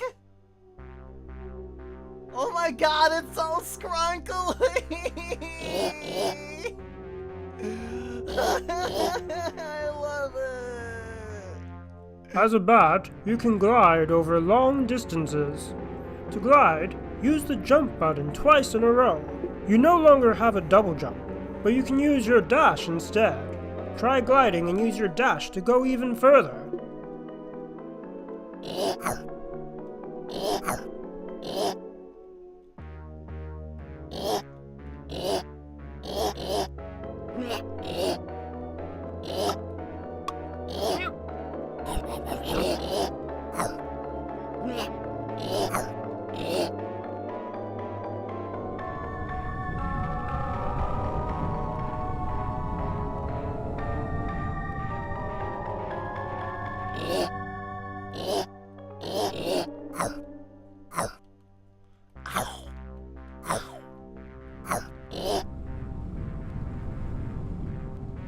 This reminds me of that other low poly game in hell,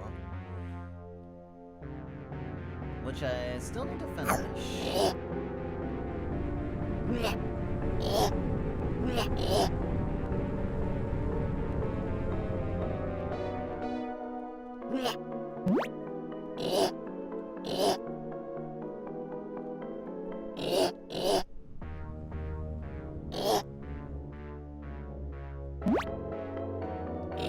You ever see something so ugly you want to protect it? That's how I feel about this bat right now.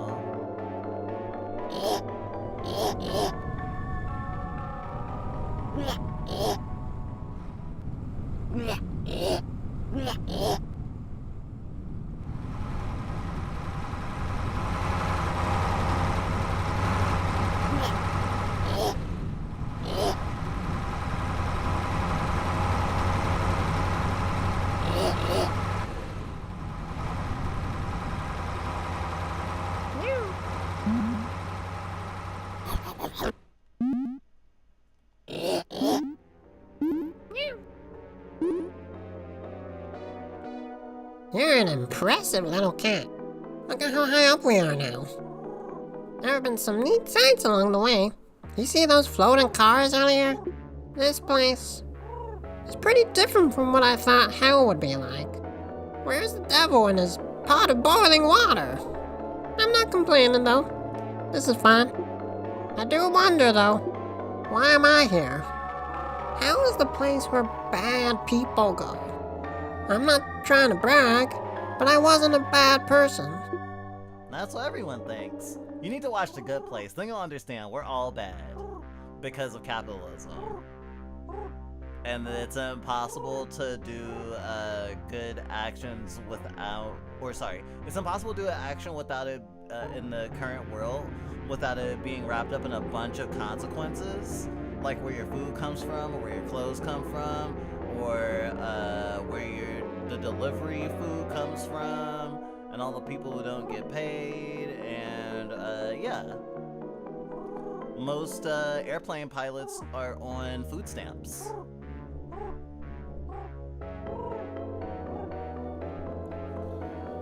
I don't know, sometimes it feels like people are being held hostage by the shitty systems as well. Like tipping a service worker or like a barista or something. There's like this sort of admission that the system is fucked up and the tips are needed for like service to survive, but also it's like having the tip system is a way for employers to not pay a living wage to their staff and go, well, you know,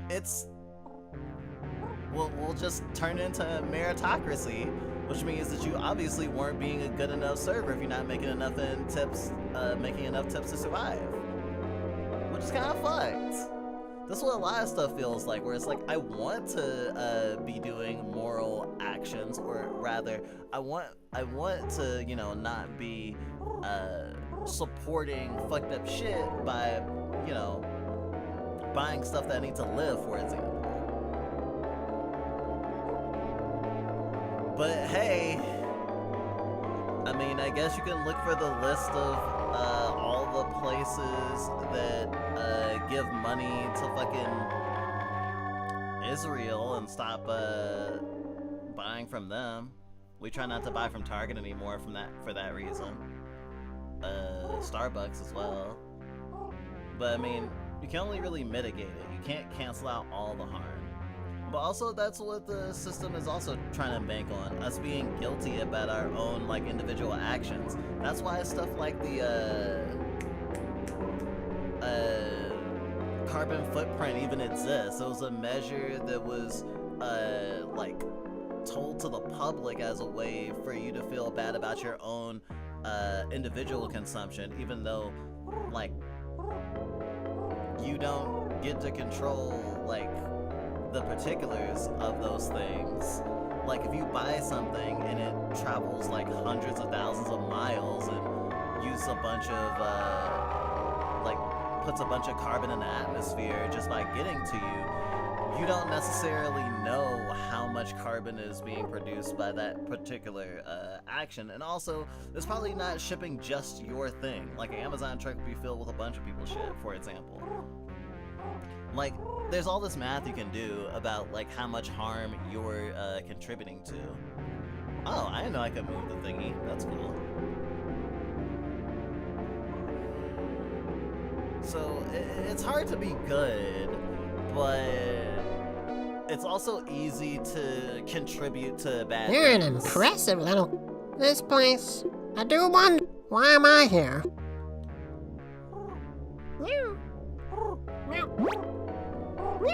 Maybe it's incredibly easy to get into hell.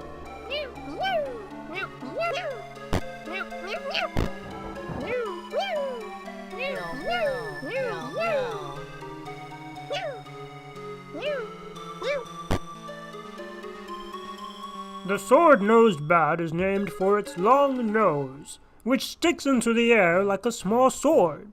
Oh. Along with its large ears, the large nose is thought to help the bat's echolocation.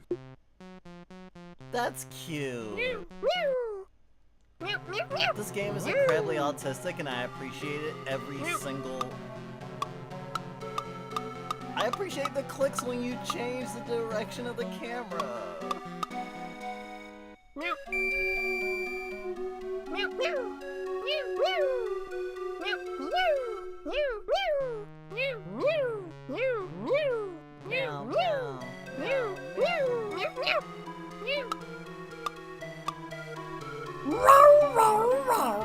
you've met one of the guardian deities of hell. Somehow you've turned to the deity's favor. Wish I could say the same for myself.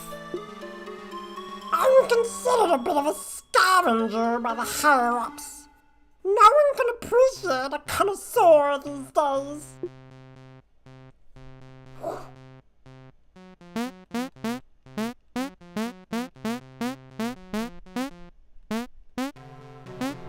Aw, wind-up key. That sounds so cool.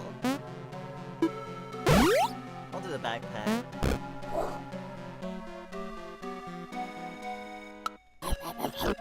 Yay, the bat also has the backpack.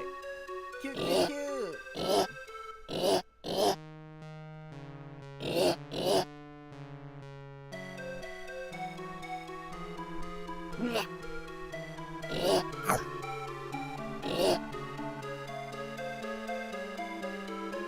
Well done! You made it to the end of the demo. If you had fun, why not buy the full game? Want to leave feedback? You can email ashortdeathgame@gmail.com and the dev will see it. Thanks for playing. I'm not gonna push it because it'll open up it'll open up a Steam window in my browser, which I don't want to do.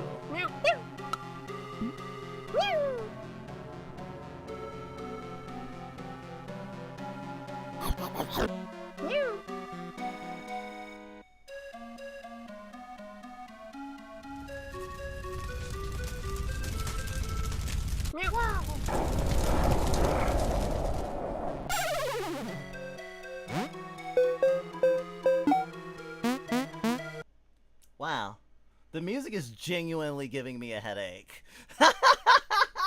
It is very... It hurts me. I will pick this up after stream. Yeah, definitely could benefit from some music change. A little bit of a... It feels like the music from Resident Evil. The Resident Evil 1... The director's cut. Not the remake, the PS1 director's cut. Its music is... a choice.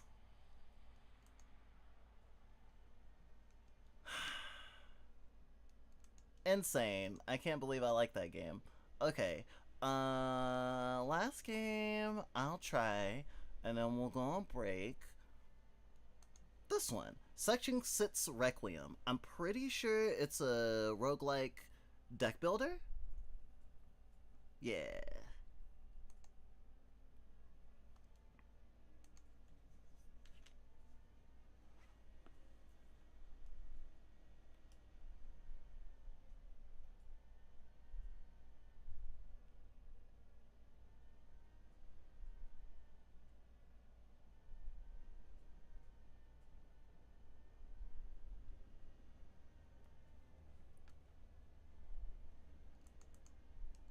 Just give it a second, it's warming up.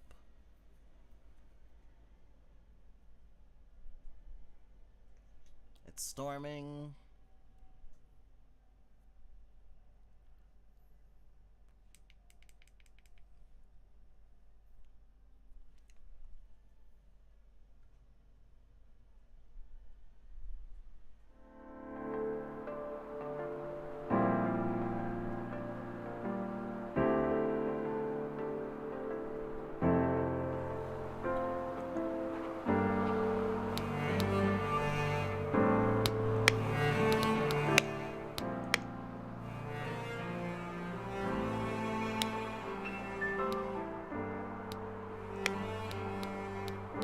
Alright, let's start.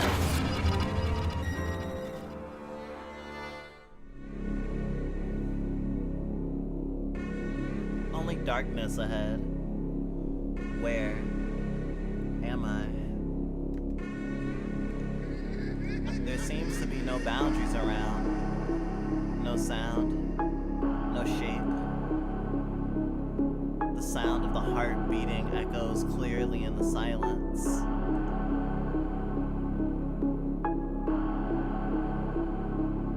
Heart. Terra. This game ends when this car is destroyed. Take a deep breath. Adjust your state. Memory is returning. Negligent. Regulate breathing. Move to the heart. Move the heart to the far right.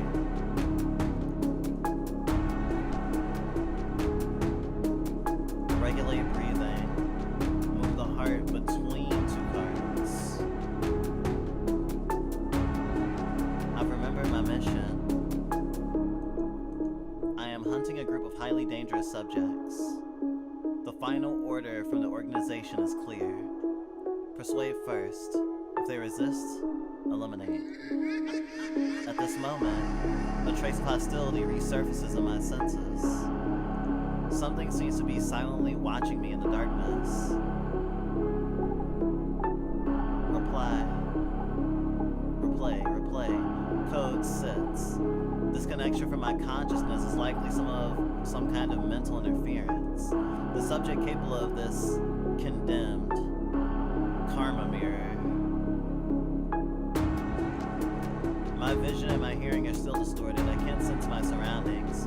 But I know clearly this space is nothing more than a constructed illusion. As long as I focus, I can grasp the essence of this ability. Before I see through it entirely, I must first block this round of attacks. Move the heart to the far right to dodge damage. Click to end turn.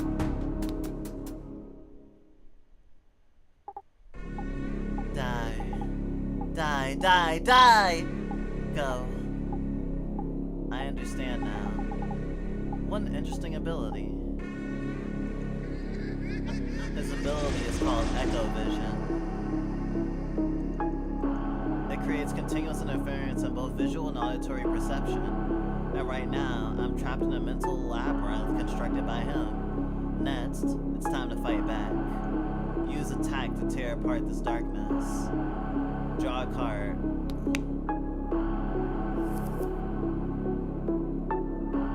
Withdraw all defenses. Bring out attack cards.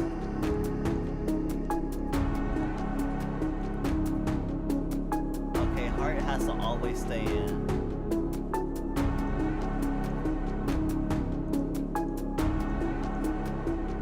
Let me reorganize my thoughts and forget unused abilities. Drag an unnecessary defense card to the discard bin. The familiar feeling returns. I remember my ability. I can mimic the ability structures I fully understand and convert them into usable moves. Using resonance, I can awaken these remembered powers and use them. Drawing a card will consume resonance. Each victory gains more resonance. I've broken free from your mental control. Now it's time to complete my mission. Oh, hello! I didn't expect to see a kid. Oh no! That's a cool anime style! characters on top of the card kit. No, this game is my weakness. I want it. It's so cute. Click to end turn.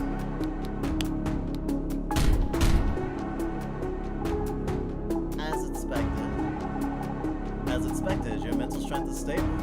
Their interference only lasted a moment. No wonder the organization sent a masterpiece like you. But she doesn't belong to you. I'll never let her fall into your hands and become a sacrifice for that plan. Oh my god, this makes me think of like Soul Eater maybe? It makes me think of Mifune. Health points 28. Afternoon of April 6th. Today was supposed to be the final performance of Pale, a popular diva, on her national tour.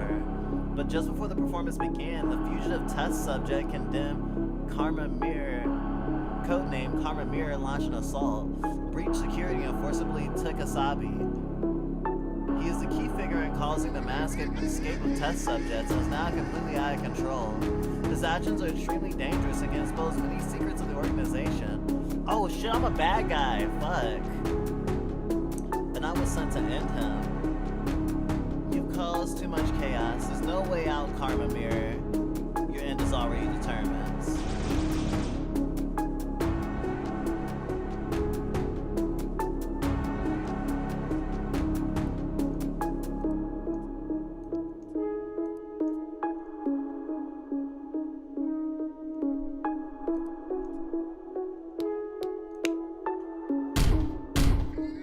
Okay, so whatever cards I have left will trigger. I don't care who you are, Asabi. I will take her with me. I wonder what's that pin on his jacket. Physical strength ultimately has its limits. The next bullet will pierce your heart.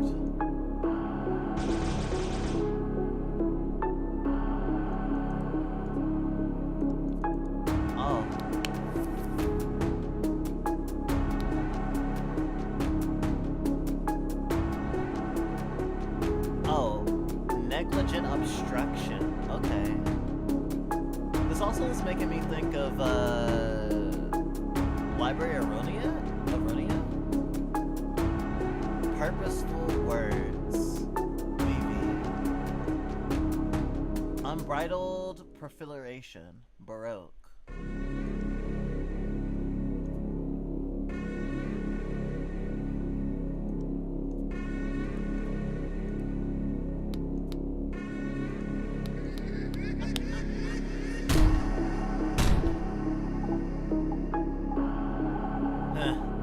Taking a bullet with your body.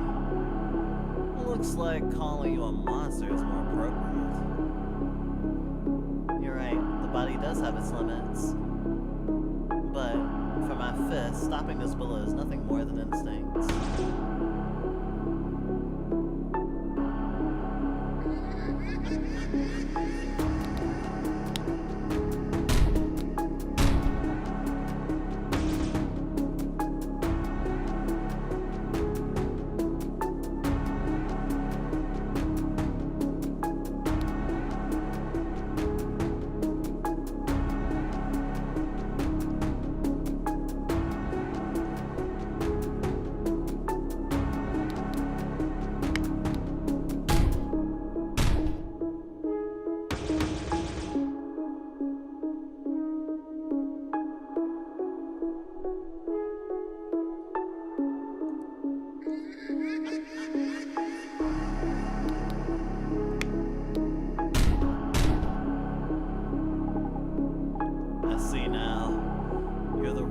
Heart Zero. Even so, I'll never hand her over.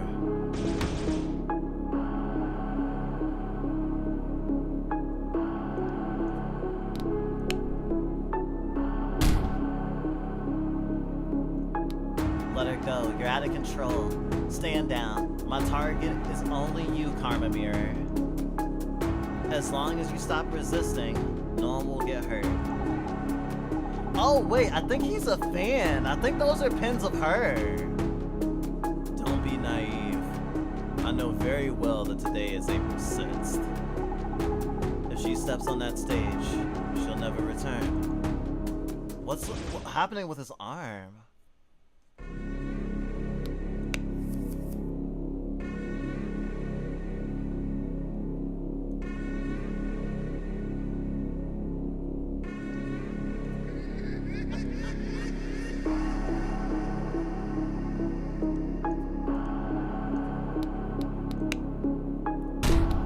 Goodbye. She seems to actually... Oh, I wasn't sure if she... The way she was cowering behind him made it feel like she actually, like, trusted him or something. At last, Kamramir collapsed from a punch. Oh, so I probably didn't kill him. His heart stopped beating. I was like, I probably didn't kill him. Net sentence. All signs of life vanish within seconds. Damn, that one fits me. Death occurred in an instant, and thus my mission came to an end. The final target ended just like that? To explain everything, we have to go back 2 days ago, April 4th. Oh, is this a time loop scenario? 2 days earlier.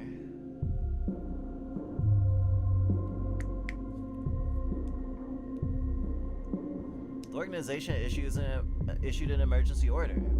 Several dangerous test subjects escaped together during a sudden accident and are now missing. These subjects were humans who awakened supernatural powers under the influence of the shadow of the stars. They were originally secretly held in an institution under observation and control, but now they've gone rogue, escaped, and are hiding in the city. This is a crisis that cannot be made public, so the organization chose to send me, the only one capable of solving this quickly. My mission was clear: retrieve all the subjects. Persuasion first. If they resist, eliminate them. The first target was Rin. The final one, Karma Mirror. It begins here, tracking down my first target.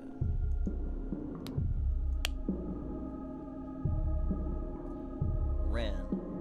Oh gosh, this has very, very strong feelings of, like, say, like Psychopaths or something like that.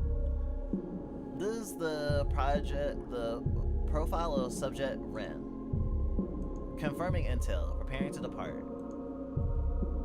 Possessing the ability to freeze air, forming large masses of ice, can attack with icy air spikes or create defensive walls from frozen air. Extremely cautious, she appears calm, but her powers are dangerous. Do not trust her surface demeanor. Threat level 2. Height 162 centimeters, weight 46 kilograms. Treasured friends, feared dreams.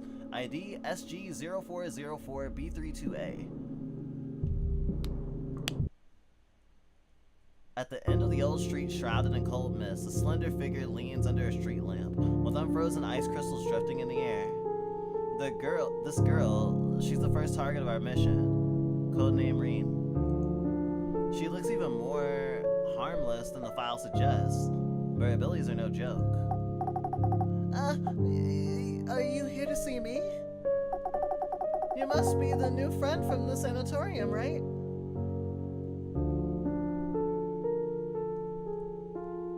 The opponent will defend at this position.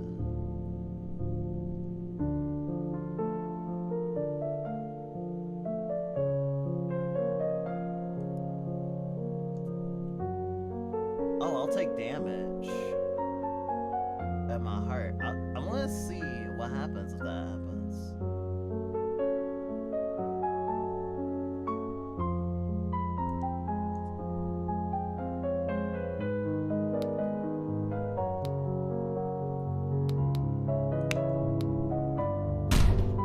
I like her dress.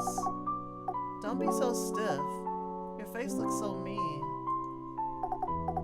Come on, play with me.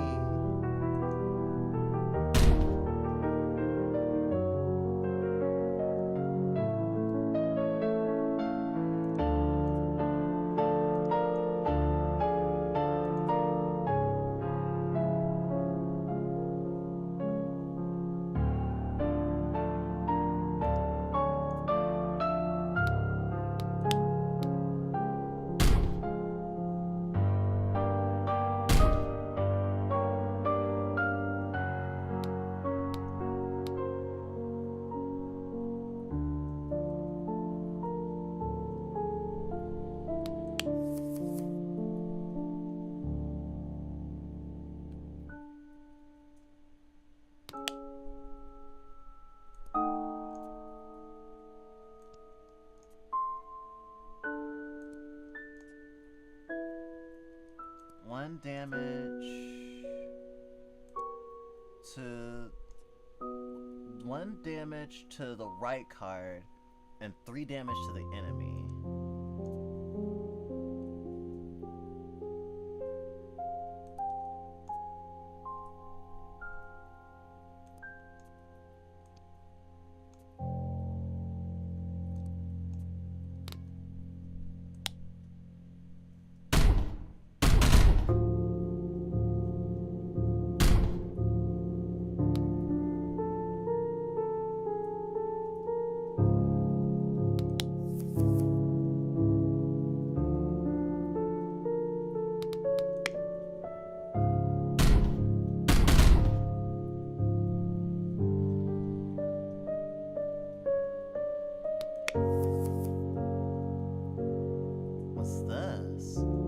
Trigger the effect of the Nets card 2 times.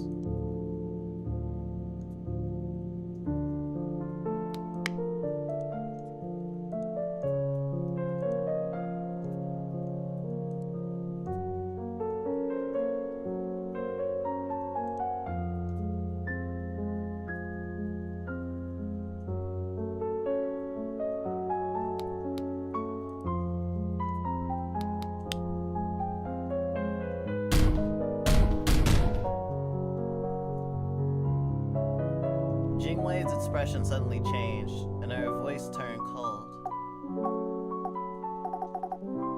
Game time is over. Your heartbeat, your breathing, unnaturally steady. You carry the same sin as those people. Who exactly are you?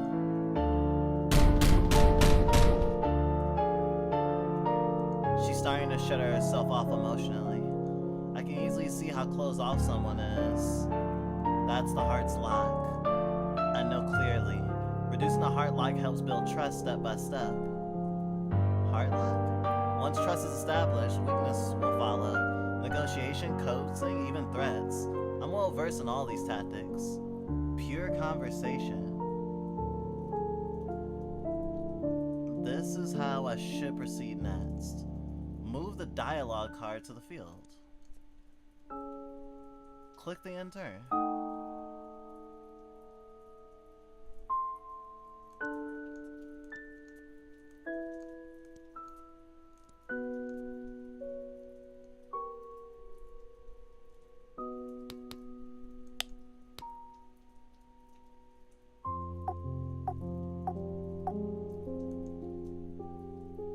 The girl's defense slightly faltered. Just keep talking and you'll be fine.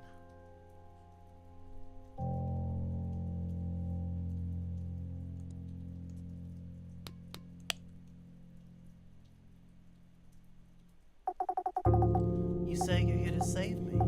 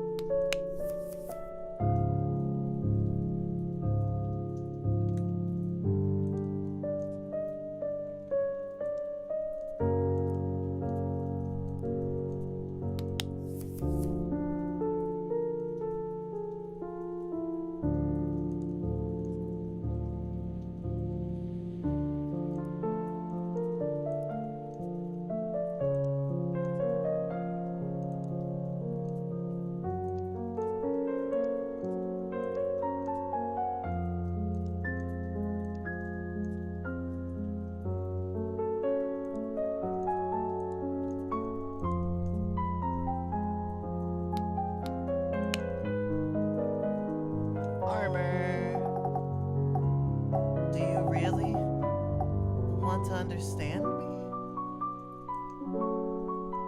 Ren's tone turned cold, and she let out a soft laugh. Then answer me one question first. Are you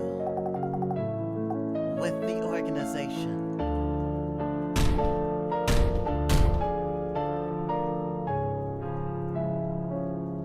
Sometimes, to earn trust, it's not about telling the truth, but saying what the other person wants to believe.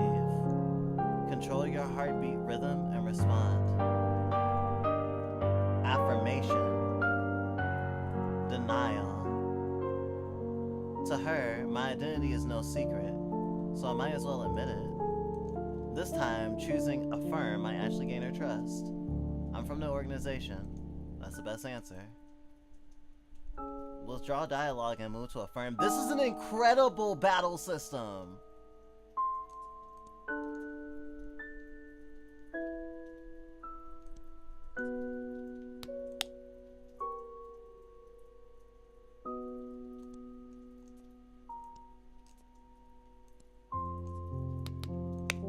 I feel like I'm being lulled in just like her. The music helps a lot too. That's right. I work for the organization, but that doesn't mean I agree with them. Interesting answer. The chill around you doesn't lie. You're indeed one of them, but your eyes seem different. Keep talking. The ice crystal beside the girl begins to tremble violently, as if they could pierce my heart at any moment. But it's clear that I've gained some trust. Then, do you know about Plan urself? Never heard of it, but now's not the time to hesitate. Choose affirm and try to make up a convincing lie.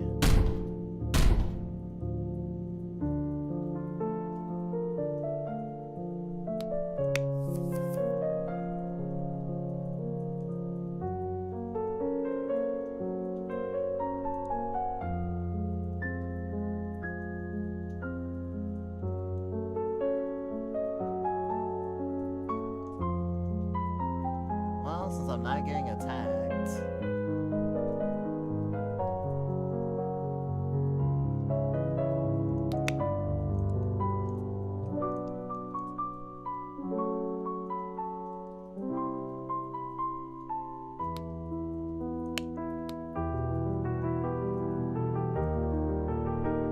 Of course, urself is a containment plan for extremely dangerous test subjects.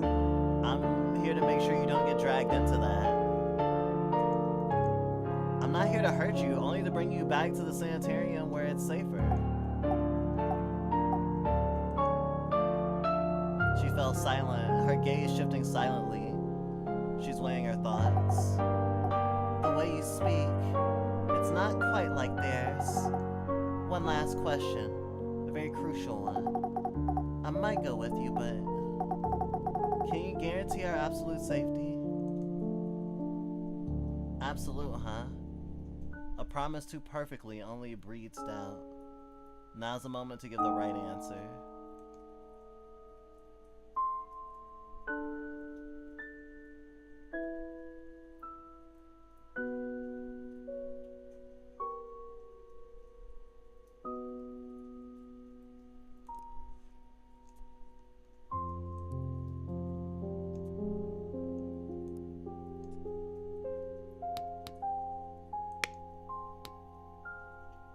No. I can't promise absolute safety, but I'll do everything I can to keep you alive. That answer is more comfortable than a perfect lie.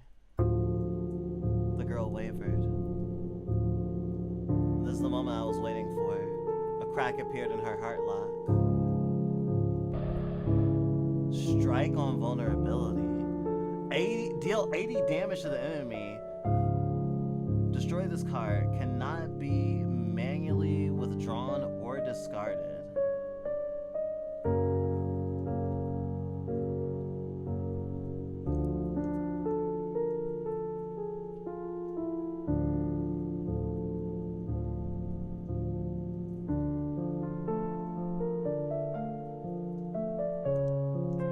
Does that mean I have to kill her?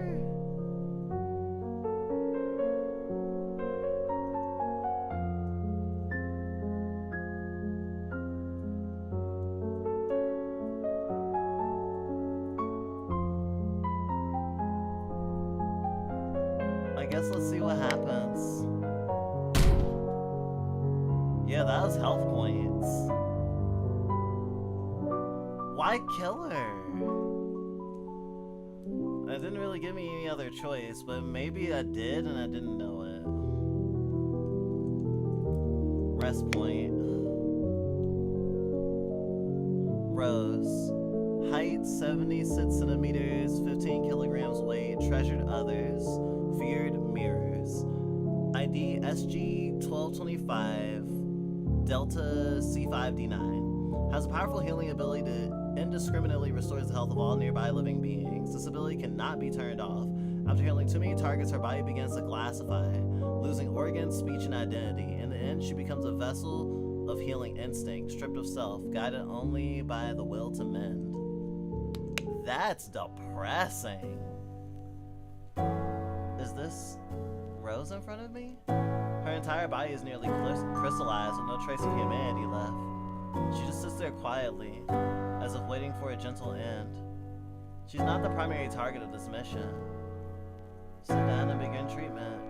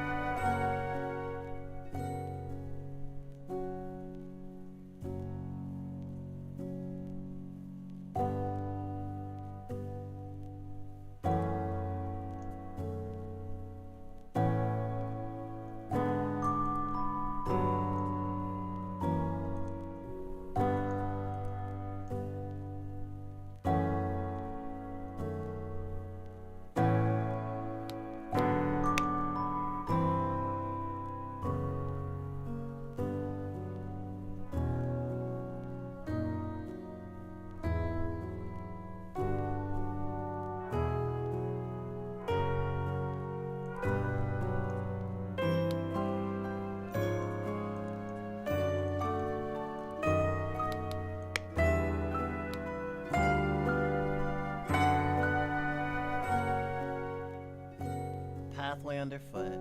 Damn, this card art is cute as hell.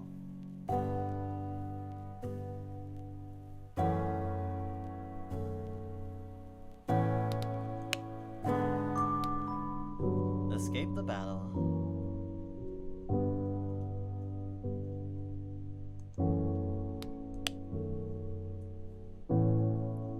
SG0318 Sigma F01 Nas. Height 72 centimeters, between 72 centimeters and 237 centimeters. Weight between 32 kilograms and 194 kilograms. Must be part of his power. Treasured God's will. Feared their own silence. Possesses the ability to turn words into reality, planting curses onto others' minds. These induce doubt, conflict, and self-destruction, eventually leading victims to surrender to the Great Old One. They steer any conversation towards their sermons, which carry heavy implication. Extremely dangerous, a complete fanatic. However, their God seems uniquely something.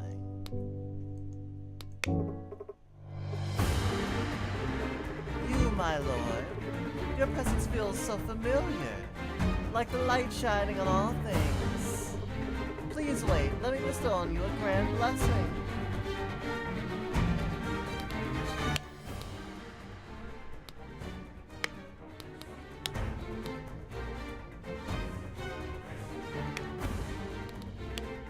I could have changed that the whole time. The opponent will swap the position of his card with the card on the right. I see, okay.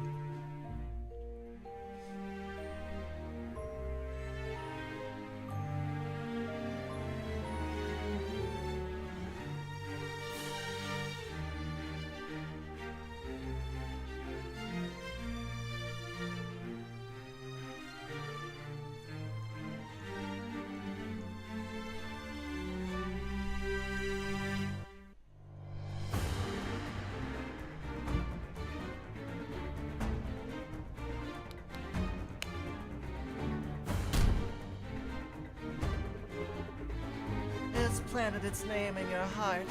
Can you hear it? Not a whisper. Code 6.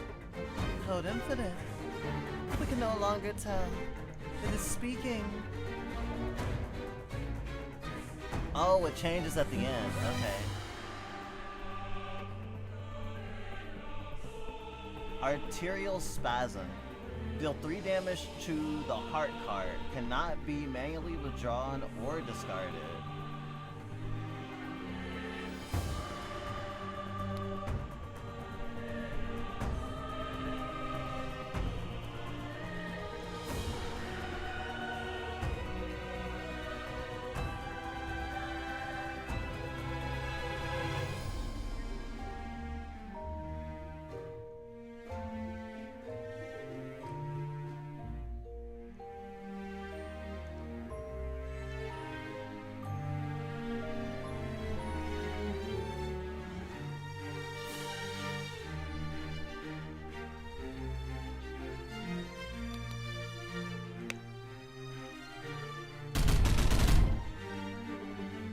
Combos.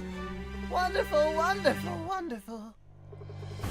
It really is you. It really is you. It really is you. We will take you there. Take you there. Take you there.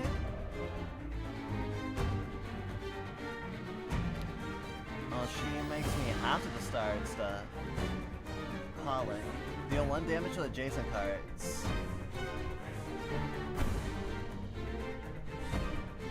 Your opponent will enhance their own strength.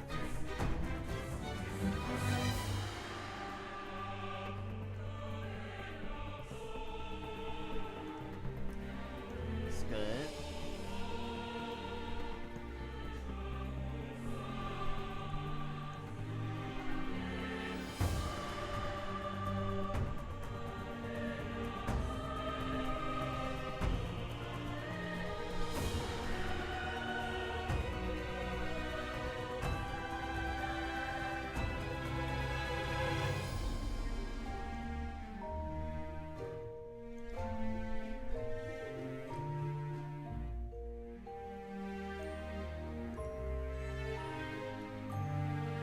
I think that'll work out.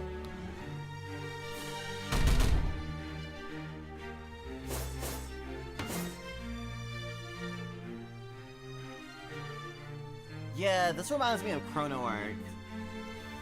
Oh gosh, I like figuring out how to not die. It's great. I haven't drawn cards in a while. Ooh, what's this? Forging. Strengthen the right card 1 time, then destroy this card.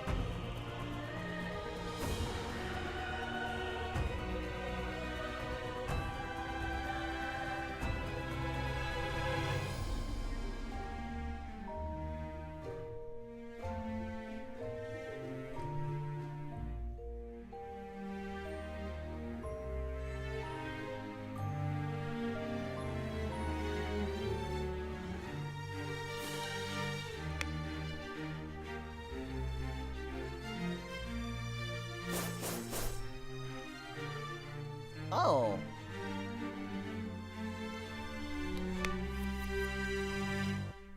I guess I shouldn't have put the denial there.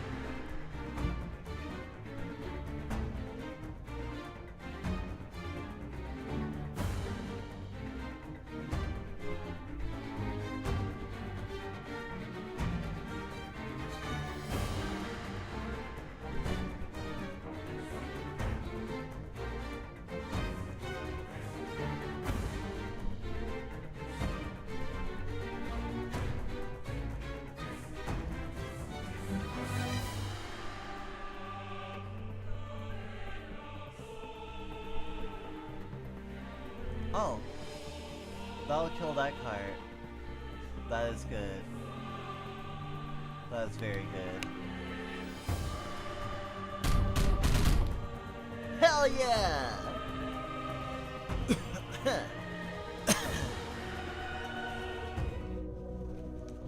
Eliminate the target.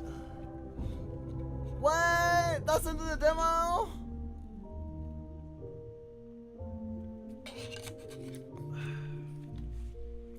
Yeah, this is amazing.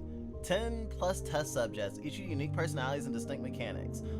50 plus game cards featuring unique art style and tightly linked mechanics.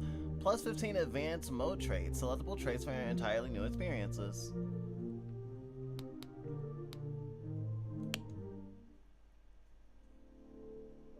That was amazing, actually. This is one of the best demos I played this year. This is like so promising. Boom Gingerbread Studio? Is that what it's called? I think this is the... Oh, this is free. The Last Train.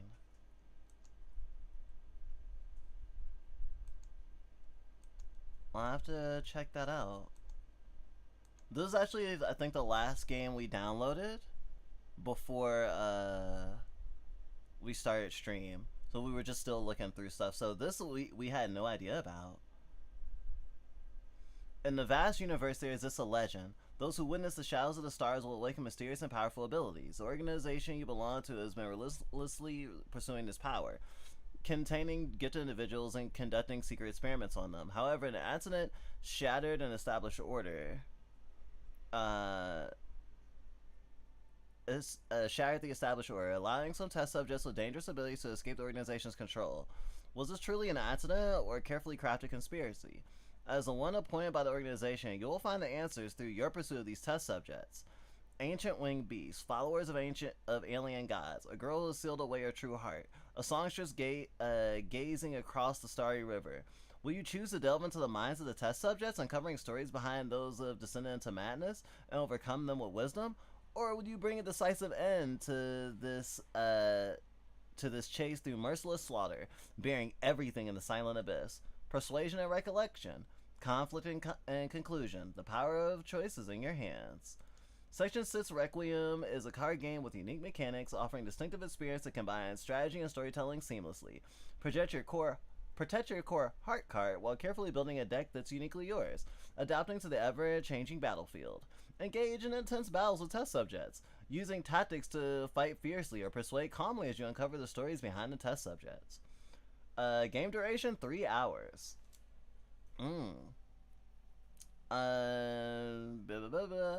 Heart defense, action management, deck update, dialogue system, of course.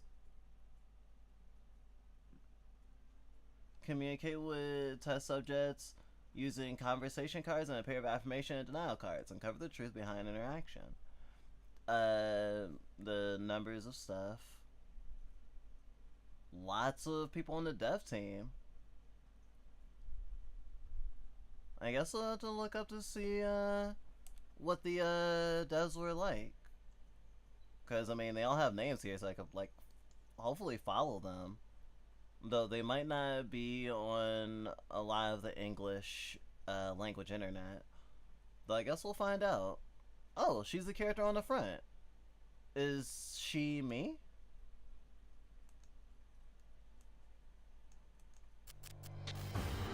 "12 seconds?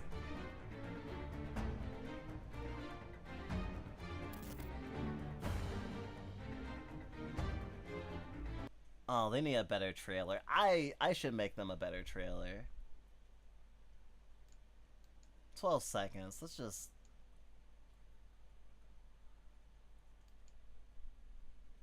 Wow. Okay, that really floored me. This... Oh. Is she there? Is that her? Does she have little eyes? Yeah! The girl from the beginning/end. Alright, cool, cool. The mystery thickens. Oh yeah, because she's singing. Songstress. Wow. Yeah, I'm really excited for this. And it's supposed to come out this year. Sick. Yeah. Similar games you play, Chrono Arc and Library of Runia. No shit.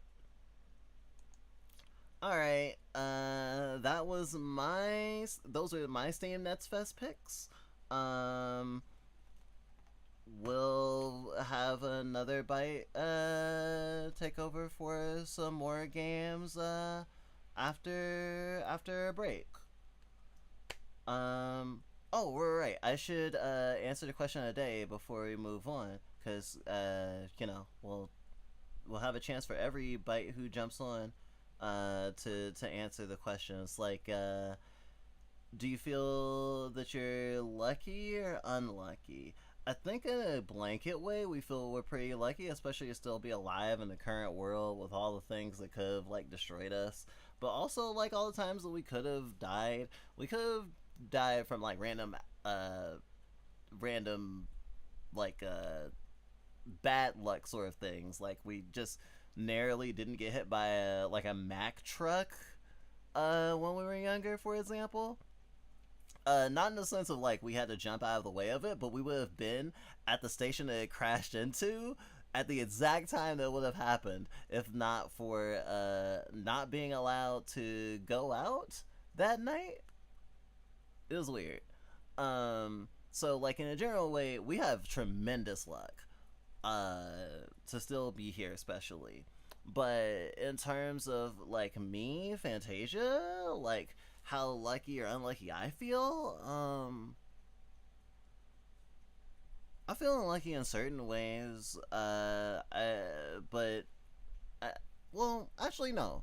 I would say that I feel moderately lucky, or I feel like I'm in a mid like balanced place, because there's a lot of stuff that I don't like that's happened, but now that I think about it, some of the things that I'm focusing in on are not things that are really about luck necessarily and just how things turned out, but maybe it's the dialectical behavioral therapy speaking, because there's like, you know, grounding and stuff about like thinking about the things that have happened in your life and stuff that triggers you or makes you feel bad or stuff that you have trauma with or whatever, and like thinking about it in a way where it's not just you're spiraling, where it's like, oh, it's my fault that it's my fault that I'm divorced or whatever, right? But there's a way of going like, okay, the things that happened in that relationship weren't just because of me, and we weren't the only ones that had weight in what happened. Though we could go even further with that line of thinking. Basically, like, kind of being, like, not hard on yourself while still trying to be, like, realistic. I mean, not everything is, like, happy, and not everything can be, oh, nothing is your fault, obviously. But it's sort of like a regulation sort of thing. So, in the regulating sort of way, I feel like the bad things that happened to me weren't necessarily luck, but stuff that's sort of... I have better equilibrium now, because we used to be babied in our system. I mean, we did used to call me Infantabite, right? And a lot of that was from originally being like a little in my system and, you know, being treated like a kid and like not having a lot of like maturity or even emotional resilience. But when the pandemic started and we stopped living with people who were like supporting us materially because they weren't in a relationship with us anymore, like it was really scary, and being disabled and stuff, trying to like survive feeling like super alone in the world and stuff, and with a lot of our system like not like being okay or emotionally able to like do stuff, it fell on me in a lot of cases. So there's a time where I would have been like, oh, it was unlucky that I had to do that I had to step up and be the adult in the system for a while and keep us alive and stuff, but like it was it helped me grow and stuff. So I mean, I guess you could say it's lucky and unlucky. but I don't feel like a particular pull towards like the thought of like fortune in the sense of my own self. So like I don't have a big affinity for saying I am a good luck. But I also don't have a big affinity for saying I have bad luck. Even though I am sort of obsessed with the fucking Schrodinger's cat and stuff. Partially because I'm kitty coded. I'm wearing like a fucking cat, a fucking weird dead cat t-shirt right now. I love dead cats. Oh, do I have any occult beliefs or do I have any occult beliefs or superstitions?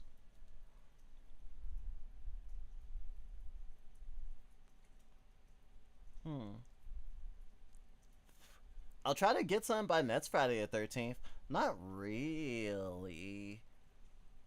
I guess there's stuff that like our system generally holds, but nothing that I could say individually for me. Like I don't have like a wow, it's raining. Oh, that's a nice rainy breeze. Oh gosh. I love the smell of petrichor. We all love the smell of petrichor. Wow.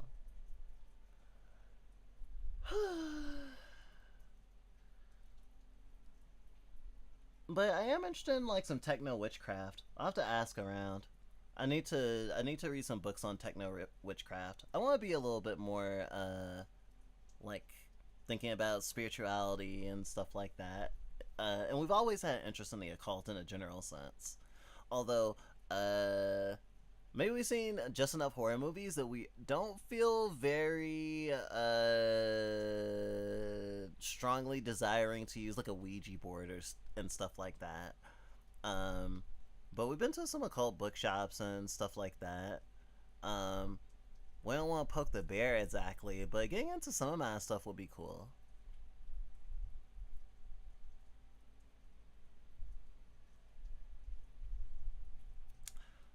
Anyway, I guess I'll set up a break thing.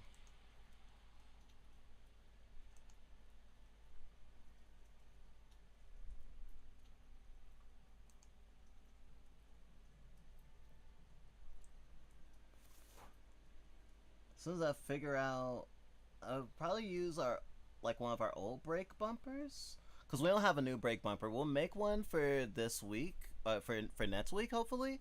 But we only had time to make the front end crinkle bump. So that ended up being fine. Let's see.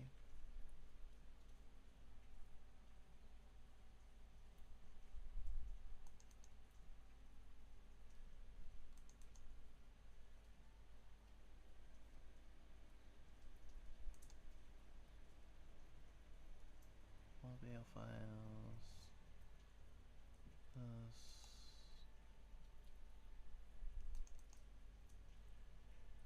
Right. Video B-roll. Crinkle bump stuff.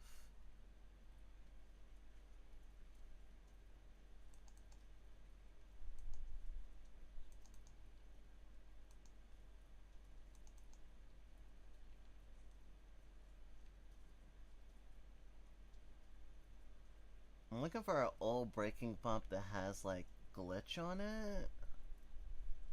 I think I have it laying around here somewhere. Well, I guess it's also the curse crinkle bump. I'll curse ya. What am I? See ya. What am I? What am I? What am I? I am myself. Terror. Terror that'll disappear. But I also feel like it will be fine if someone like me disappeared. Why is that? Because I'm a human being that nobody wants. I knew it. I'm an unwanted child. I don't matter at all. You're running away by thinking you don't matter, aren't you? You're afraid of failing, aren't you? You're afraid of being hated,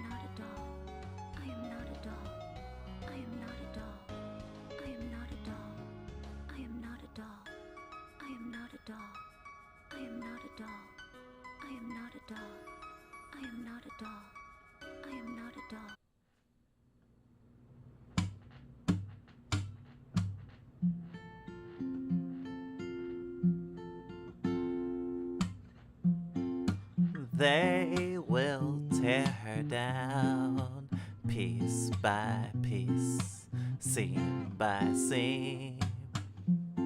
They will murder everything, and all she has left is her angelic dream. Oh, lost to the rags, stitch after stitch, she never gives up.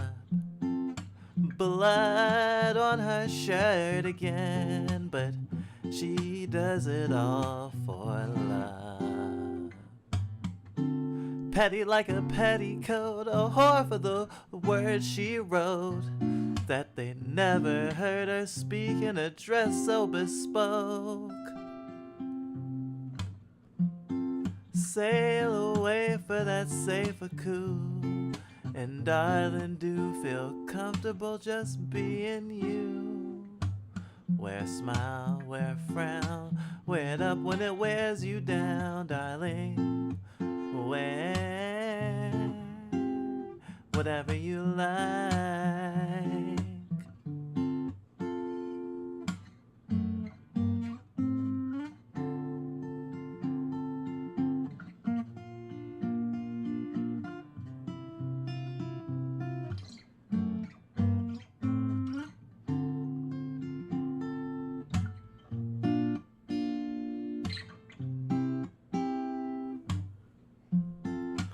They will tear her down, prick after prick.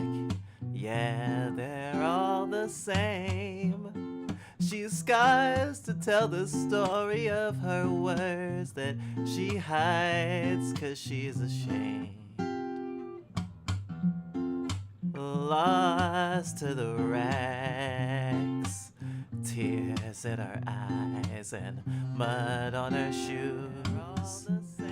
She wants to scream that she loves her, but they just make her sing the blues. It wasn't about the jeans she wore, 'cause she got the price tag in that store. It's not enough, it's not enough, it should be more.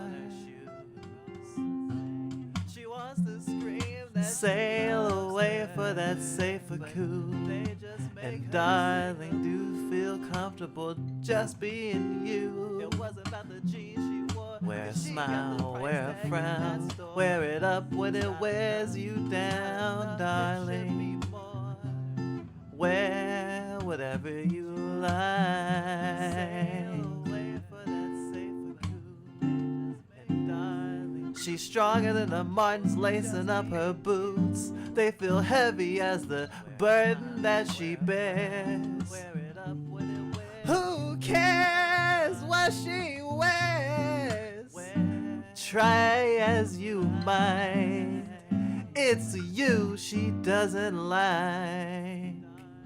She's stronger than the Martins lacing up her boots. Sail away for that safer cool, and darling, feel comfortable just being you. Wear a smile, wear a crown, I'll be there when you're feeling down, darling. Wear whatever you like.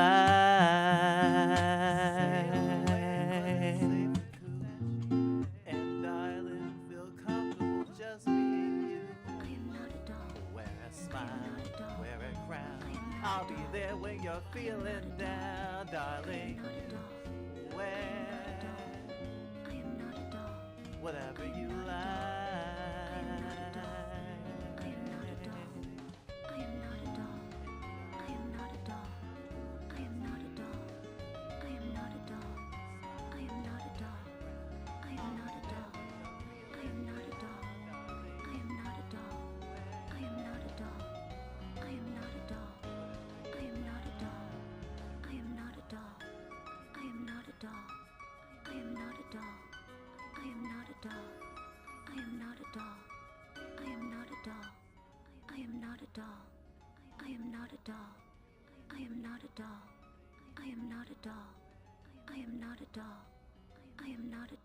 Who am I? What am I? What am I? What am I?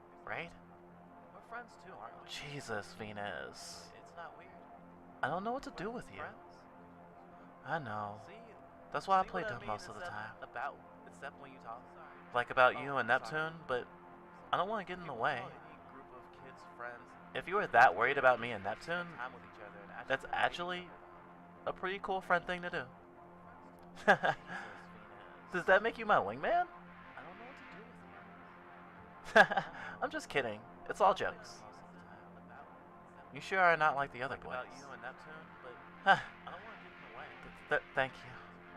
If you were that worried about me, it would be a lot easier if I was actually a pretty cool friend thing to do. Thank you. I finally found the compliment you like. I envy boys a little sometimes too. Isn't that the good thing about them? That they're easier? A more straightforward sort of evil? Boys hate you to your face at least. At least you know how they feel about you. People say that a lot. Is it true? Maybe this sounds weird, but actually, I don't think the boys are any different. I'm so happy that Venus feels this way, because I too feel this way. And before we transitioned, we literally thought that it was like, oh, things will be easier, even though we knew from having friends that had female friends or femme friends who mostly hung out with other femme people, that, you know, things could be hard on both sides. And that it's always the grass is greener for a lot of people. And people just assume, oh, well, being a boy is easier. It's like, actually, there are troubling components, obviously. And of course, a lot of people don't know this as a kid because you're still learning about stuff and junk. Yo, not like the other boys, huh? Not like the other boys, indeed. Oh, well, being a boy is easier. It's like, actually. But actually, I don't think the other boys are any different. I spend a lot of time with boys, you know? And they're mad to your face, sure, but they're always mad about something else, too, you know? I don't know how to describe it. They hide what they're mad about by getting mad about something else. And they don't even know it. Like the captain.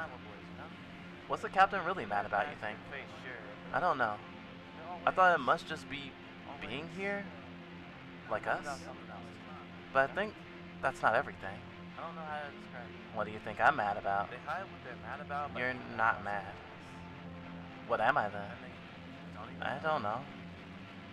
You're lying. I thought you said you were getting annoyed because I kept talking about it. That's so right. What about you then? I'm mad at a lot of things, I guess. Liar. You're not mad. You're jealous. Why are you so jealous? It's flattering, but it's weird. I don't know. You're so mean, though. You're mean to you. You aren't at all. And Neptune isn't. I wish I could be meaner. I wish I could be so much meaner. When are you mean, though? It doesn't feel mean. Like you said, we're friends, right? Yeah. You know, you could be a little mean. And we wouldn't care.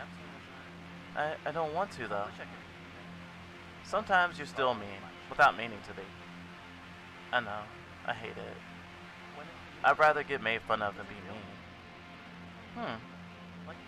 You shouldn't say things like that. Why not? I don't want to. I just don't. I know I'm bad at getting anyone to like me, and I'm weird, and everyone else can deal, even though I can't, but I can't. I'm just gonna be like this. I'm not gonna be any different. You're asking to get beat up. Why not? I don't care. But for real, I said I'm fine. I know I'm bad at getting anyone to like me. You're frustrating. I'm weird, and everyone else will feel. Jupiter snaps her hairband. Venus feels something tighten around his neck. You. Venus? Venus? I've got you. What is this? What? Whose hands?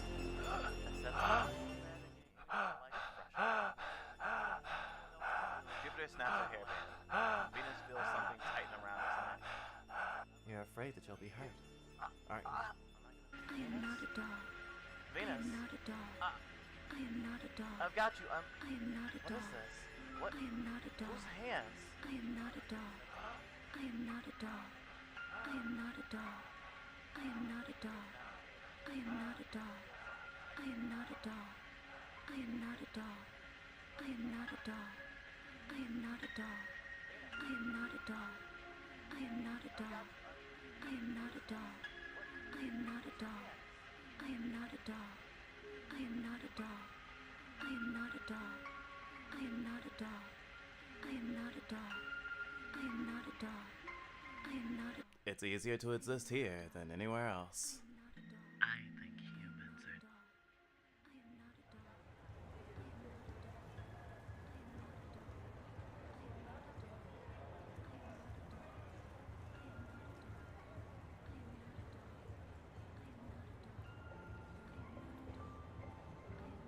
It's easier to exist here than anywhere else.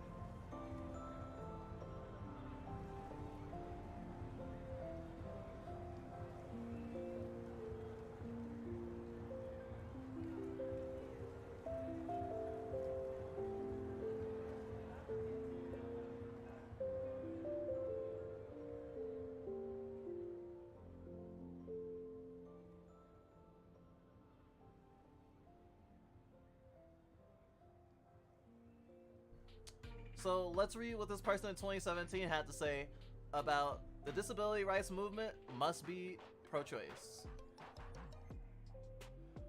The hardest thing about the current framing of the abortion debate for disability justice advocates is that it forces us to choose between two of our core convictions: inherent human worth and bodily autonomy.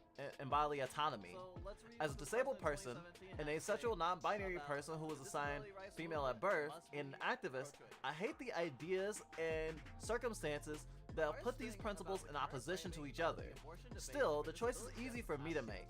My nearly absolute belief in bodily autonomy means nothing if I support forcing a person to remain pregnant and give birth against their will for any reason because of my own opposition to eugenics. There's no question that I, as an autistic person with a cleft lip and palate, among other disabilities, am among the types of disabled people impacted by what's often referred to as disability selective abortion. There are ongoing attempts to find a cure for autism, in large part through genetic research, because the same kind of pervasive ableism that has led potential parents to abort over 90% of fetuses diagnosed with Down syndrome, as well as widely held and specifically anti-autistic beliefs. Any success in this research will likely result in a significant decrease in the autistic population. Meanwhile, abortions on the basis of cleft lip and palate are already legal and ongoing, however controversial they may be. But I also know that the same ableism that has justified historical and ongoing attempts to outright eliminate disabled people has even more often led to violently imposed restrictions on our autonomy. The same conditions that have led me to strongly oppose eugenics have also served as a justification for involuntary surgery and medication. On a broader basis, non-disabled policymakers, doctors, educators, and family members have segregated disabled people in institutional settings, tied or held our bodies down to floors and furniture, electrically shocked us, and involuntarily sterilized us. And that's a very incomplete list. A lot of this has been, or continues to be, done supposedly for our own good, or for the good of society, or some mix of both. Because the disability community knows the cost of medical coercion, we shouldn't support, much less work toward, any restriction on reproductive freedom in the name of opposing eugenics, nor should we allow ourselves to be used by anyone who would. The result opening the door to such restrictions will necessarily be more people being forced to be pregnant and give birth against their will. Even the endpoint many anti-abortionists have, that pregnancy is and should be a consequence of having sex, they also support this outcome, because in most other contexts, a person doesn't lose their bodily autonomy by making a mistake no matter how serious it is. For instance, the law doesn't force a person who causes a serious and easily preventable car accident to donate blood or organs to save the lives of the other driver or any passengers, nor are any significant number of people advocating that it should be able to. For that matter, doctors cannot even harvest the organs from dead bodies if the person refused consent to it while alive. Treating living, conscious pregnant people as having fewer rights than either potential people who haven't yet developed awareness of their own existence or people who have already died is unsettlingly close to, and no more acceptable than, denying disabled people our bodily autonomy in the interest of some abstract greater good. My opposition to eugenics comes as much from the coercion and violence with which it's been carried out as from the underlying belief that disabled lives aren't living.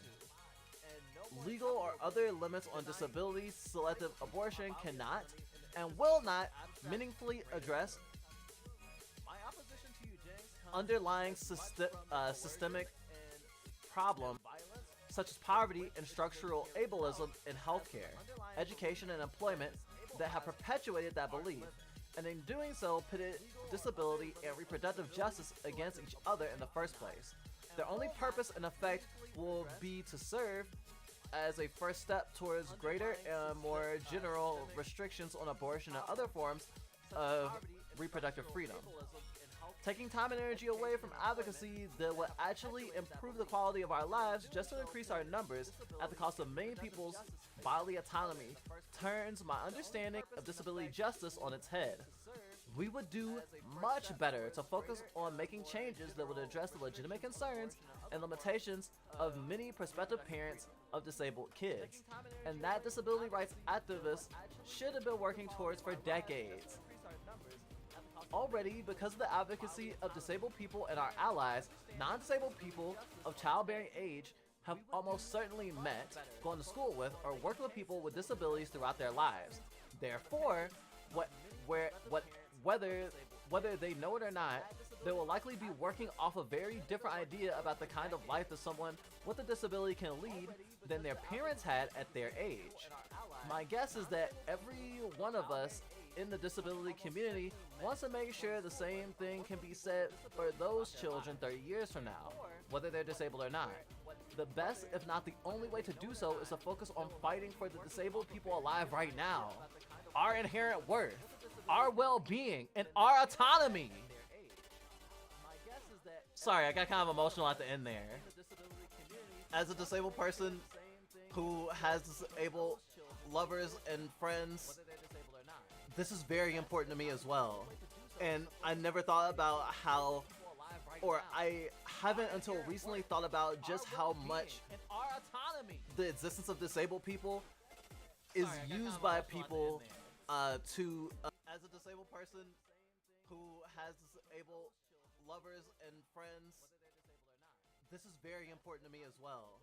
And I never thought about how, or I haven't until recently thought about just how much the existence of disabled people is used by people to, as a disabled person who has disabled lovers and friends, this is very important to me as well.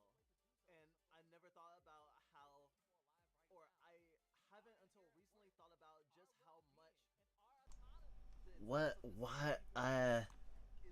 my brain, what the fuck? Why do I hear it. I thought I closed it. But I can still hear it in the background. My brain, what the fuck? Why do I hear it? I closed the... Okay, that's too weird. But I can still hear it in the... Give me a sec. My brain, what the fuck? Why do I hear it? I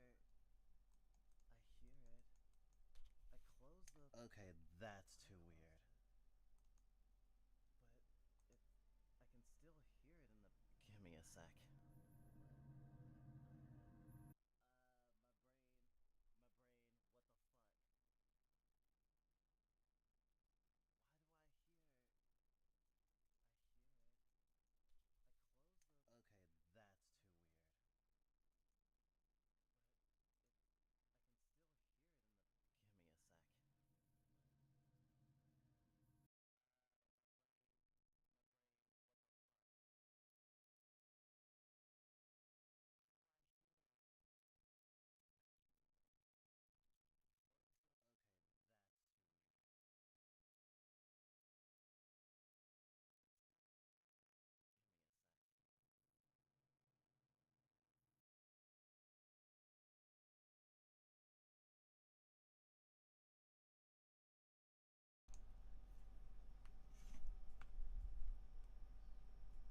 We're hearing ourselves here, but we don't know exactly why.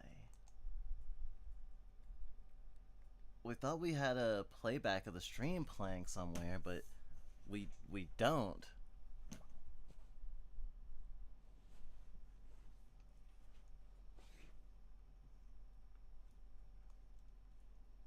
We're hearing ourselves here, but we don't know exactly why. We thought we had a playback of the stream playing somewhere, but we don't.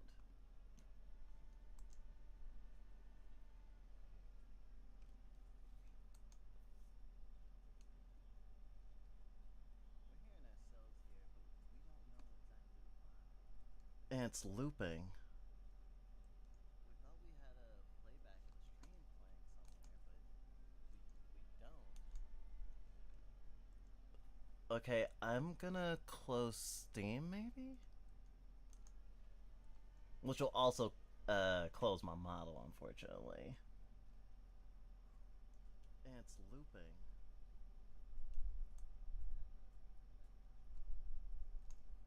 Yeah, I feel like I'm going completely insane. This is okay, Echo, by the way, but close Steam maybe? Which will also close my model, unfortunately. It's looping.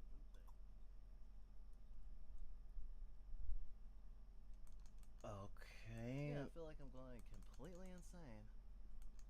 This is okay, Echo, by the way, but close Steam maybe? Which will also close my model,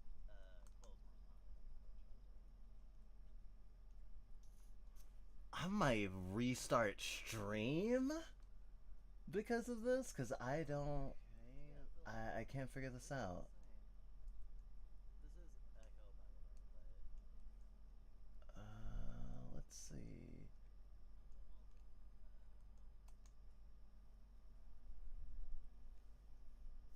I might restart stream because of this, because I don't. I can't. If it was OBS, I would hear it at the same time, not with such a delay. Let's see. I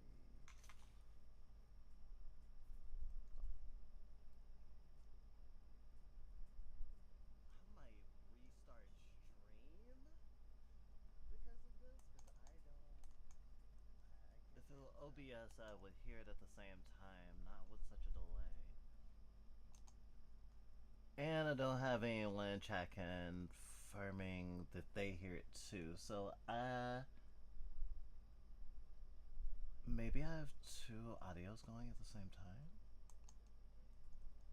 OBS, I would hear it at the same time, not with such a delay. And I don't have anyone in chat confirming that they hear it too, so maybe I have two audios going at the same time? And I don't have anyone in chat confirming that they hear it too, so maybe I have two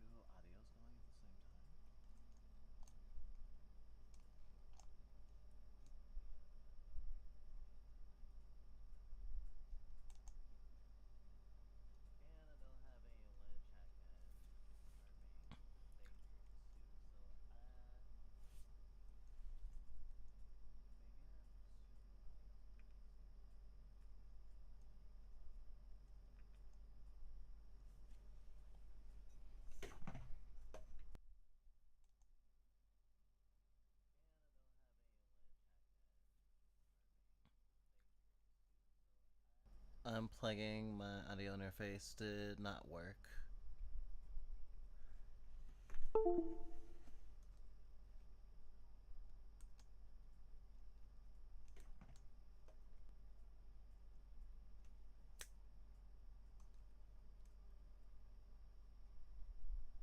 Alright, I guess I'm restarting stream. Unplugging my audio interface did not work.